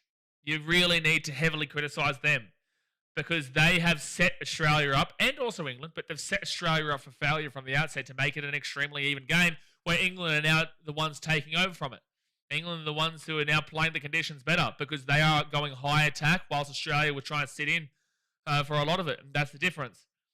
England are attacking. Australia were not attacking. But the conditions are just dreadful for Test cricket. The biggest criticism that I will have for this game will go to the curators of the pitch. 5-0 would be good for the game, in my opinion. Well, it actually wouldn't be. It'd actually be the worst thing for the game, Brenton. But it'd be great for Australians. But it would be the worst thing for the game. Could you imagine, though, if they had found a way to win that game in Adelaide? Well, it would be 2-2. But they didn't. They're down 3-0. Well, that would have set up this. This would have been super exciting then. This would have been massively exciting if they had found a way to win Adelaide. Oh, swing and a miss again. If they had won Adelaide, this game would have meant something. It would have meant something. Down by 82 runs. If they had won Adelaide, game would have been on.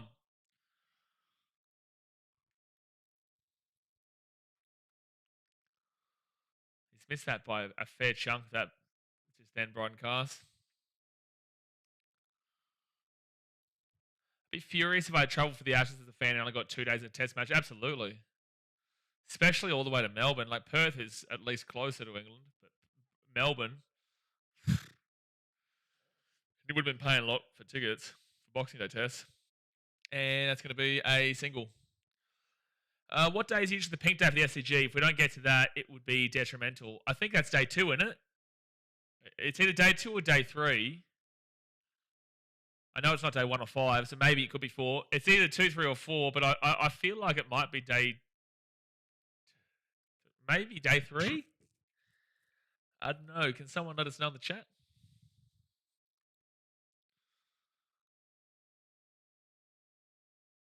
So Richardson is bowling. I really do want to see Scott Boland at some point here, Stevie Schmidt. Do want to see Boland. They require 113 runs right now. And that will be a single there for Crawley.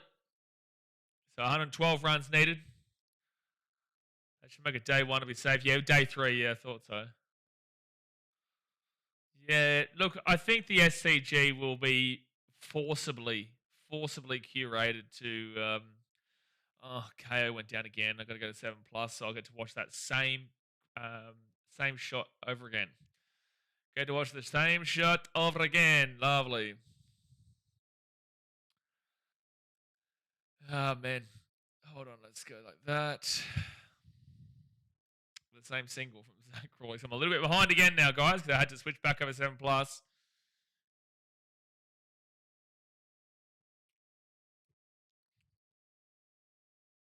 And what do you look at that? It's a single from Zach Crawley.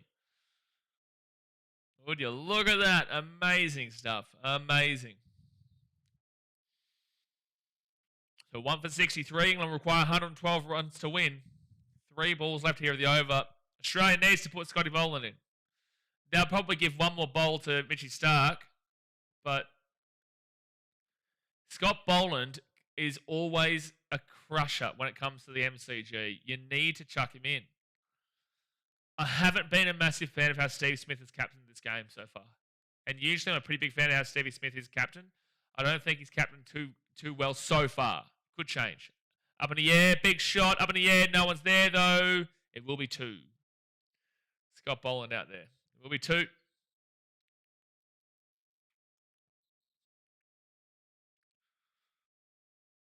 So cast on 6. That is a huge swing there from Cast. Huge swing.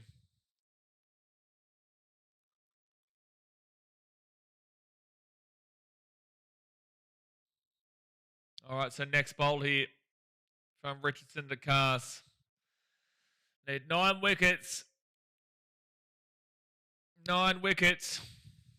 And up in the air, up in the air, up in the air, up in the air, up in the air, up in the air. Yes! Come on! Come on! And we'll also be seeing you in 10 minutes' time, Brendan. Brendan, you know that's the rules here on the channel, sir. You know it's 10 minutes. We have spoken about it on these streams. We'll have to see you in 10, Brenton. But that is a wicket cast. 8 wickets to go, lads. 8 wickets to go. Come on, Brenton. You're a regular on this channel, man. You should definitely know better, my guy. You should definitely know better. But Cameron Green has got the catch. In a sick and twisted Aussie bias perspective, irrespective of this result, after this test, all we'll be talking about was the wicket. Yep. I agree. But even if Australia wins this, people will criticise Australia, but if Australia wins this, the pitch will get more of the criticism. If England win this, the Australian team will get more of the criticism. Has it changed from 5-10? What do you mean? Has it changed? Oh, yeah. So with the especially for the fourth innings of a match, then yes, because it is like the important part. We did this in Adelaide, we did this in Perth, we did this in Brisbane. So yeah, it's 10 when it's moments like this where we're into the real crunch of the game, because it does ruin it, and it's like especially for people who are here on the channel frequently, they definitely do know better.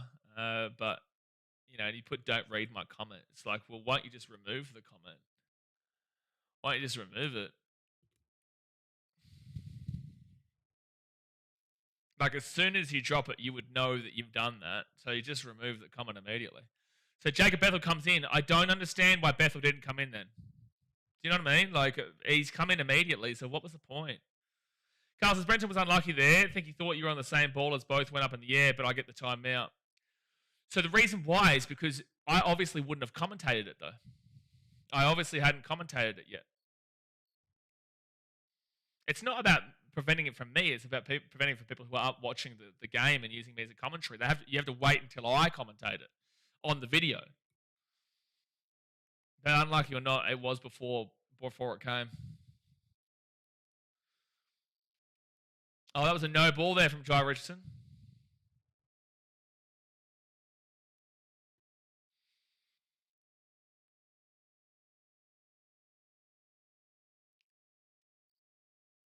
Apparently, Jai Richardson, it was very close to a no ball in that wicket.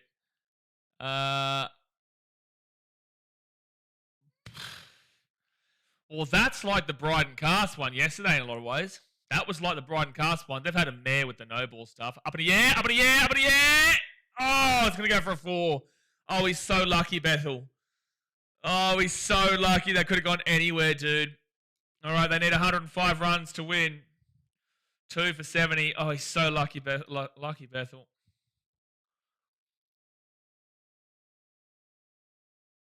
Dude, he's aiming it on the complete opposite side of the field, bro. Jeez. All right, Scotty Boland's in. Scotty Boland is in. Again, England, this would be an absolutely miraculous Australian win if they find a way to win this. You should not be losing this game. You should not be losing this game.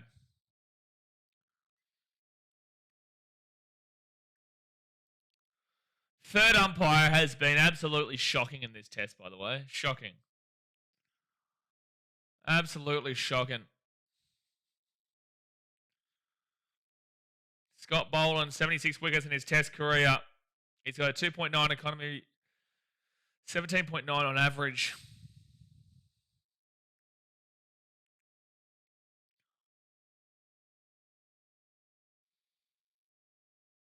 $105 runs. Surely you get this with 8 wickets in hand, England. Surely. Next bowl. Oh my gosh, he's nearly been done over on the first bowl. He nearly got done over on the first bowl. Still over 100 to get. Blazy says, but Australia winning is no way near out of the conversation. It's not out of the conversation, but you know what I'm saying. This would be a miracle collapse. Like the collapse of 8 wickets in 105 runs. Yes, sure, we saw it yesterday. But that collapse would be insane, even for your standards in England. Even for the English standards, that would be insane. Next bowl. Oh! Oh! Big shout! Big shout! Oh my gosh, they may review this. I'd review this. They're all up for it. I'd all review this.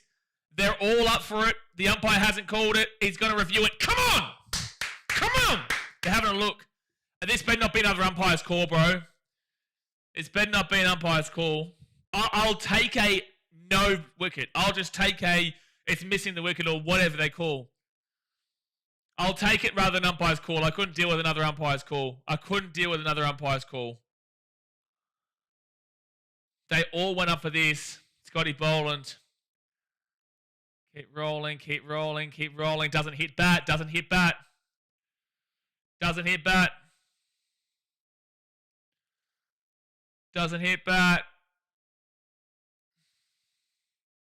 Clear gap between ball and bat. Don't you dare tell me this is umpire's call. Oh my gosh, it's pitching outside off. Of course it is. Oh my gosh. Damn it, it's pitching outside. Ah, dude. I take the review loss though than an umpire's call. Well, Boland, that was a leg bite. At least we've seen Boland firing up.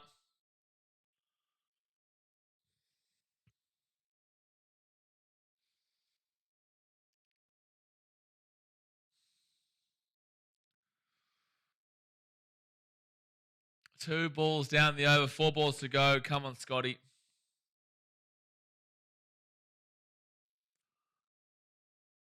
Around the wicket here from Scotty Boland. Oh my gosh. Swing and a miss again. He's getting so close to Bethel, bro. He's getting so close. He's getting so damn well close here, Scotty B. He's getting so damn well close. What is it with Scotty B at the MCG? Oof. Yeah, bounce and seam there. You can't tell me this pitch is the same. It's just the thing on a bat well to be where they are.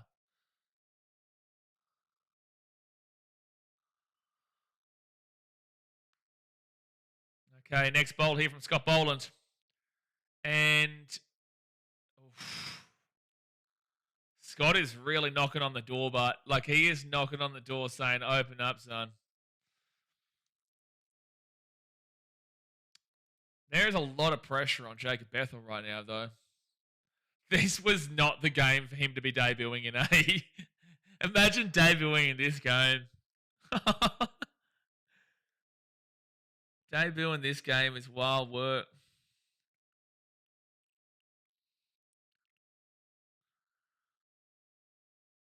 Yeah, I agree with commentary. He should have probably let the youngster play shots at 6. I like that. 104 runs for England. 8 wickets in hand. And that is a good shot there from Bethel. That is a good shot. He will get that one for a 4. Yeah, that will be a 4. That will be a 4 there for Jacob Bethel. Will be a 4 there. Needed that one. It was really risky stuff beforehand. Scott Boland was getting super damn well close to him. Super close to him, but he will get away with that 4 there. It's all right. Scotty Boland is on, though. He is absolutely on right now. So Jai Richardson bowling.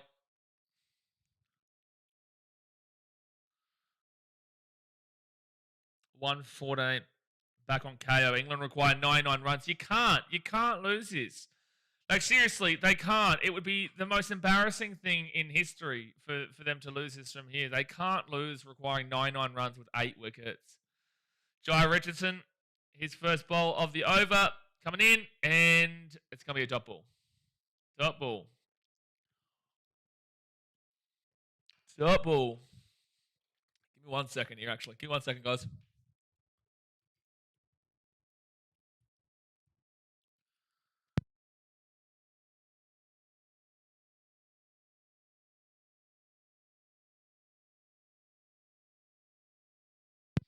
All right.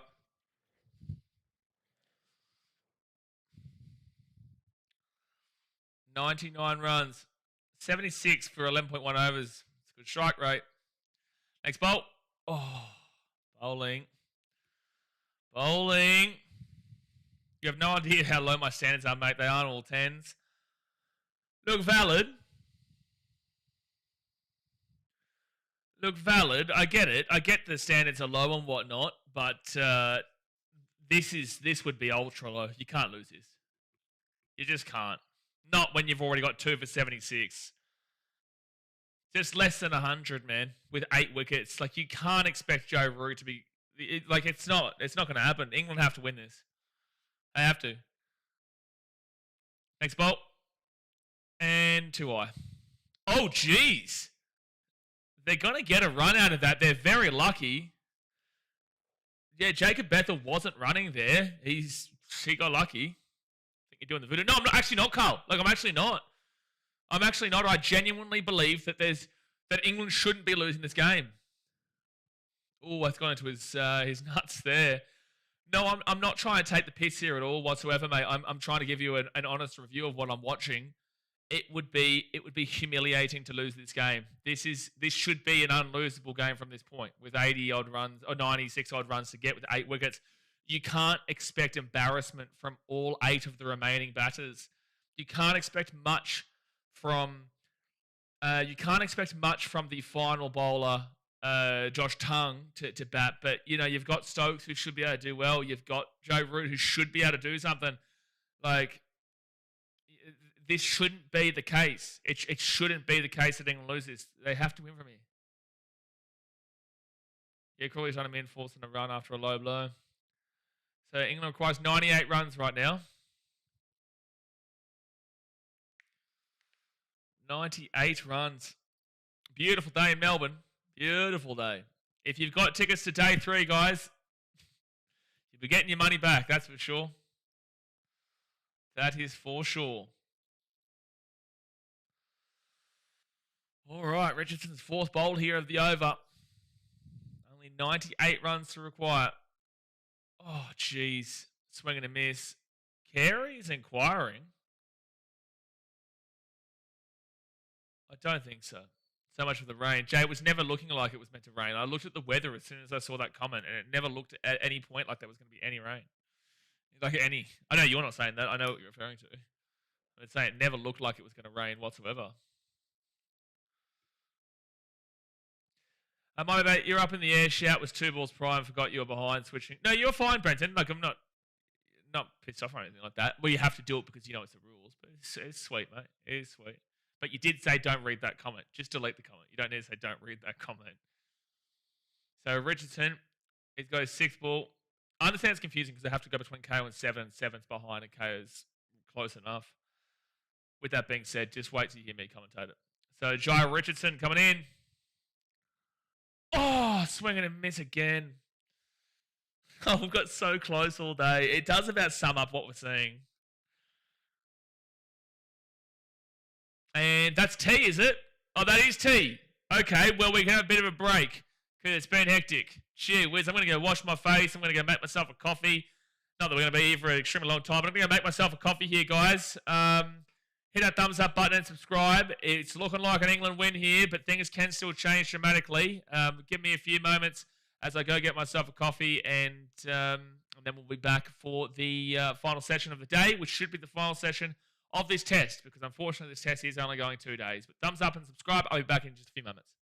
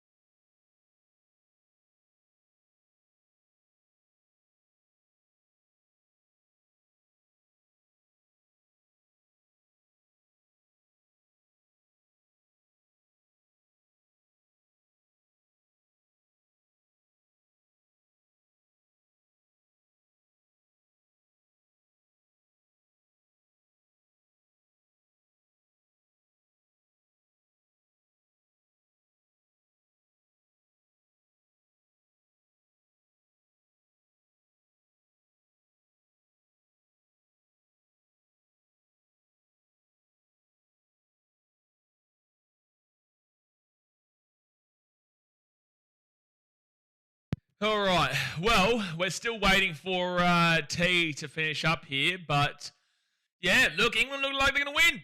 They are looking like they're going to win. And again, I need to remind everyone that is not banter. I am not sledging them. I genuinely believe they are going to win this game. It would take a miracle collapse of 8 wickets in 98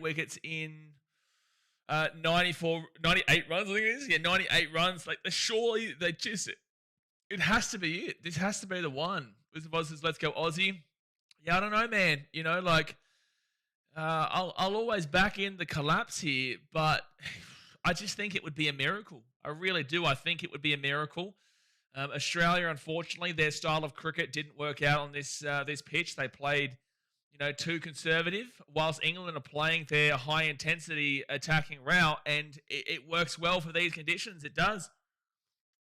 It works well for these conditions. Could things change? Absolutely, things could change, but I think this would be the most disappointing loss by far for England if they were to throw this one away from here. It doesn't look good. No, it doesn't look good, Wizards of Oz. But at the end of the day, if England do win, this is better for cricket because it does, it does give a little bit of light to a really dark time for England, where they're already lost the series 3-0. The fact is that they're making a genuine run at this. I know it's too little too late and they've lost the series, but at least they're making a genuine run at this to win a game, for the first time in 15 odd years. But it's disappointing from an Australian perspective for sure, because one, I didn't think that Steve Smith and his leadership of putting Jai Richardson on strike and taking the singles was good. I did think that it was great to see Steve Smith sit in for as long as he did, but the guys around him, like, you can't blame Neese, really. You can't really blame Stark. These guys are bowlers at the end of the day. You can blame Cameron Green. Travis Head did his job. He got 46 on a very tough wicket. The highest score in the game across both teams so far. Jake Weatherall disappointing yet again. Scott Boland did exactly what he needed to do. Marn disappointing yet again. You do have to look at this Australian team in this match and just go, it's a disappointing match. Does that mean that the series, you've got to look overall at the series? No. The guys that you look across the series would be, Marn should be dropped down the order. That's the series perspective. Jake Weatherall, he's on very thin ice, but who comes in next? Who comes in to replace him? That is a series question. And then another series question would be, what else would there be? Another series question would be, Cameron Green. That's the biggest one. Brenton says, Channel 7 are putting a roster together of the greatest team at the moment. What's your thoughts on it? Well, what do they have? Are you talking about across the world or just Australia versus England? Because if you're saying Australia versus England, you're having, from this series, you probably are putting Zach Crawley in over Jake Weatherall, actually. You're probably putting Zach Crawley and Travis Head openers. In third, you would probably be putting in, I don't know who you put in third.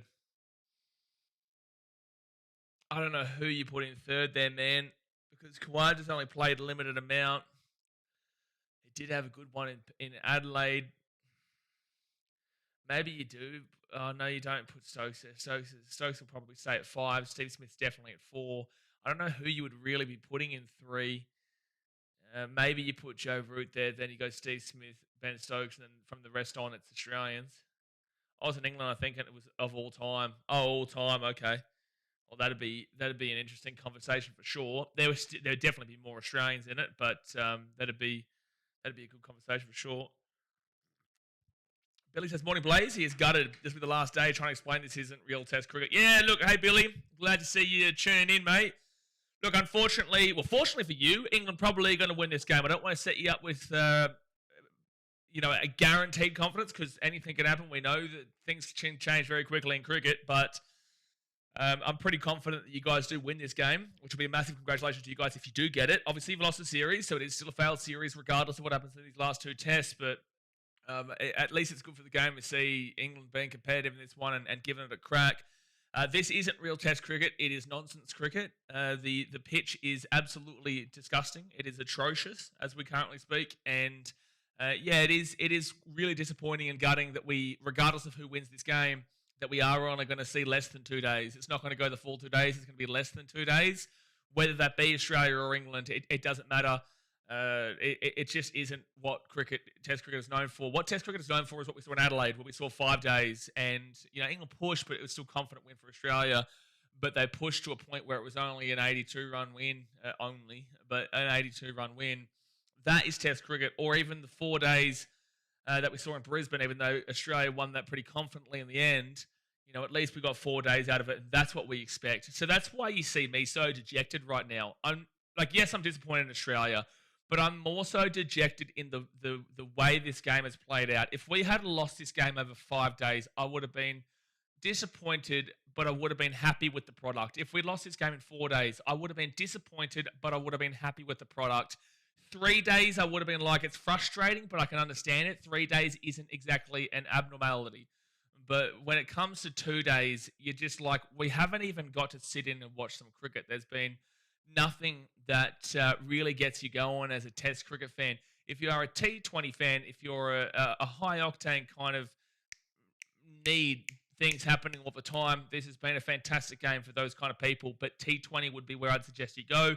ODI is still slower than this, and that's the craziest thing. ODI is a slower style game than what we've seen here in a Test match, and that's 2 Test matches now. This pitch is worse than what it was in Perth for the first Test. So yeah, look, it really is disappointing. Unfortunately, that we're not going to be able to watch a full good at least 4 days, but at least we got that in Adelaide, and then we'll see what the SCG Test can provide. I'm sure they're going to curate that pitch to make sure it goes 5 days. Enjoying listening to your stream with my helmet on my dirt bike. Good stuff. That sounds fun. Sounds good. Wizard of Oz says, I was watching the time lapse when MCG groundsmen were dropping in the pitch, etc. Interesting how minutes after dropping in, there was a big downpour of rain. Massive bowler's pitch, I thought. Dude, this is not just a massive bowler's pitch. This is only a bowler's pitch. And England have batted well with their style on this bowler's pitch. The pitch has not improved. It is the exact same style pitch. Look at the way the ball's moving. Look at how close Australia's getting. It's just that England's shots, when they're missing them, when England are making their shots, it's what they normally do. This is how they play. It's just that this style of the pitch works well for the way that England do try to get every single time. So unfortunately, there's a pro and a con here for England. The pro is that you're more than likely going to win this game, and you're going to be through the roof happy because it's the first win in Australia in 15 odd years for a single Test match. The con is that now England are going to get a sense of belief that Bazball still works. You are going to see England still play this way, thinking, okay, this is the time everything has changed. We've now got it right, and from here on out, we can keep playing this because it worked once. That's the con that England will find here, but it will really smooth over the heavy open cracks that the England cricket team have shown throughout this series so far. It really it's worrying in that sense for England, but they should win this game, so that regardless they'll be happy. It works on shit pitches. I agree, Jacko. I agree. Yeah, MCG is a drop-in pitch, Brenton. 100% they will take this win to the bank. I think genuine England cricket fans will understand the pros and cons to this win if they get it. I think casual fans will celebrate it like it's a series victory, and I think that the staff and the coaching team and the players will celebrate this like it's a series victory, which it is not. They are down 3-0. So they will get let off. They will get let off in a lot of the ways. Like I says, England's ignorance is going to be rough for us. What do you mean? Carl says Swan is tearing into the pitch. Yeah, everyone's tearing into the pitch, Carl. That's the thing. It is awful, and it's Australian pitch. So Australians should take offence to this, especially if they lose, mind you. Especially if they lose, because you've seen that Australia have won 3-0, 2 normal pitches, and then one which was very similar to this, but not as bad. Australia has reason to be pretty upset about how this has been from their own officials. And I don't understand why they do this shit. I really don't. I don't get why it is this bad. Surely you want this game to go for long periods. Surely you should be making this game go for more than 2 days. I don't understand why there's been 2 tests where we have lasted 2 days. 2 tests. Out of all possible 20 days of cricket that we could have watched, we have seen 5, 4, so 9, and then 2, 11, and then 2 again is 13. 13 of 20 days. 13 of 20. We've seen a full 7 days less. Well, not a full 7 days less, but a full 6 and a bit days, but 7 to get down to the 13. Point is that's diabolical. That's diabolical stuff. That is diabolical stuff. 7 days of tests we've missed out on because of curators who, shit, are they trying to make it exciting for the younger audience? Are they trying to draw people into it? Shit, I don't know, man. Have they really tried to make sure that this isn't just another clean sweep and the Ashes rivalry lives on? Shit, I don't know, man. But all I know is that long-term cricket fans should hate the way that this cricket is, but they shouldn't hate the result of the game. Because at the end of the day, both teams have played on the same pitch.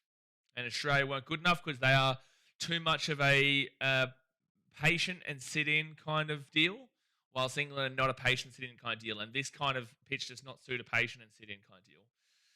With that being said, if you want some positivity for the Australians out there, at 2 for 77, we saw England with pretty much, not a guaranteed win, but a very strong commanding lead to win on day 2 of the Perth test before they completely collapsed for like 58 runs or something ridiculous. Like they got 58 runs in the 7 wickets or so that fell when they were guaranteed a strong chance at winning that game.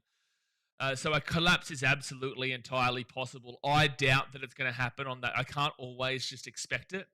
I do still think we'll get a few wickets, and I think we'll make it maybe close. But I don't think that Australia win. If they do, it is a miracle at the MCG. It would have to come from a guy like Scotty Boland, having one of his absolute glorified performances here. This is the final session of the day. There's just it's either that England win in this session or Australia win in this session. There's no chance that England don't get at least 98 runs if they go on to do it today, and there's no chance that Australia don't get 8 wickets. I don't think that it's possible for Australia not to get 8 wickets whilst England are going for the 98 runs. So this definitely does stand today. I've booked days off work again to watch this. I'm pissed that they're now not wasted, but we'll have to spend them with my wife. Look, she'll love it. She'll love it at the very least. He'll be in the good books for that. Enjoy the arts and craft classes. Enjoy the arts and craft. All right, target 175. They're at 2 for 77. Jacob Bethel on 9, Crawley on 22. They are walking out onto the field. She won't. Richardson, he's got 1 wicket, 14 runs. Australia have been so close on multiple occasions.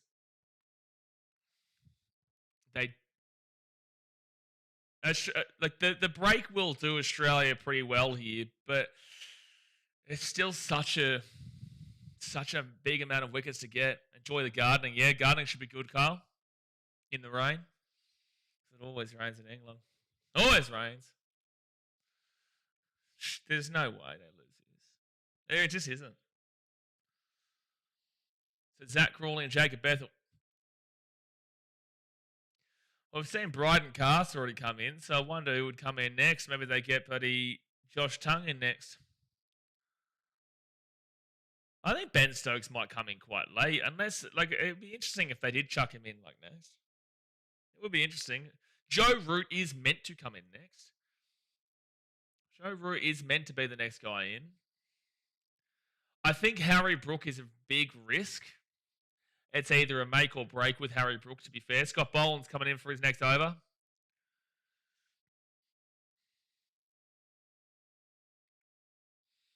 Scotty Boland. 2 for 77.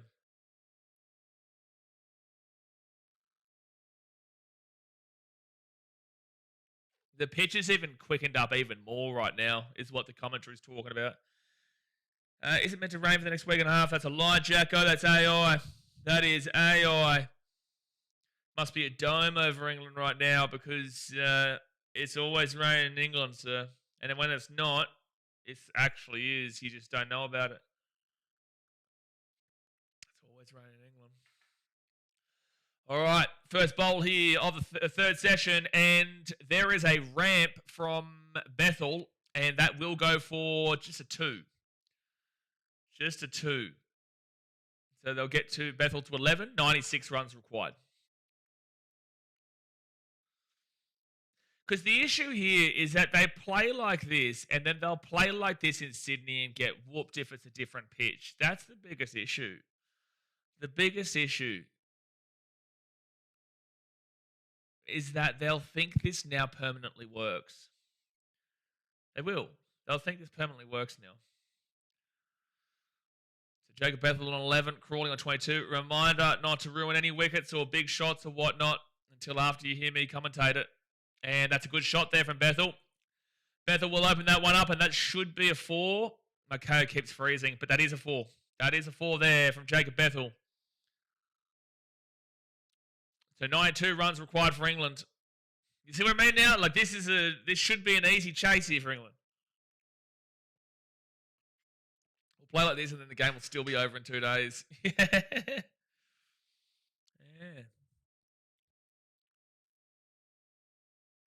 So what's that? 94 runs needed now for... No, 92 runs needed now for England.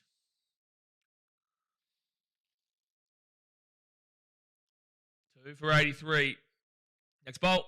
And halfway down the pitch, but no run.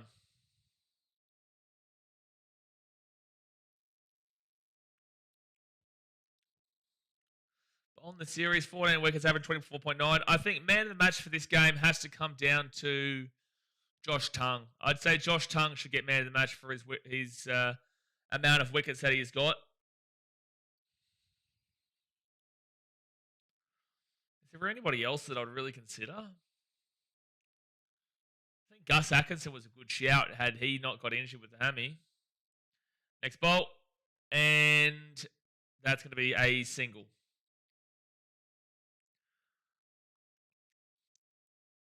Who else I could give it to, really? Bryden Cast got a few wickets, though, to be fair. Actually, Bryden Cast could be the man of the match. He could get it.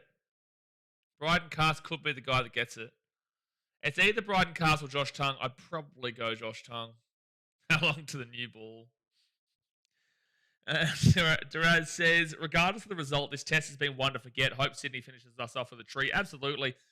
This series, for a lot of it, has been a bit one to forget because England have been so diabolical in the first 3 games. And Australia have won convincing in pretty much all 3 games, except for maybe at best the 3rd test at Adelaide. And then this has just been a disaster class of a pitch. But Zach Crawley is the 3rd highest most runs this series. Travis Head with 437 and Alex Carey 291. We ride if Cast gets it. Well, Cast probably he may get it. He may get it. He got a good few runs in the first innings. He did his job in this innings. He's got plenty of wickets. But I do think Josh Tongue with his 5 probably gets it. He got 7 wickets in total, I think. Next bowl here from Scott Boland. And it was a good line, but that will be a single for Crawley. So that's 6, 7, 8 runs off the over there from Scott Boland. 90 runs required. 90 runs required. Actually, what did Josh Tongue end up on? Who ended up getting all the wickets in that second innings? So Gus got 1, Bryden Cast 4, Josh Tongue 2, Ben Stokes 3. Yeah, so Josh Tongue got 2, and then in the first one he got 5. I'd have to go with Josh Tongue. You'd have to go with Josh Tongue. Just give it to Pope as Waterboy. Yeah, well, that's a shout too. That is a possibility too. KO's freezing up a bit. So Michael Neeser, he is coming back in for a bowl. The old Nice machine. Come on, Nice. We need a massive performance right now. Need a massive. And he gives up a 3. So we've got the next ball here. I've gone back to live. He gave up a 3. So 87 runs required here for England. 87 runs required. Next bolt. And that's going to be a single. That's a single.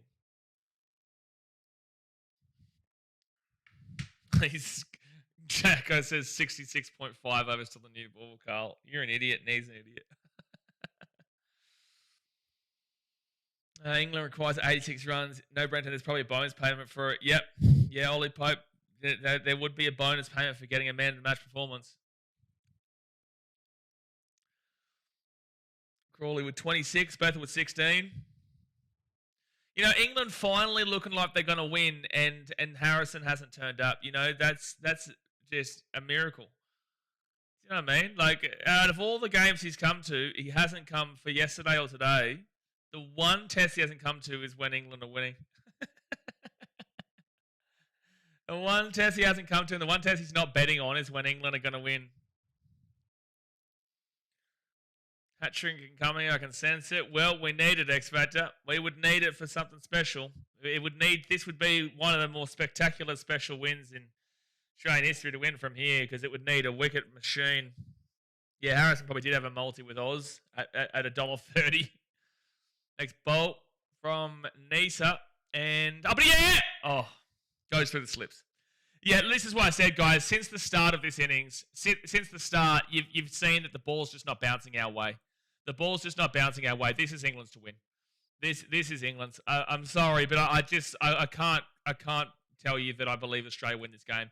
Every single ball that has even been close has just bounced in the way for England. It just has. It's just one of those games. These happen. These games do happen where it just doesn't go your way. And right now it's going all England's way, and it's just not going Australia's way. It happens in sport. Any change of fit test, or just keep it as it is since the last test? Well, we've still got no Paddy Cummins and no Hazelwood, no Nathan Lyon. They're all out for the rest of the series. Up in the air, up in the air, up in the air. No one's there. No one is there. Just be a single, maybe two. Yeah, that was poor. No one to be there. But look, I would really like to see Cameron Green get dropped, but I don't think it's going to happen. I think Martin needs to be pushed down the order, and I've said that all series. You can't replace Jake because there's nobody else better than Jake right now. Anyways, this morning, how about we just skip the tomfoolery and just get the NRL and Super League season started right now? Who's with me? Well, yeah, look, the series is obviously finished. Like, Australia have won 3-0. Now there's a chance to make it 3-1, but a rugby league mindset kind of comes in from the 15th of January. Once the cricket finishes, we get right back into the rugby league content and focusing on that. Still a little bit too early, though. There's still, 2 months or so until the NRL gets kicking on. Month and a half until the preseason starts, but for the time being, I don't want to take away from England if they win here. I want to give them the full credit they deserve for finding a way to get a win, provided they do it. Next bolt, and it's going to be a dot ball.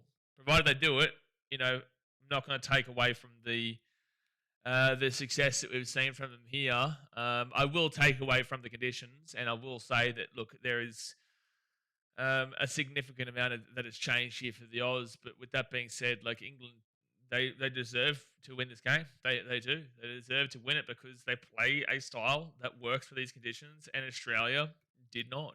It's just as simple as that. Rose says, yeah, it's always the way. It's when the opposition is on top and then even bounces that usually they're out. Just go to edge for 4. Duckett played nice shots, but was also lucky not to edge out 12. Duckett was lucky not to get out on a duck. There was so many balls that should have been out and would have been out on a normal day, which is the problem that I continue to have with baseball. It works in these conditions. It doesn't work in most conditions, but it works here, and it's just one of those days where the ball's just not bouncing in our favour, and it's just not going too well for the Aussies, and that's just how the cricket world crumbles. Let's just throw Shane Warne's son out to bowl for shits and gigs and see if he doesn't make a 7-wicket haul in the 5th test. I'm sure he'll be in fine form after a few drinks. Yeah, give him a crack. Let him have a bit of a laugh. Next bowl, dot ball. We just got off the phone. It's only 2 out. I would have not believed it if you told me 2 for 95. I know. Yeah, England have just played their style. And this style works here. This style works on this pitch. Does not work anywhere else. It works on this pitch, though. Yeah, careful pubs around Melbourne. It's going to be a loose night for the English. It will be a loose night for the old English. So Scotty Boland is he's bowling right now. 7+ is so far behind, bro. They're 4 balls behind, 7+. Players scoreboard refresh. Okay, give me a second. Let's just watch this next one.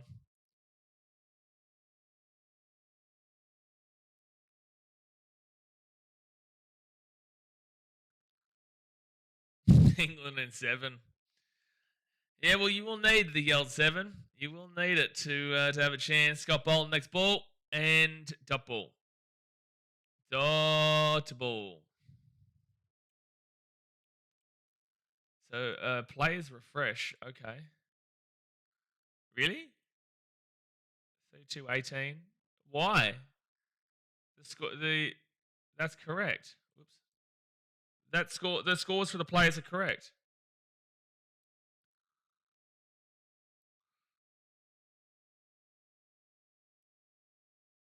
I'm not too sure. Anyway, Boland to Bethel. They only need about 78 more runs.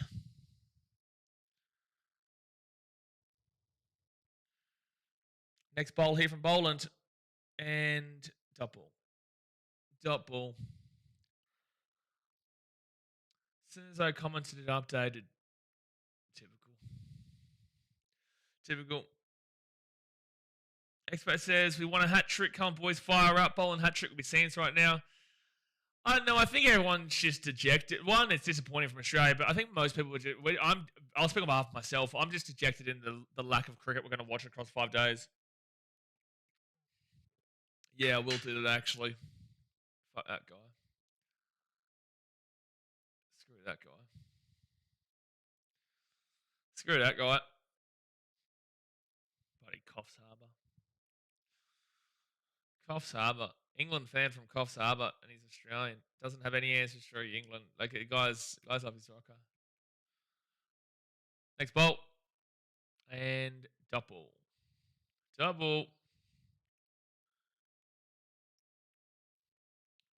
Double.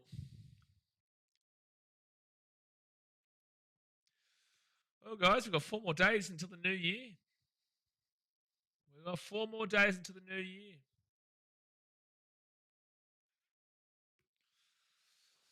Four more days. Lagan, are you a bit behind, or is it the internet lagging? No, lagging is a bit behind. Internet might be lagging, but lagging is a bit behind for sure. We've known that since he started here on this channel, actually. Yeah.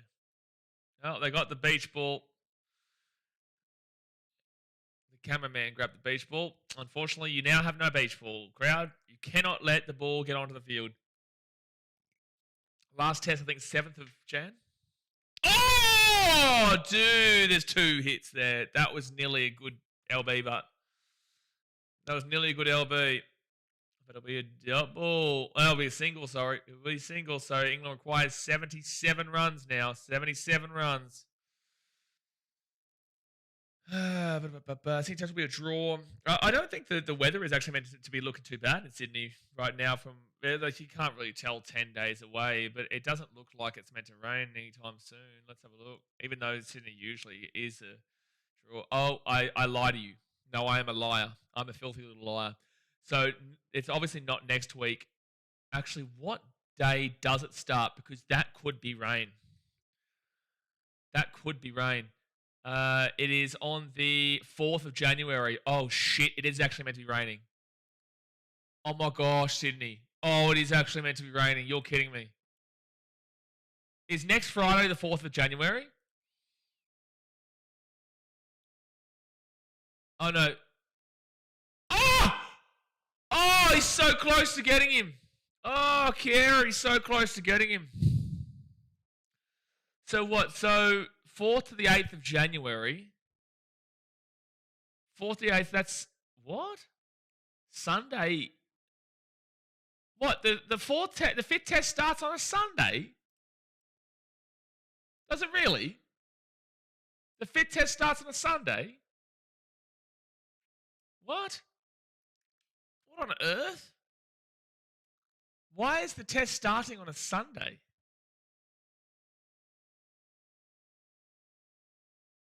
What do you mean, what I was right again? Bro, again, this, holy shit. Like, you get delusional. The pitch is not any better. The commentary is all talking about the same thing. You are the only person. You were not right. You are factually wrong. Factually wrong in regards to the pitch. My God, read the room. You are factually wrong in regards to the pitch. Like, seriously, bro.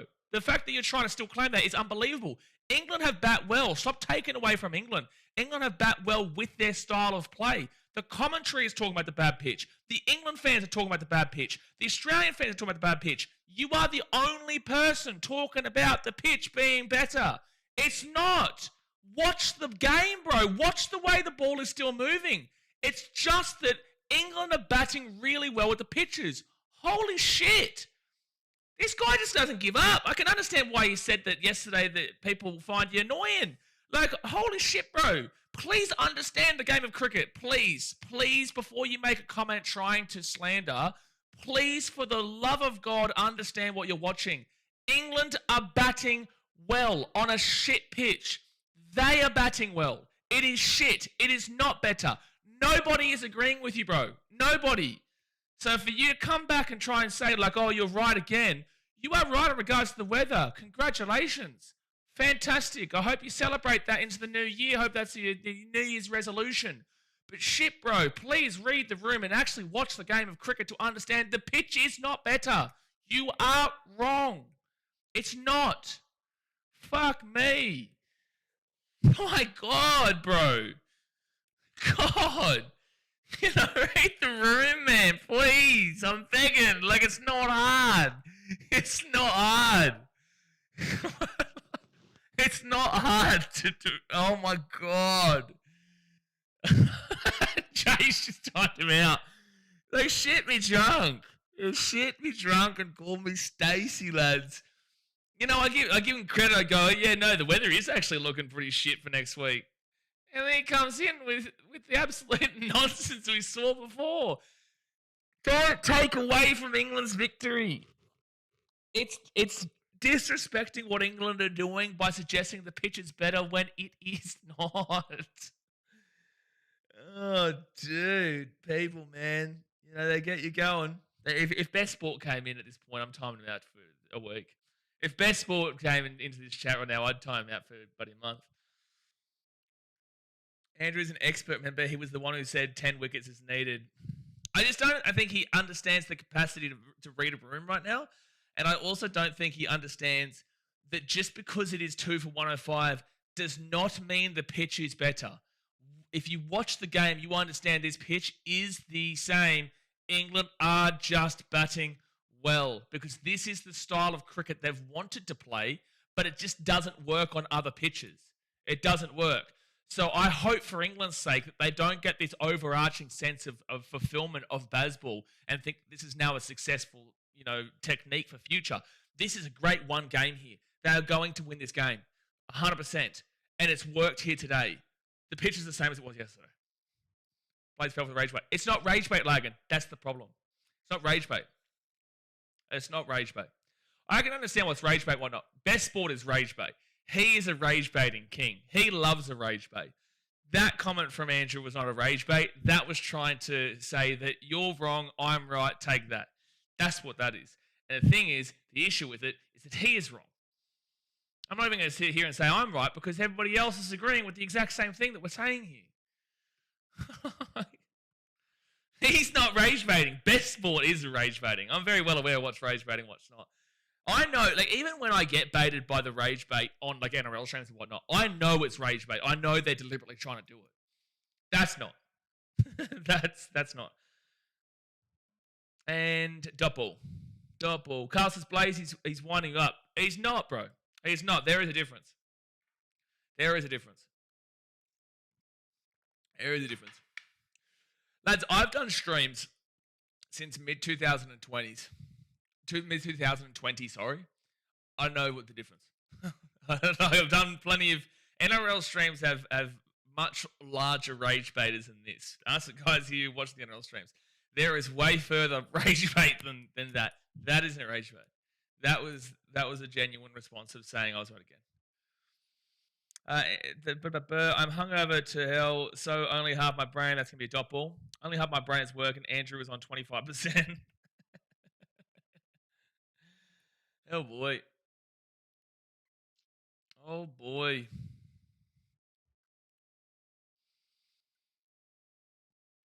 We required 69 runs to win. Carl, surely you're confident now, Carl. Surely you're confident now. Surely.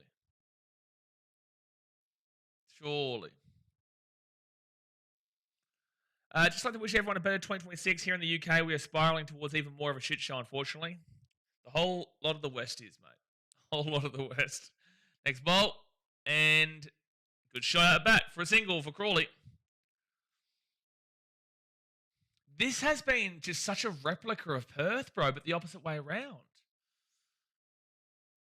Oh, no, Dom, I'm not dealing with that. You're getting a 5-minute timeout. No, I'm not dealing with you. I'm not dealing with that. You are. That is a rage bait. I'm aware that's a rage bait. Screw you. You're an idiot, and you deserve it. That is the most well-earned timeout of 2025, and you've done it with 4 days to spare. You should pat yourself on the back. That is the most. Oh, well, there's been plenty of worthy timeouts, to be fair. Well, Lagan, he just took your crown, mate. He just took your crown of worthy timeouts. He just took your crown. And Dom knows it. He knew that was going to happen. He knew it was coming. He knew it was coming. So Dom referred to a thing from before, about 4 years ago, where we had to deal with a guy who wasn't rage baiting and was genuinely commenting on every single stream of ours about Marcus Harris being in because of his shield stats. So he said, poor test, only solution is to bring Marcus Harris in. And it's a niche reference to many years ago where we had this one guy who would just always come in and spam Sheffield Shield stats with Marcus Harris and why he needed to come in. And it's like we'd seen before that like Marcus Harris doesn't work on the international stage for Australia. We'd seen before these kind of things that it wasn't going to work, but he just was incessant with it. And Dom knows Marcus Harris's name is banned on this channel. Marcus Harris' name is banned on this channel. Carl, second session bet. It looks like I would have lost that one. I don't believe what I'm hearing. Yeah, it's not looking good, the old Shauno. Not looking good. Not looking good. She says 2 wickets here and the cat would be amongst the pigeons. Well, right now, cat's dead, mate. Right now, the cat's dead. The cat is dead. I'm sorry to tell you. It is not alive. The cat is gone, mate. Unfortunately, it didn't land on its feet. Mitchell Stark coming in, though. Mitchell Stark coming in for a slap. He's about to get 7 wickets right now in this over. He's about to get 7 wickets in an over where you can only bowl 6 balls. That's what's about to happen. Well, we would need something from Mitchell Stark. Even if the username is Marcus Harris. If it is Marcus Harris himself, I don't have a problem with Marcus Harris as a person. But for the culture, he is banned from this channel, yes. From the culture, he is... For the culture, he's banned from the channel. Alright, Shaggy. We're going to need you to do something here, champion. We're going to need you. I know, mate, I'm gutted. To be honest, don't get me wrong. I'll take a win if we do. You will win. I just wanted to watch some cricket, though. I think we all did, Kyle, and that's why we're all so dejected. But England win. It is what it is. Mr. Martin says, this could be a test match without anyone making 50. I think Crawley will do it. What do you think? Well, look. I really hope that we see Crawley get 50 because we need to see Test cricket remain Test cricket. And that's going to be a single there for Bethel. We need to see it, man. It's just such a shit Test cricket match, bro. It's so good for England to get a win, but even they know it's shit Test cricket. You know what I mean? I would have loved to, and I would have been disappointed, but I would have loved to have seen England win a 5-dayer. I would have been disappointed, but I would have loved to have seen England win a 4-dayer. I would have been disappointed, and I would have been a bit okay. I would have been okay with England winning a 3-dayer. 2 days is disgraceful. It just is. Same thing with Perth when Australia won. That was shit. This is shit. 2 days of shit. Shit. But Zach Crawley getting 50 would be nice to see. I don't know if he gets man of the match. I think man of the match probably goes to Josh Tongue. But Crawley has been a huge reason for England's fight back in this. Were the Sheffield Shield stats even good? They were the only good thing, lagging. They were his only good thing. Shatish, I see through your CIA, mate. Can you see me supporting the underdog?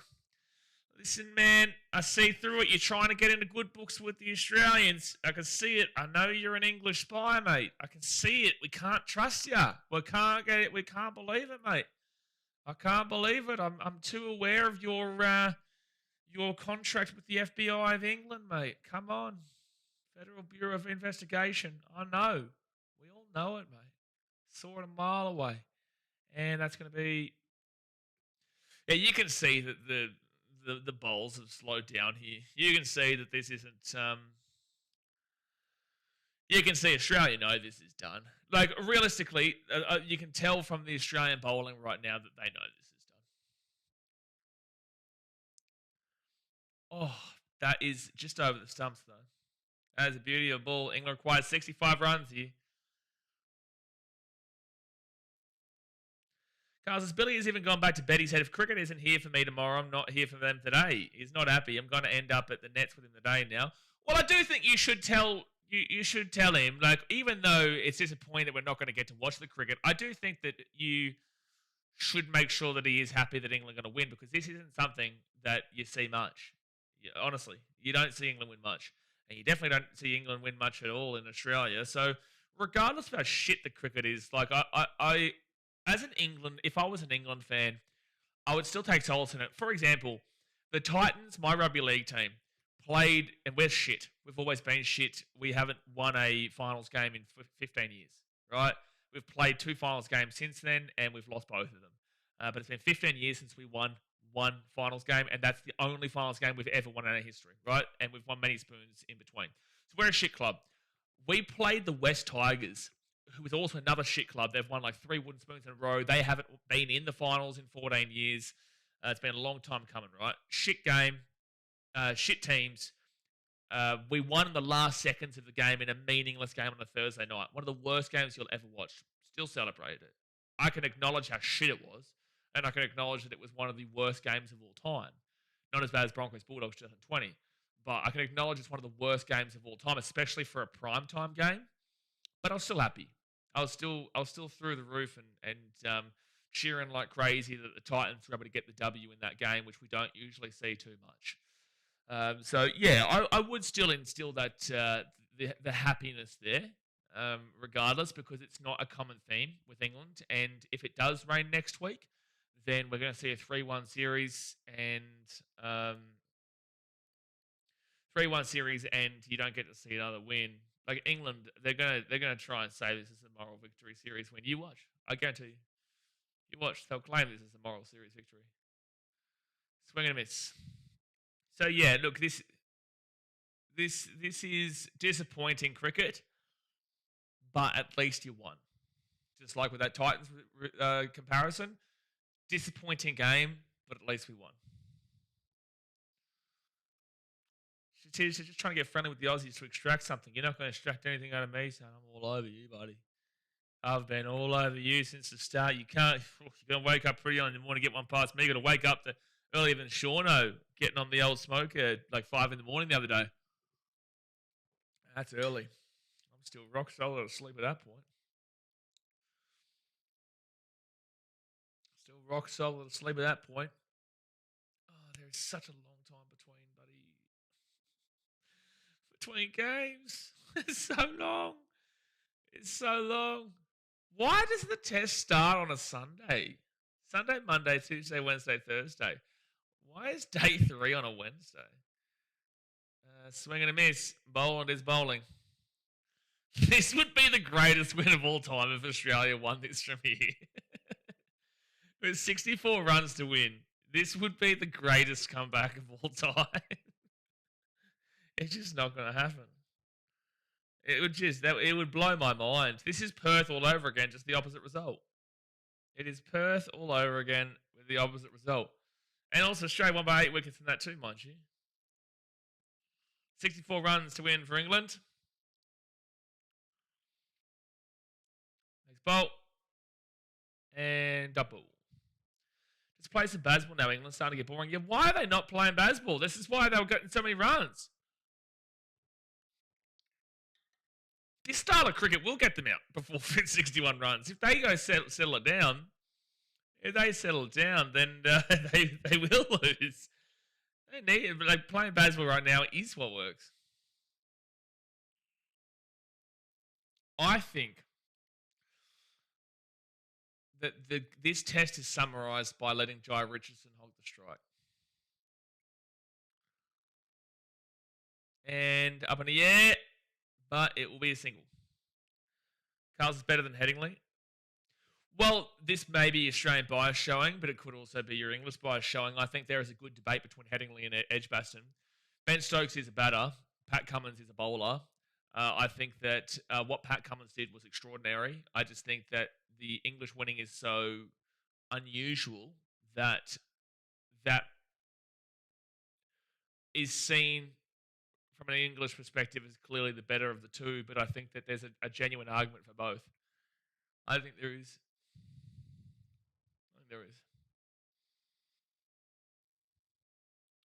Oh, he's gone. Come on, Crawley's gone. Oland's got him. 3 for 112, 63 ones to win. You can't lose this from here, England. You can't do it. I refuse. Are they going to review this? They are going to review it. I think he knows he's out, though. I will take the bowler with the batting masterclass over the batter with the batting masterclass there, Carl. But with that being said, Headingley was incredible. So they are reviewing this. I'm pretty certain this is out. I believe in miracles. Scotty B. You sexy thing now. That is definitely going to be out. Oh, it's frozen for me. Well, it looked like it was definitely going to be out. I actually don't know. I actually do not know. But from before my frozen point of this this bowl, it did look like it was definitely out. I don't think he won't survive the review. I don't think he survives this review. I think he should be gone here. But again, it's taken a little bit my stream of the game. It's taken a little bit. One leads to 5 wickets. Well, we definitely do. We definitely do. So that will be 3 wickets there, lads. 3 wickets. It's 3 for 112. I believe in miracles. Scotty B. You sexy thing now. I believe in miracles. Scotty B. You sexy thing. If they won this, I wouldn't. You wouldn't ever live it down, to be honest. Chatish is another wicket, and the dead cat would rise just like the Undertaker. Well, that dead cat is dead right now. But another wicket. Now, if Scotty B can be that sexy thing, woo-hoo-hoo-hoo, woo-hoo-hoo. If we get that sexy thing rolling right now, if he did actually tear through them, they would build a statue. You know, there's obviously been jokes and people talking about building Scotty B a statue and whatnot. There's been jokes for a while now. I think that if he did tear through them and we did find a way to win this, they probably would. They would consider it at the MCG. So Joe Root is in, 3 for 112. England, don't do it. Don't do it. Just don't do it. Just don't do it. You've got to do it from here, mate. You've got to win it from here. You've got to win it from here, surely. Surely. Can one bring 2? That is the question that we are asking right now. That was missing off and leg. You are missing off and leg. All right. So 2 dot balls to finish off that over. Sniff if they get another wicket before they get to 50 runs. If it's like 4 for 50 to go, like Australia's still not winning. But at least there's a sniff. Brent says, if they find a way to lose this, they should rebuild the London Bridge and tear it down again. I think that's a good shout. I think that's a great shout. 6 for 7 would have been better, but 7 for 18 doesn't sound that bad. Sounds fantastic, actually. No, 7 for 18 contextually, Ibrahim. That's the one. This game, if Scott did the same thing, if Scott did 7 for 18 is better because it's an extra wicket. But if Scott did the same thing, this would be far, far better. All right. So Mitchell Starc to come back in. Australia winning this is better for England as it may put pressure on Key getting sacked. Yeah, K-Pack, I think there's a couple of negatives that could come from England winning this, and that's that they think the Bazball works on a consistent basis. It works on this pitch. It does not work on a consistent basis. So I think there's pros and cons. One, the pro is England win. That's great to see. And no run. I think that it sets them up with an unrealistic expectation that they can get away with playing this stupid cricket on a consistent basis. But when it comes to Key as well, yeah, I think it takes a lot of pressure off of the underperforming players because they now think it's successful even though they've lost the series. This is their mindset, though, and this is the mindset that they run within the media. But, you know, that is the con, but the pro is that they win. So what do? Mr. Skinny says, just really disappointing the way we played the pitch when batting. Absolutely, Mr. Skinny. You're not wrong at all. But this is the way Australia play, and that's why we win more often than not. The pitches aren't usually like this. Our play style works everywhere except for a pitch like this because we are patient. We are more about waiting for the moment. Travis Head plays well. Guess why? Because he can play this kind of style, this high energy, high octane. Our players aren't built for that. So, you know, that's why good bowl. That's why when we play in Adelaide or when we play in Brisbane, we're able to get 500 runs, right? But when we're here, we struggle because it's more about playing the high attack. What summarises the way Australia played is Steve Smith going for singles and putting Jai Richardson on strike off the first ball. Jai Richardson is the 11th batter on the team. He's the last batter on the team. Steve Smith is the 4th man in. Why is the batter passing off the strike in the most critical time to the 11th man? Makes no sense. Makes no sense. You know, this was played incorrectly from Australia. But regardless, we've won the series. With that being said, 50 runs with 4 or 5 wickets in the bag would set this game up beautifully. Yeah, if they can get a wicket or two before they get to 50 runs to go, you know, there would be the sniff. There would be the sniff that we'd be begging for. 63 runs needed, 7 wickets in hand. And Starc puts that into an area where it could have been caught, but it will go for 4. Head can play aggressive because he has someone that sticks with him. Head can play aggressive regardless, really. But you're right. You are right. 59 runs England do require. It's just going to be frustrating because you're going to see a lot of Australians call for the heads of a lot of players in this game quite unnecessarily. You can't judge batters on this pitch. You can't. This is not a normal pitch. It just isn't. It's been awful, awful, awful. Just awful stuff. Well, it was a great toss to win yesterday, that's for sure. Starc next bowl.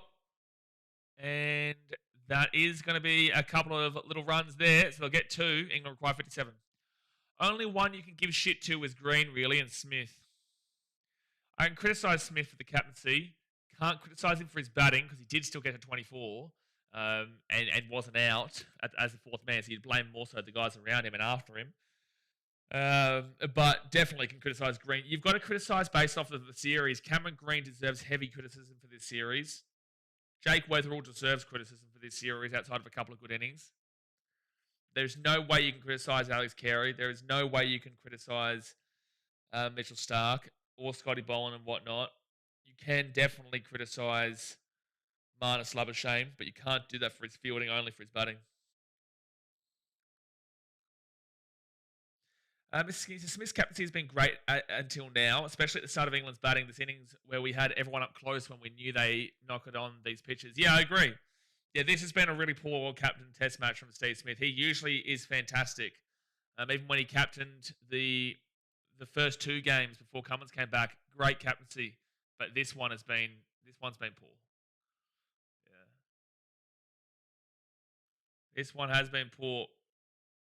Geez, the old KO is freezing up quite considerably. It's actually quite far behind now. I'm going to try and click on go live. Super behind. I might just have to go back to the 7 plus. It might even be in front of where my KO is. Not that I'm missing too much. So Bethel on 34. Oh, that's right. Zach really didn't get the old feedy bomb that we were hoping someone would get. He didn't get the old feedy bomb. But Bethel, he's a chance. He's a chance. That would be massive to see him get it on debut here in Australia. And that will be a single. I'm going to go put on 7 plus because that's awful stuff with KO. It's not KO, it's ExpressVPN. What are the thoughts on Usman Khawaja after the series? He had some bright moments, some luck, but nothing too stand out. He's 39 years old, bro. You know, he's not the guy for the future. You can't put him as a... Like, maybe you can give him one final swan song for the SCG. I do think, especially with the injuries, that you do give him one final swan song, but this will be his last test series. Yeah. 7 in hand for 55. One of those being Cars, surely. We've already got Cars. Cars went out as the third man in, Jacko. Cars gone. Next bolt. And that's going to be a single there from Bethel. 55 runs to win.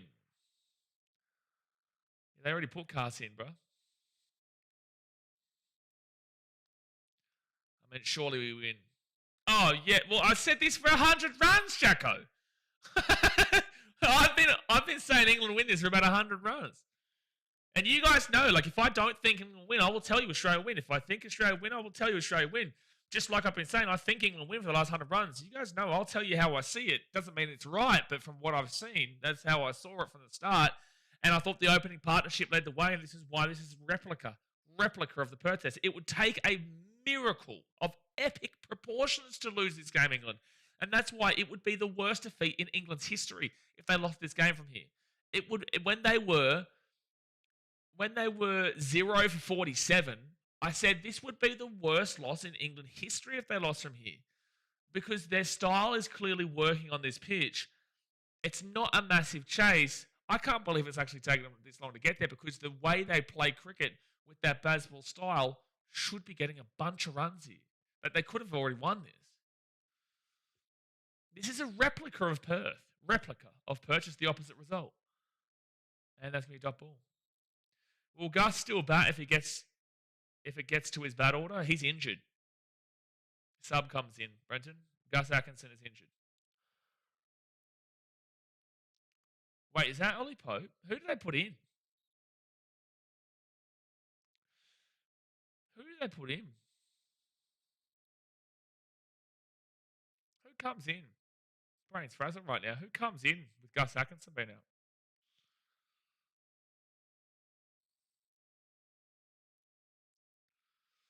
England require 55 runs and double. At least we're getting to watch some cricket at the moment, though. At least you're getting to watch some cricket. So there's still an hour and 40 minutes left of the day's play. England, for the love of God, just get 55 runs. Come on, just end it, man. When was the last time 4 innings of cricket in 2 days of a 5-day test? Perth. 4 innings of cricket was played in 2 days, 3 tests ago in Perth, where Australia won because Travis Head went and got the 123. Skinny says, honestly, do you think that we need Smith or Head to bowl? No, Spin isn't doing jack on this pitch. We just need to keep bowling the paces. You got to look at the intention, the motivation from this Australian team, though. It's clearly been off since the very start as well. They've already won the series. You know, they decided to take out Paddy Cummins. Obviously, Nathan Lyon injured. Obviously, Josh Hazlewood injured. You know, they've tried to win, but you can clearly see the difference in intention of the way these two teams have gone about it because, like, England need to salvage something. Rob Key, you know, he'd be circle jerking this into oblivion saying, look, we told you it would work. Yeah, after the series finished. Yeah, you told us it would work. You told England fans that it would work.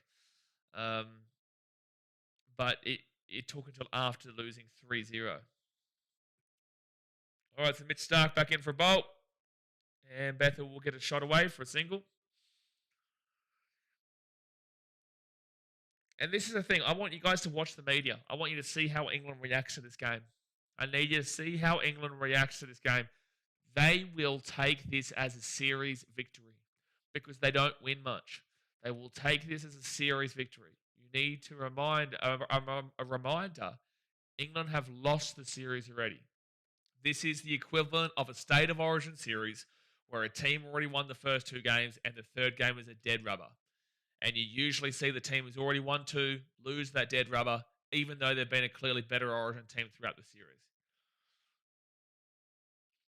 It's disappointing from Australia.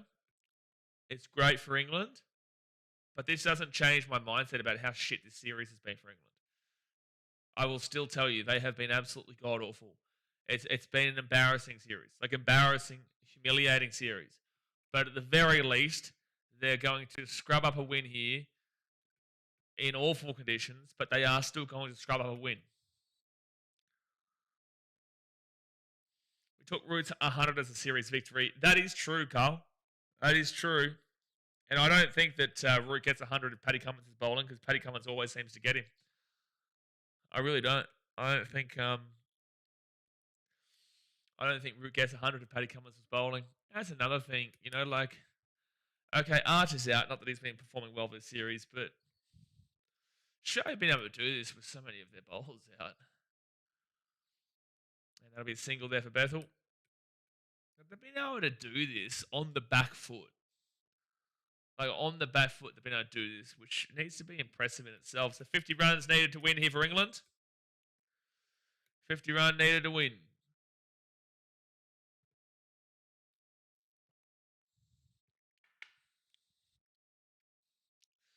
Surely we only probably get about 30 minutes left.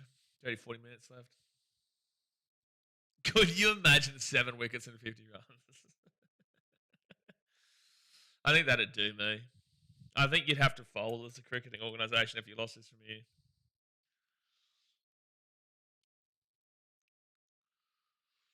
Tomorrow's breaking new in the UK. It's the best English team in 15 years. It's only 3-1. That is the kind of thing they would say. Next bowl. And that'll be a dot ball.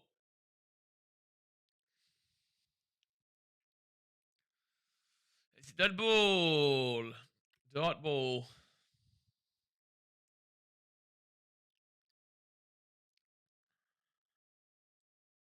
Dot ball. Dude, I'm just so ticked off with Steve Smith, eh? I really am. I'm just so disappointed in Steve Smith. MCG is usually good at. I can't believe it in regards to the way he played. He's not the biggest criticism for this game, but his captaincy is. Next bolt. And that's going to be a single. That will be a single. So 49 runs to go. Give me 1 second here, guys. I'll be back in 1 moment.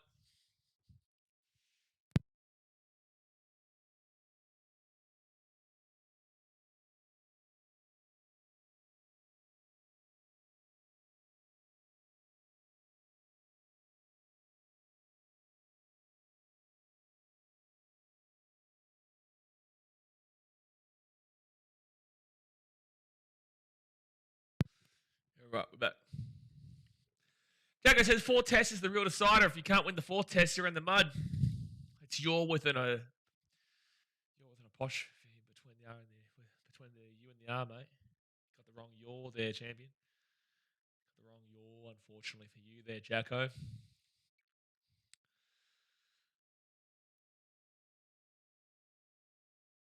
All right, 49 runs to win here for England. Bethel on 37. And that's going to be a single. After Boland's effort yesterday, we were set up for a huge batting session. Pitch was awful, bro. And our style does not play for it. Our style does not. With a pitch like this, you need heavy consistency from Travis Head. Realistically, I genuinely will say, and I love Steve Smith. He is one of my favourite players of all time. I genuinely will say that this was a horrid captaincy effort across the park. Across the park from Steve Smith. And it's horrid to say that because I love the guy. I think he's incredible. But across the park, this has been a really, really poorly captained team in this really poorly captained team. Absolutely. Could you imagine if England had won that Adelaide Test, man? This would be set up for a beautiful Test 5.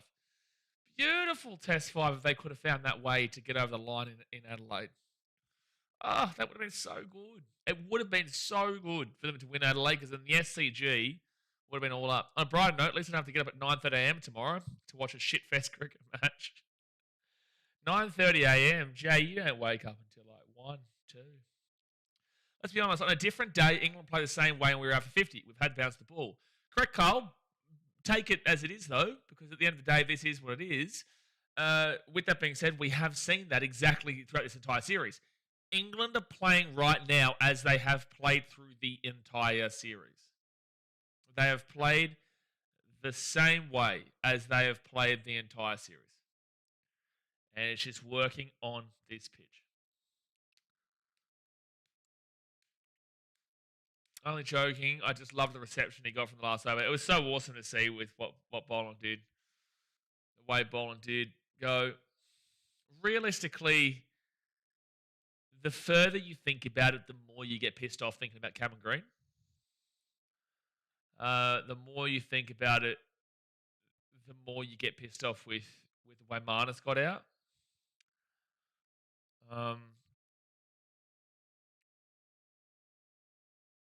You do go back to that no ball, but then again, like there's been just you go back and you spew about the umpire's call that went in the batter's favour. Like it's just one of those.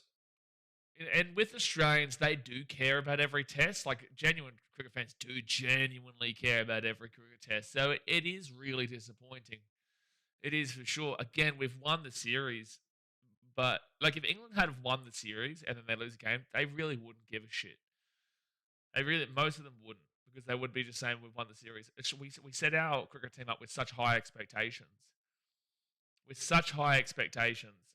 that as it used to be, it's a day of mourning in Australia. A lot of people do get really upset by it because they do hold this team at such high expectations. When they lose to India, people don't actually care as much. Losing to England, though, you don't like. Was it a no ball? You didn't mention it. Wasn't a no ball. Carl, what it should have been. Was the only plays well when he has pressure on the line, like when he got called back in for Smith. Agree with that. Can't judge batters off this game for Australia, though. You can add it, but you can't judge them purely off the game. That's a single there for Joe Root. Oh, that's going to end up being 2 on a misfield. Yeah, you see what I mean? Like, the bounce the ball's just going England's way. It's been over for ages. Been over for ages. But they deserve it. They deserve it.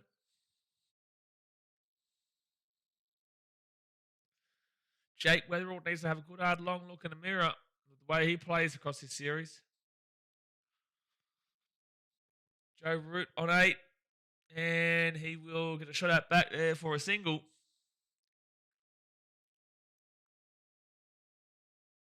And England requires 42 runs. Can you just go and get 7 sixes? At this point, like when it's like this, you don't even really want to watch the cricket. You just want to see them finish it up. You just want to see them finish it up. Just had a premonition for the 4-1. Same score. The Gunners will win the premiership this year. Gunners aren't doing jack. Who do you play tonight? Gunners don't do jack. I'll finish second as per usual. Brighton. Well, you should win that game. Like Brighton have been hard to pick this year. They are in 9th. City put them away 3-0. Arsenal with a win and 3 wins, a draw, and a loss in their last 5. Man City and Villa right in behind them, but I don't know. It would be so funny if Arsenal came second and Aston Villa came first, eh? That is so funny. Nice has been poor in the second innings. Everyone's been poor in the second innings, really, Edward. But again, the ball's just not bouncing in our favour. It just is not bouncing in our favour, unfortunately. And that is the way the cookie crumbles sometimes. Next ball. That will be a single. But yeah, he has given up a lot of runs. 44 runs off of 5.1. geez, that's like 7-8, isn't it? Nisa has been expensive.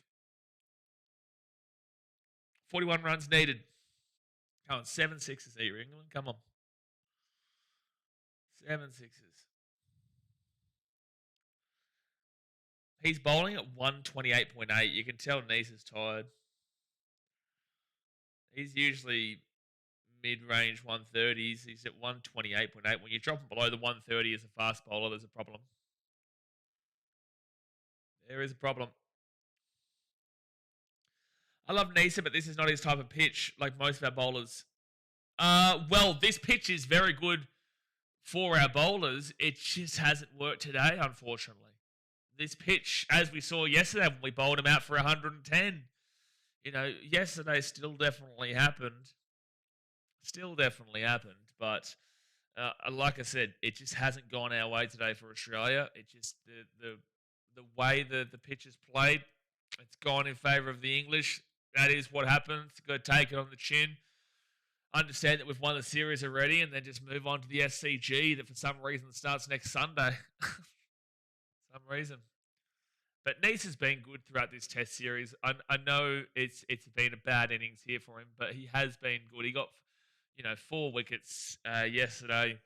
Got 35 runs for us yesterday.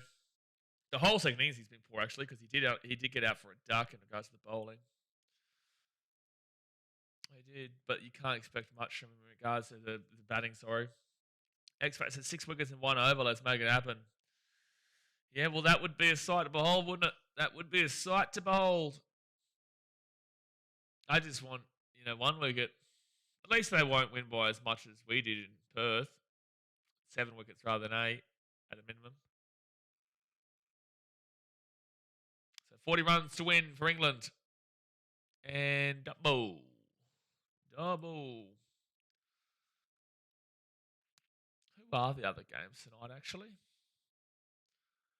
Brentford and Bournemouth, West Ham, Fulham, Liverpool, Wolves. Jeez, Liverpool, if you don't win that, God help you. Burnley, Everton, Chelsea, Aston Villa. That's a good game.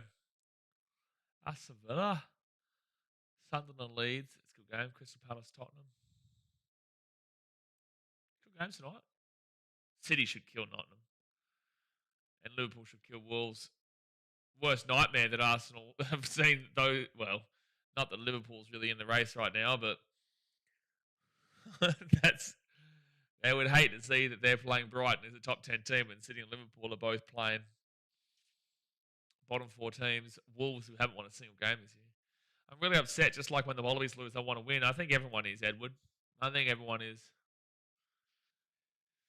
Everyone's pretty down right now, mate. I'm disappointed in the pitch, but I'm also disappointed in Australia's performance. Won the series, but doesn't mean this isn't disappointing nonetheless.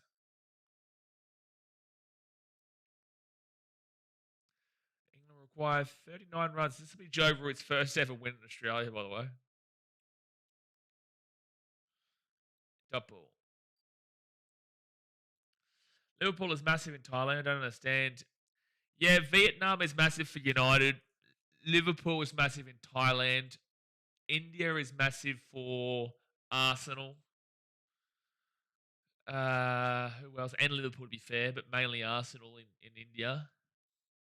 And Man United, but Arsenal would be one. Obviously, a lot of the Middle East is mainly City. Africa is a mixture between United, Arsenal and City now. City have really risen in Africa. Certain parts of Africa do get around Chelsea. Bethel kind of looks like Levi Ashcroft. Edward says, just always wanted to win this 5-0. For me, the Ashes was always a given. Yeah, you want to see it. You do. You want to see it. But like at the end of the day, I give fair due credit. Fair due credit to England for winning. We've both played in the same MCG. Just hasn't gone well for us. Can't win them all, lads. Sometimes you just got to sit back and recognise you can't win them all. You cannot win them all. We've had a lot of fun winning the series. Now England can have some fun winning a game. They'll get the moral victory of winning the series because they won one game. No one loves Norwich City. Not even people in Norwich love Norwich City. Lagan. Africa, Europe, North America, South America, and Asia. Why do you not include Australasia or Australia? Oh, nicked. But we'll go back for a single.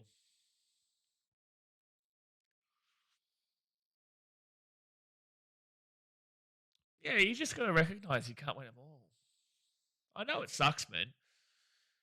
I know it sucks, but think about how England fans feel. They never see them win.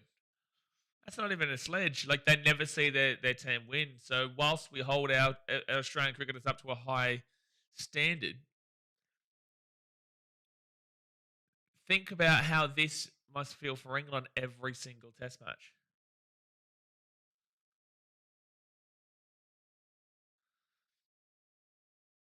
So Bethel on 40 right now.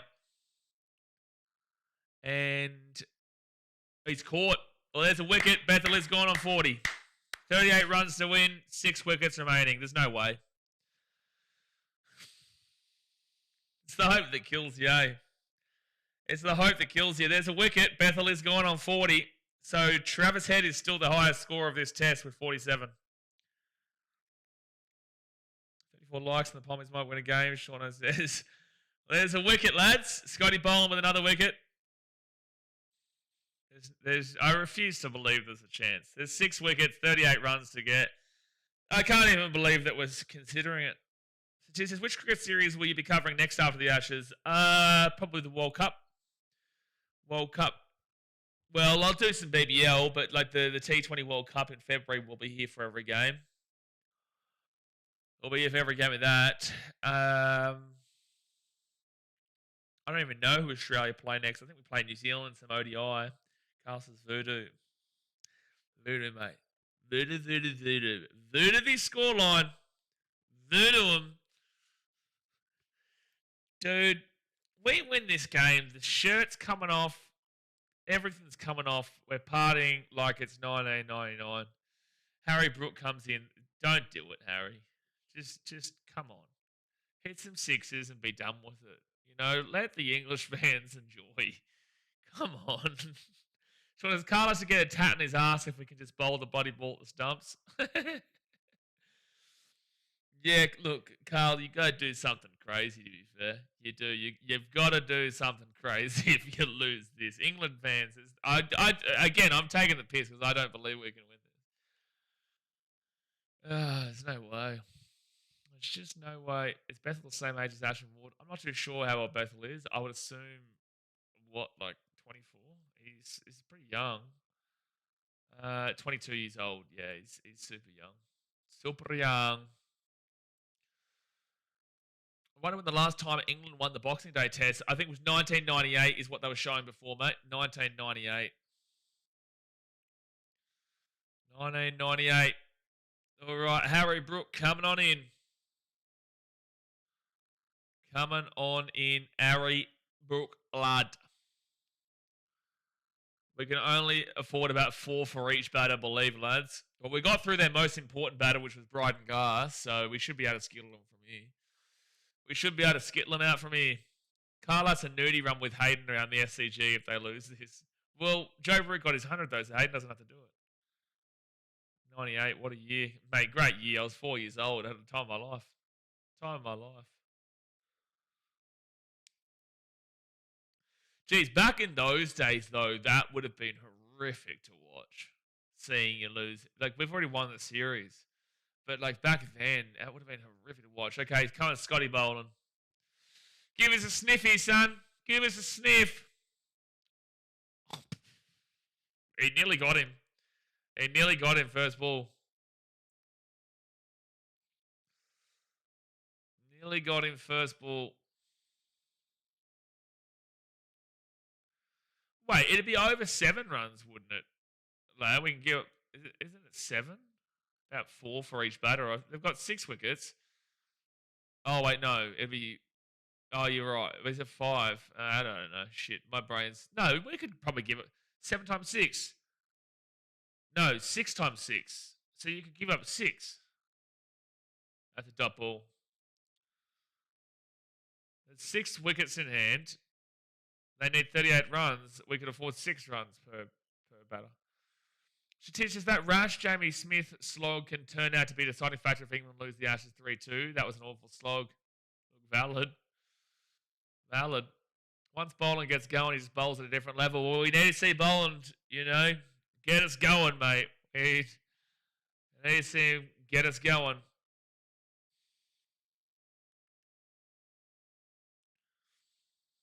He's got that 1 wicket. We need that 1 wicket to turn into 3. We need that 1 wicket to turn into 7. That would be a slap and a half. Well, there's no wicket. So Nisa coming in for a bowl, and it will be dot ball. Blaze just wants us to finish ASAP and he will sleep. Yeah, probably, to be honest with you, mate. Probably, because I know the result. I've known the result for over 100 runs. At least we're getting some cricket, though, which is what our... But it's not fantastic cricket, but at least we are getting some cricket to watch, because we're going to go through the next 8 days before the next one starts on a Sunday, which I just find ridiculous.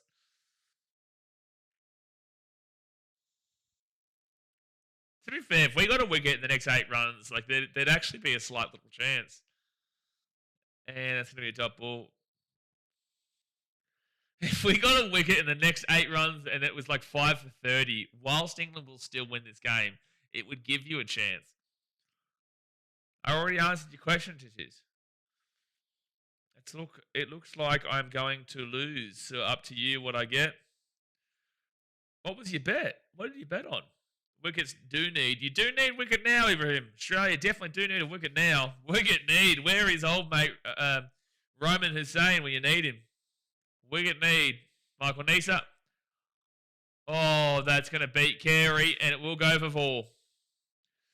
34 runs to win. 4 boys. 4 boys. At least it's not an 8-wicket win like we got in Perth. Right now it's 6 wickets.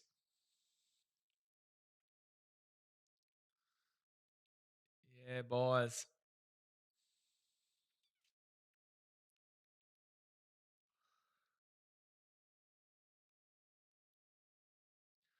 $34 runs to win here for England.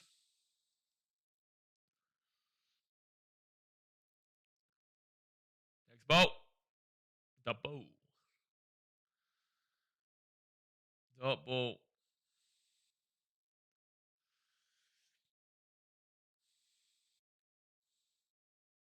Pretty quiet, the MCG right now. And why are the Barmy Army not singing as loud as they usually do? They sing when they're losing. Why aren't you singing when you're winning? Why are the Barmy Army only singing when they're losing? They're so shocked right now they might actually win a game that they're not up and about. I thought they were mental and they were mad. And now I'm complaining that they're not singing.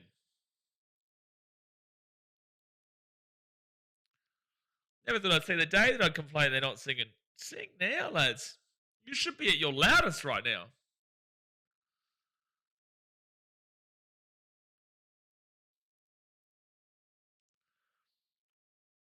$34 runs, Root on strike.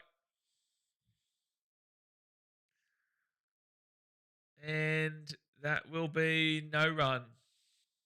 No run. 6 wickets in 34 runs. It's a drinks break, guys. I'm going to quickly run to the bathroom here in the drinks break. Hit that thumbs up button and subscribe. Drinks break. Kick in, involved in the chat. We'll be back in a moment.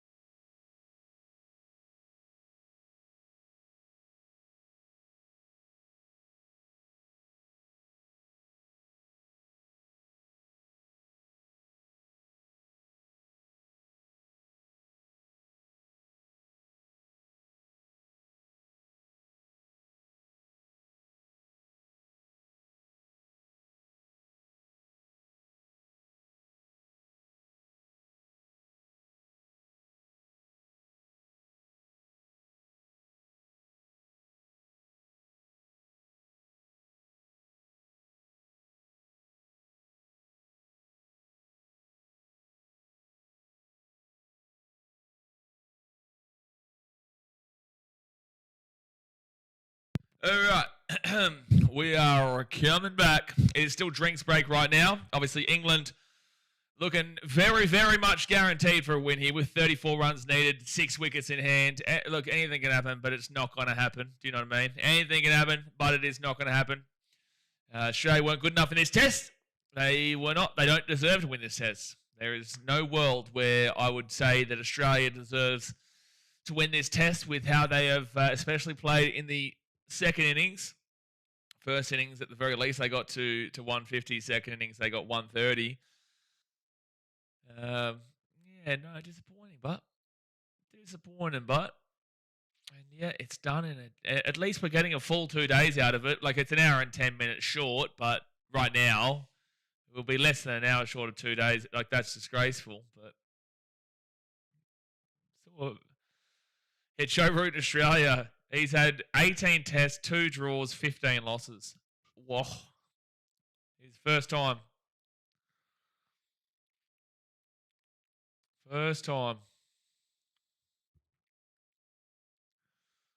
Only 2 draws in 18 and all the rest losses. Wowee. And that will be a double. It's Scotty Boland. He's 2 for 28. Jeez, he's actually bowled really well, though. Only 28 runs through 8.1. Nice has given up 45 or so through 5. Scott Boland, 2 wickets and 28 and 8.1. Just over the 3 economy. Day 2 attendance was 92,000. Not a big crowd. Too bad we're not going to see it again tomorrow, which we would have seen again tomorrow. Next bolt. Oh, big swing. And it goes through everyone. It goes for a 4. It'll be buys. And this is what I'm saying. The ball's just bouncing England's way. That's how it goes. 30 runs to win. 4 buys. So Joe came to Australia and didn't get a root. First Englishman to have that happen. For a long time, he finally got a root this time around. Finally got a root this time around. Yeah, Harry Brooks just trying to finish this off. Look, fair enough. Just finish it up. Just go for your 6s and go for your big shots. But it's down to 30. All done and dusted, lads. Please straight. At least bowl Stokes out for a duck. Well, Stokes isn't even out there yet. We'd need to get... Harry Brook is out there and Root is. I'm actually pretty happy for Stokes, to be honest with you, mate. I think he's been still their best throughout the series. And that is going to be a single. He wanted 2. It will be a single. So, Brook on 1, Root on 12. 29 runs to win for England. 29 runs to win. No, I think if there's anybody who deserves a win, it's Stokes. It's not McCullum. It's not at all McCullum. And it's definitely not Rob Key. But I think Ben Stokes deserves it. Yeah, hard to bowl him when he's in the sheds, mate. Exactly. It's pretty difficult, to be fair. But England could find a way. They could find a way.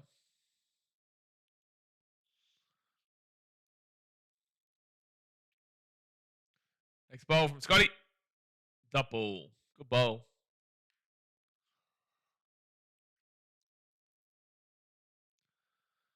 Good bowl.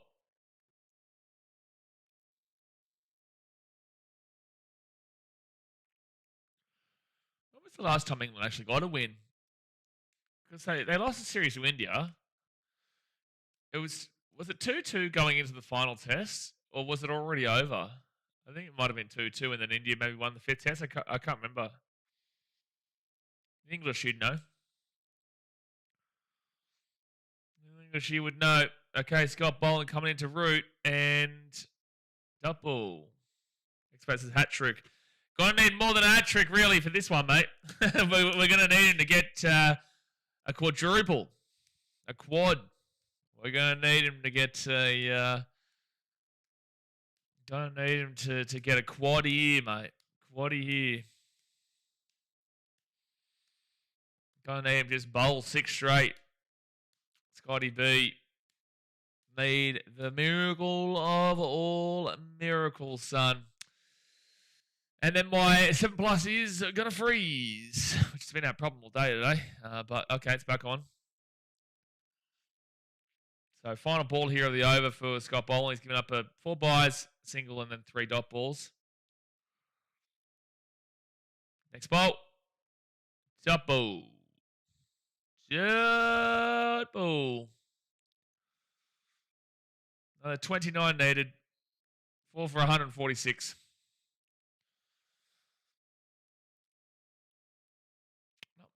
Not long to go here. Especially when Harry Brook is trying to end it. And look, I think he should. Even if he got out, like lads are not losing it. Said it for hours. Well, we're still here. Take it on the chin, lads. Take it on the chin. Bowl the ball at the stumps and get wickets. Is it that hard? Today, how hard is Shauno? Not too hard. Seems pretty hard for the Aussies today, but it says Blazewilly looks tired. Just wait and wrap this up. No, I'm not tired per se. It's just dejecting to see only 2 days of cricket and then to see how disappointing Australia played too. It's not really that I'm tired. I guess the way this game is makes you tired. So sure, maybe I'm tired in that sense. But no, I wouldn't say that I'm tired of the cricket. I want to watch more cricket than what we're going to watch. But you want to watch a competitive game for starters, and this isn't a competitive game from Australia's standing point. But we are ready for the wrap up now. I would agree with you there, Brenton. Which is very similar to, England when Australia were chasing in Perth and Travis Head and were able to get the job over the line. The game is draining. Yeah, this is one of those ones. It's a draining short test. And there was excitement, but very short form excitement. And there's just nothing going on right now, to be fair. But 4 for 148 and up in the air, hit hard, and that's away for 4 more for Harry Brook. Just end it, Brook. Keep hitting 6s and 4s. Does this affect your income also? Plays only 2 days of play. Well, sure, yeah, like it does. I don't care about that kind of stuff though. The off this part of the year is always much lower than say the NRL and rugby league and whatnot. This isn't the main form of that kind of deal. I do these more so for fun and a bit of love. One day it'll grow, but it's not really about that during the cricket season. This is definitely the kind of off-season content just to keep us rolling through in regards to that factor. So you're like, sure, yeah, it does, but like I couldn't care less about that. So England requires 22 runs to win. 22 runs win. Nisa, geez, he's given up a lot of runs. That's 7 runs now in this over. 53 runs through 7.3. That is a lot of runs he's given up. Oops, nodded off just then. Yeah, I think we all are, Carl. We're just waiting for these 22 runs to come. 22 runs to come. Definitely affects Cricket Australia, that's for sure, yeah. Double.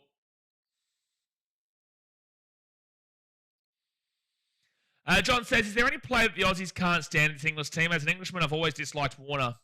In this English team? This English team.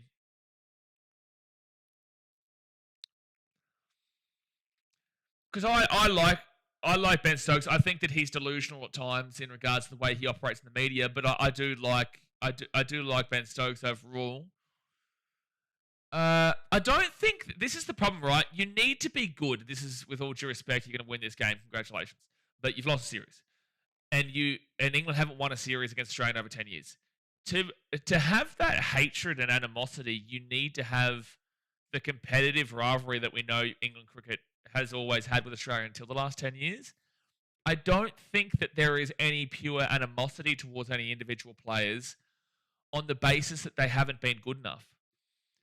Like, why would Australians care when they're beating down on them all the time? Do you know what I mean? And again, I'm not trying to do this as banter or sledging. I'm trying to answer your question.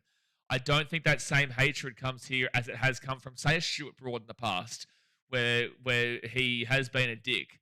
He's been good, and England have been good, but Stuart Broad has been a dick. So then you're going to get Australians who don't like him. You didn't like David Warner. David Warner was good. He was a great player. It really comes through success. And Joe Root's never really ultimately been successful against Australia when he plays them. And also, he's just not that kind of guy. But you need success and you need consistency of being at the quality level to make people give a shit. And a lot of Australians don't even really like David Warner, to be fair, in the way that he carries on. But he was a great cricketer.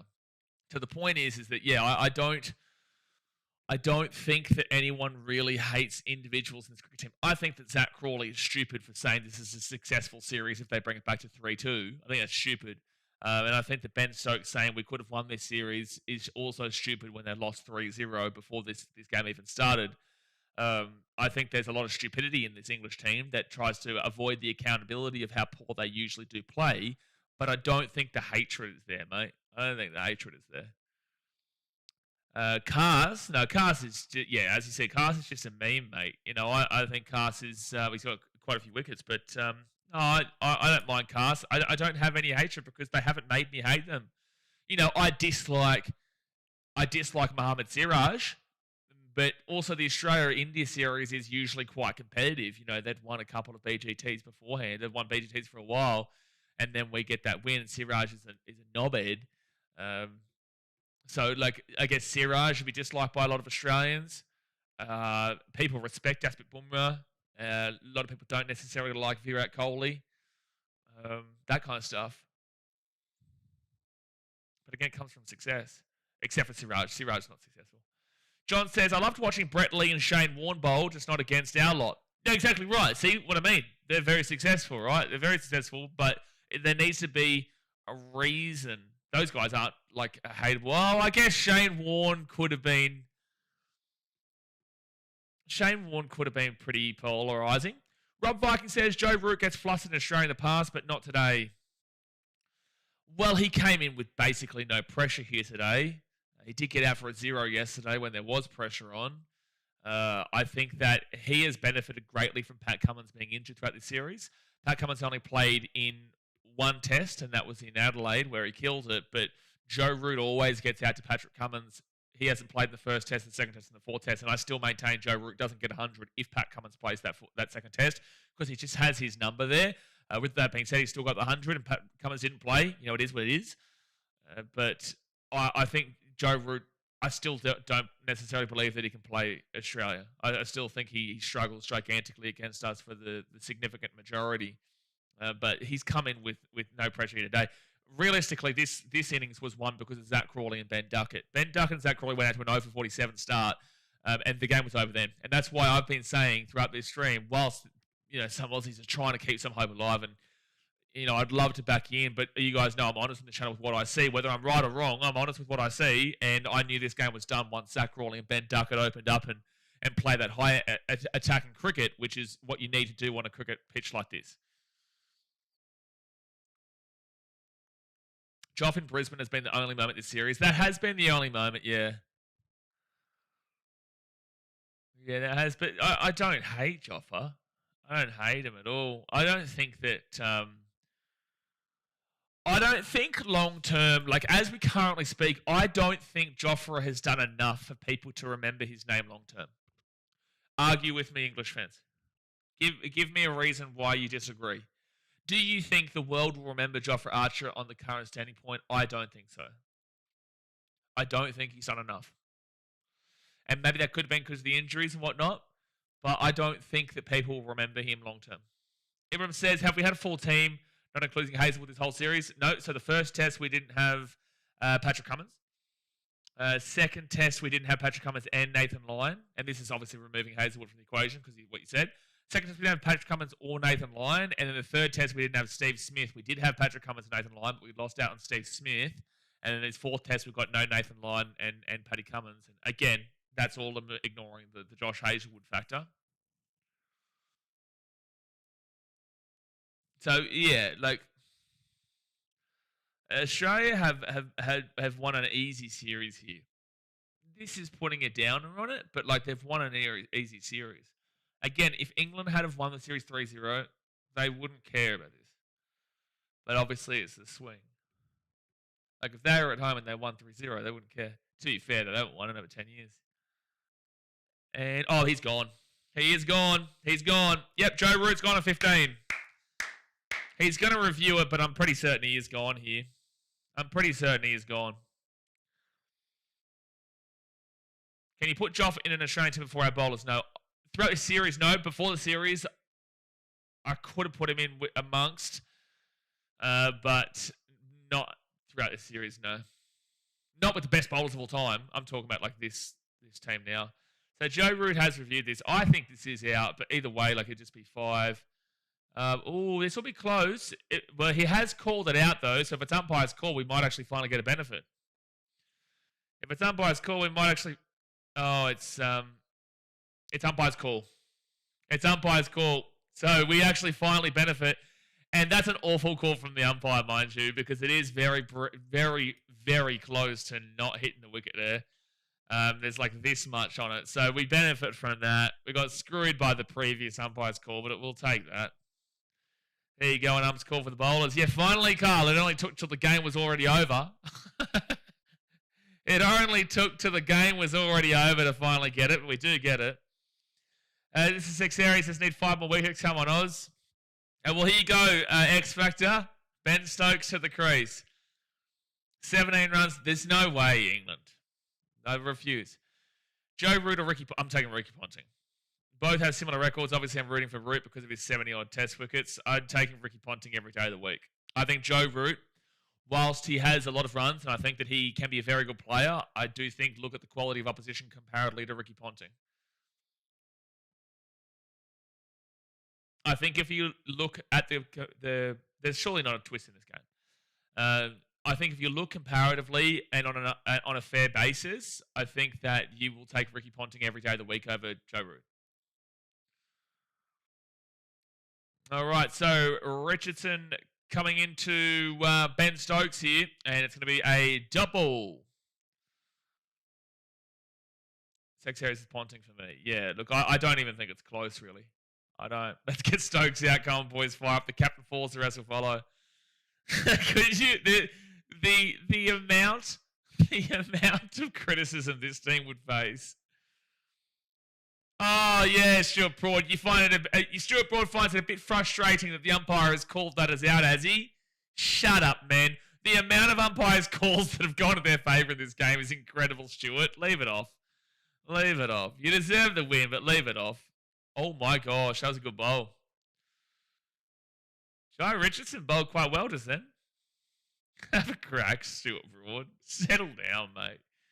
You're going to win the game. Congratulations. But, settle down on the complaints of the umpire's call after what we've seen throughout this series. Gee whiz. Finally, we get a bowler's favour. Finally, there's a bowler's favour. I didn't watch 2019 beef he had with Smith, but all time it would be Broad or KP. Wait, what? Oh, you're talking about for the hatred from Australians? Oh, there's plenty that go back over time. Plenty. This 6 areas is Ponting is the captain of all time for me. A total swagger. I would absolutely agree. To be fair, if we got Ben Stokes right this second, this over, there's a sniff. 5 wickets in 17 runs. I honestly think that would do me. I think that would be just about it for mine. That would be just about it. No, it wouldn't just be about it. That I would never have confidence or faith in this team again because I've had faith and confidence in England to win this game for over 130 odd runs when they were chasing 175.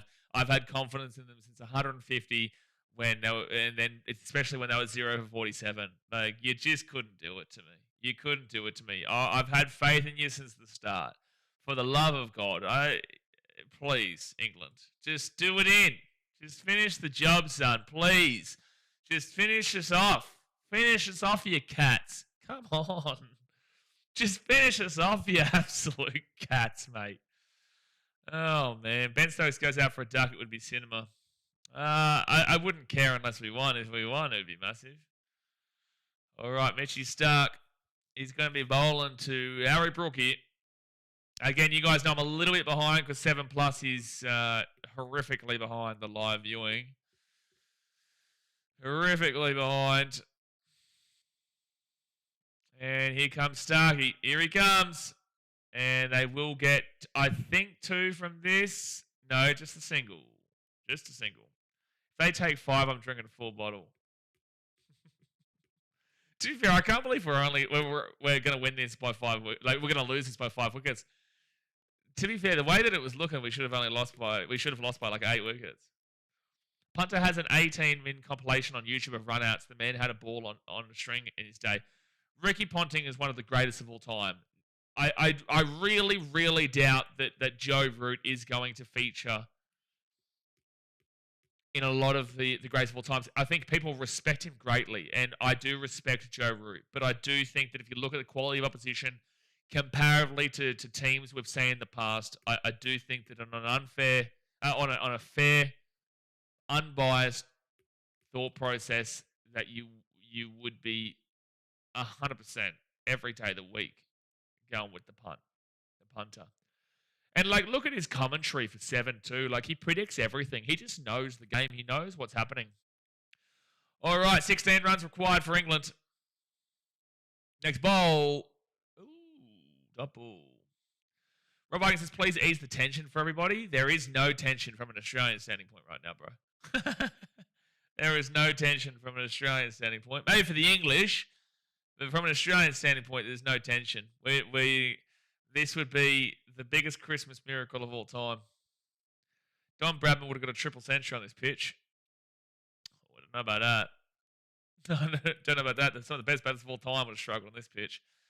Travis Head still has the highest score of the test with 46. Not a single player got 50.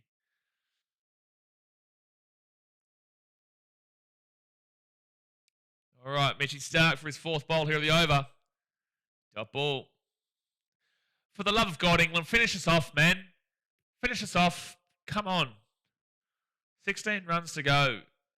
Well, they would extend play for another half, so there would be an hour and 20 minutes left.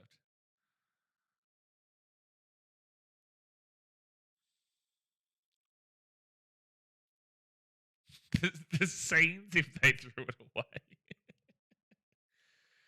I don't believe it. As you've seen, I haven't even been exciting. I haven't even been getting excited over the wickets because I just know it doesn't mean jack. Brenton says 46 is woeful. 46 as the highest score in this test match.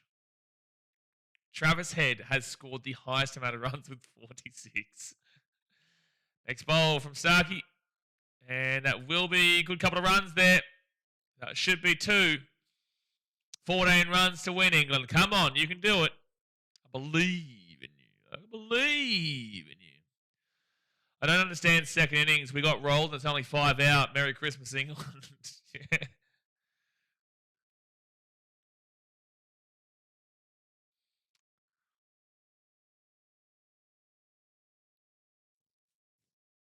Yeah, Kerry O'Keefe is complaining about the cricket right now too. It's not Test cricket. It isn't. This isn't Test cricket.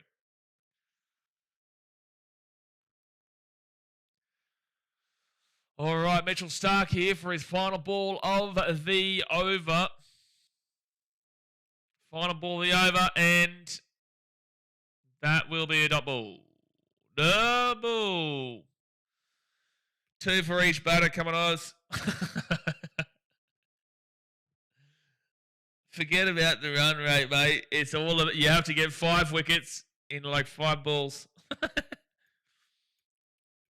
Can you imagine the scenes if they got 13 runs all out? Because then that would be a draw. There's the 0.5% we were talking about. John says, can we not get the teams back tomorrow for T20? A lot of money's going to be lost here with the refunds. You're right, John, but it's not even a T20. This is a one-dayer. We saw Australia win a one-dayer yesterday, and we're going to see England win a one-dayer here today. That is the state of play. That is the state of play here, unfortunately, John. But, yeah, you know, there's going to be a lot of lost money tomorrow and day 4 and day 5.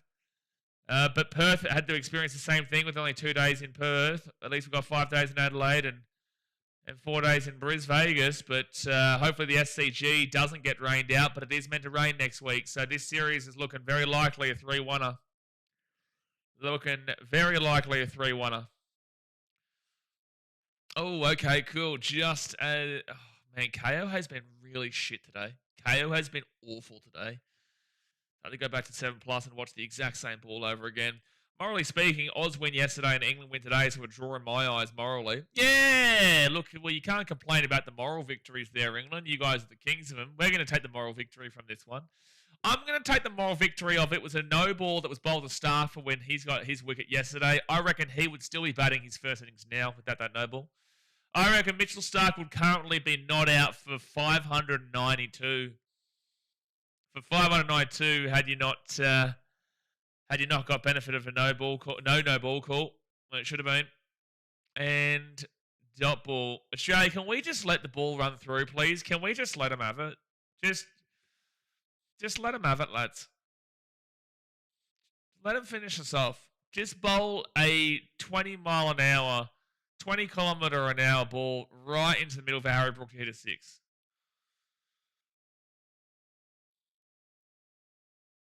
Sean says, think back, what would Richie Beno be saying about this game? He would be appalled.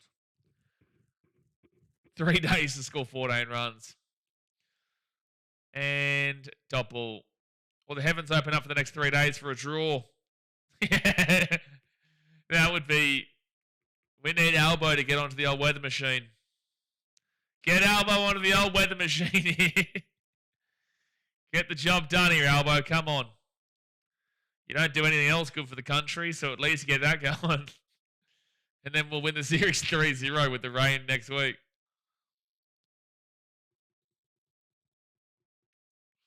Moral victory in Australia is don't believe the beer goggles. That's true. You know all about that in Thailand. And there's a 4. Beautiful. 10 runs to win. 10 runs to win. 10 runs to win. Brook on 13, Stokes on 2.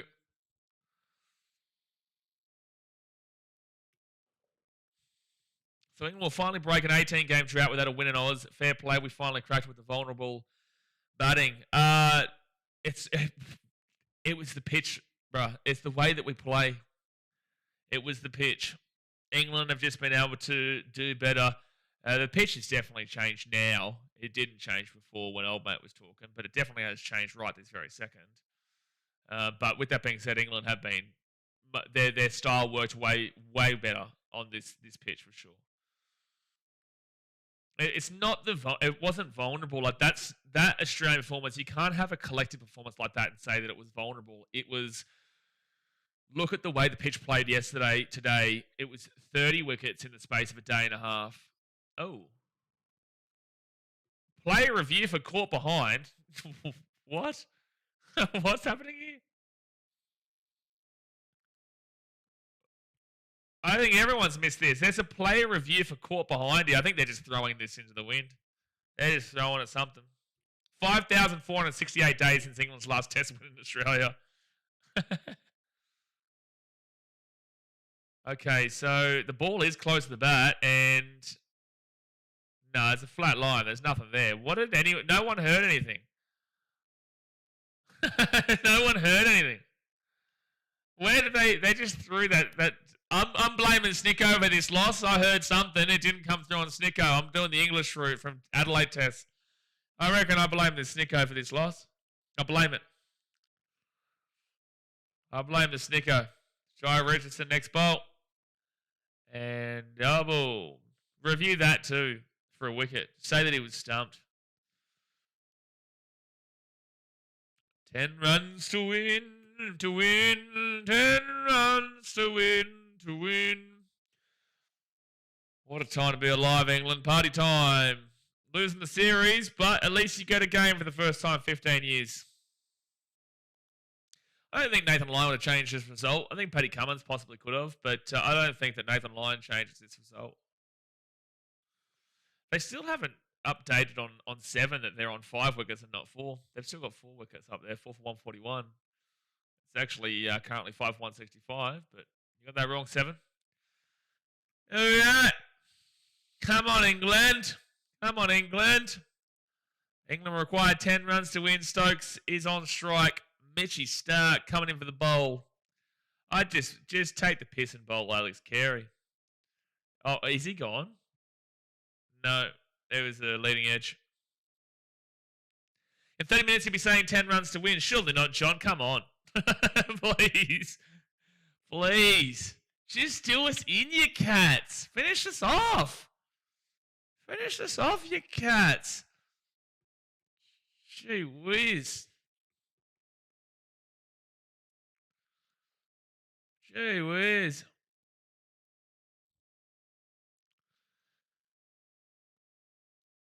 England require 10 runs to win.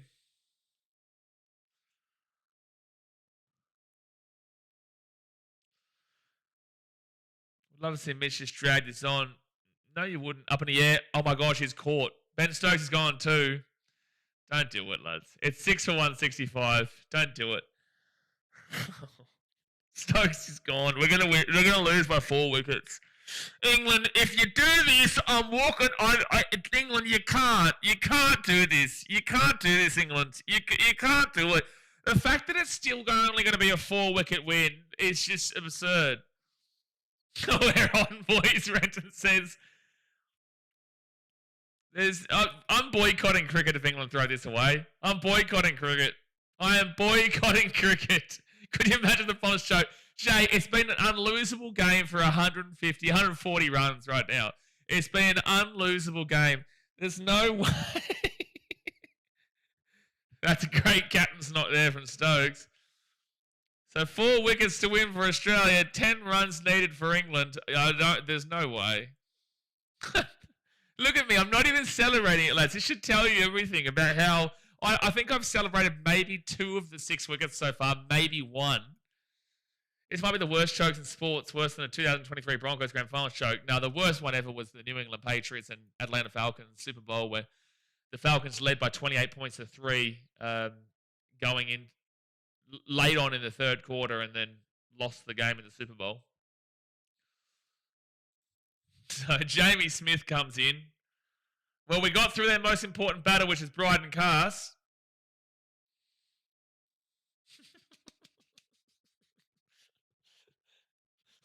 England, come on, man.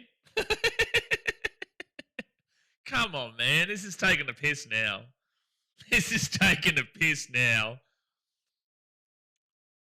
Okay, Mitchell Starc coming in at Jamie Smith.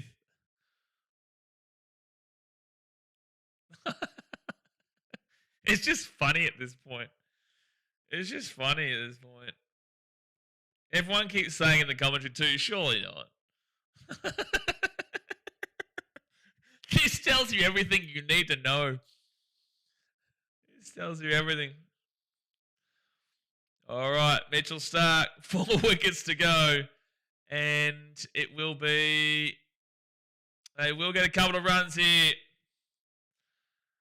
And it will be 3 runs. So 7 runs to win England. Come on. Well, you said Smith will only get 2 runs. Well, he's got 3 already, Shauna. He's got 3 already. 7 runs to win here, England. You got this. I believe in you. I believe in you for over 140 runs. Get it done with England so I can turn the TV off. We're all waiting, Daraz. We're all waiting.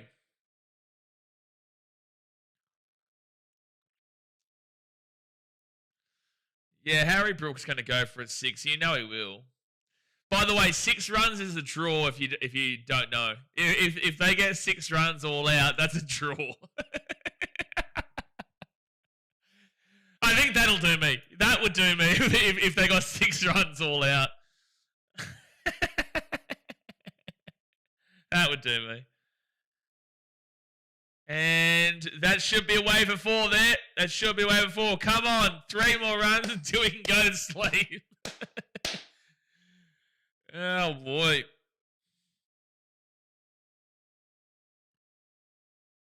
This has been a successful series, England. The commentary is circle jerking him, saying this has been so important. It's a good on him for winning, but let's settle down. Do you know what I mean? The accountability won't be there for the series. They're going to get let off of the series. Harry Brook, please hit a 6 and end it. End it with a 6, lad. End it with a 6. Smack it up. Smack it up. Oh, he's gone for the sweep. Gone for the old sweeper. I've got 2% battery life left. Might have to turn off and come back in 20. Well, we'll be done in 20 minutes, bro. But we'll see you for the next test, hopefully, when we play the SCG next Sunday. It's day 1, next Sunday.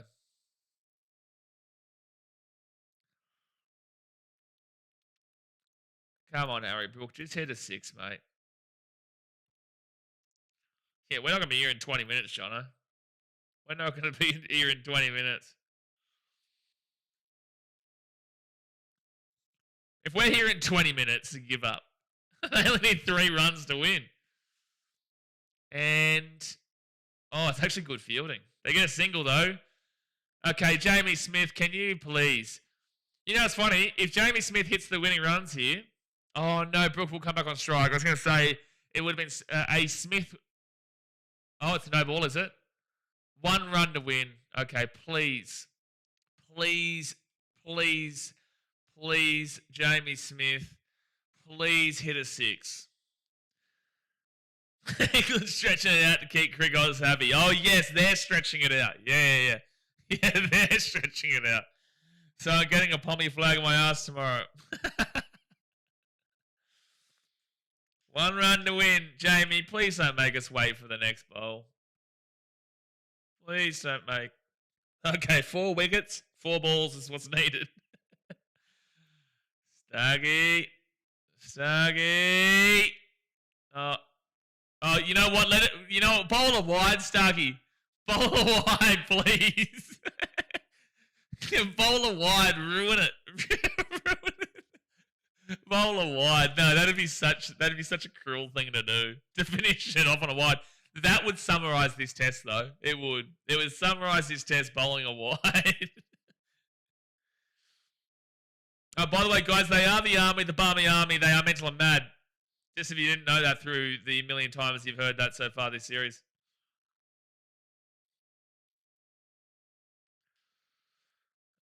All right, Harry Brook, just hit a 6, please.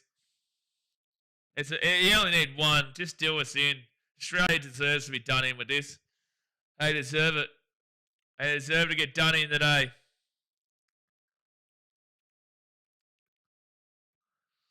Kits are off in the England Bay. Ben Stokes, you can tell he's not happy that he got out. Jai Richardson is the one bowling. And no run off. Come on. Just swing it, man. You got 4 wickets in hand. Just swing it, man. Please. Please, England. For the love of God, please. I'm begging. I'm begging, please.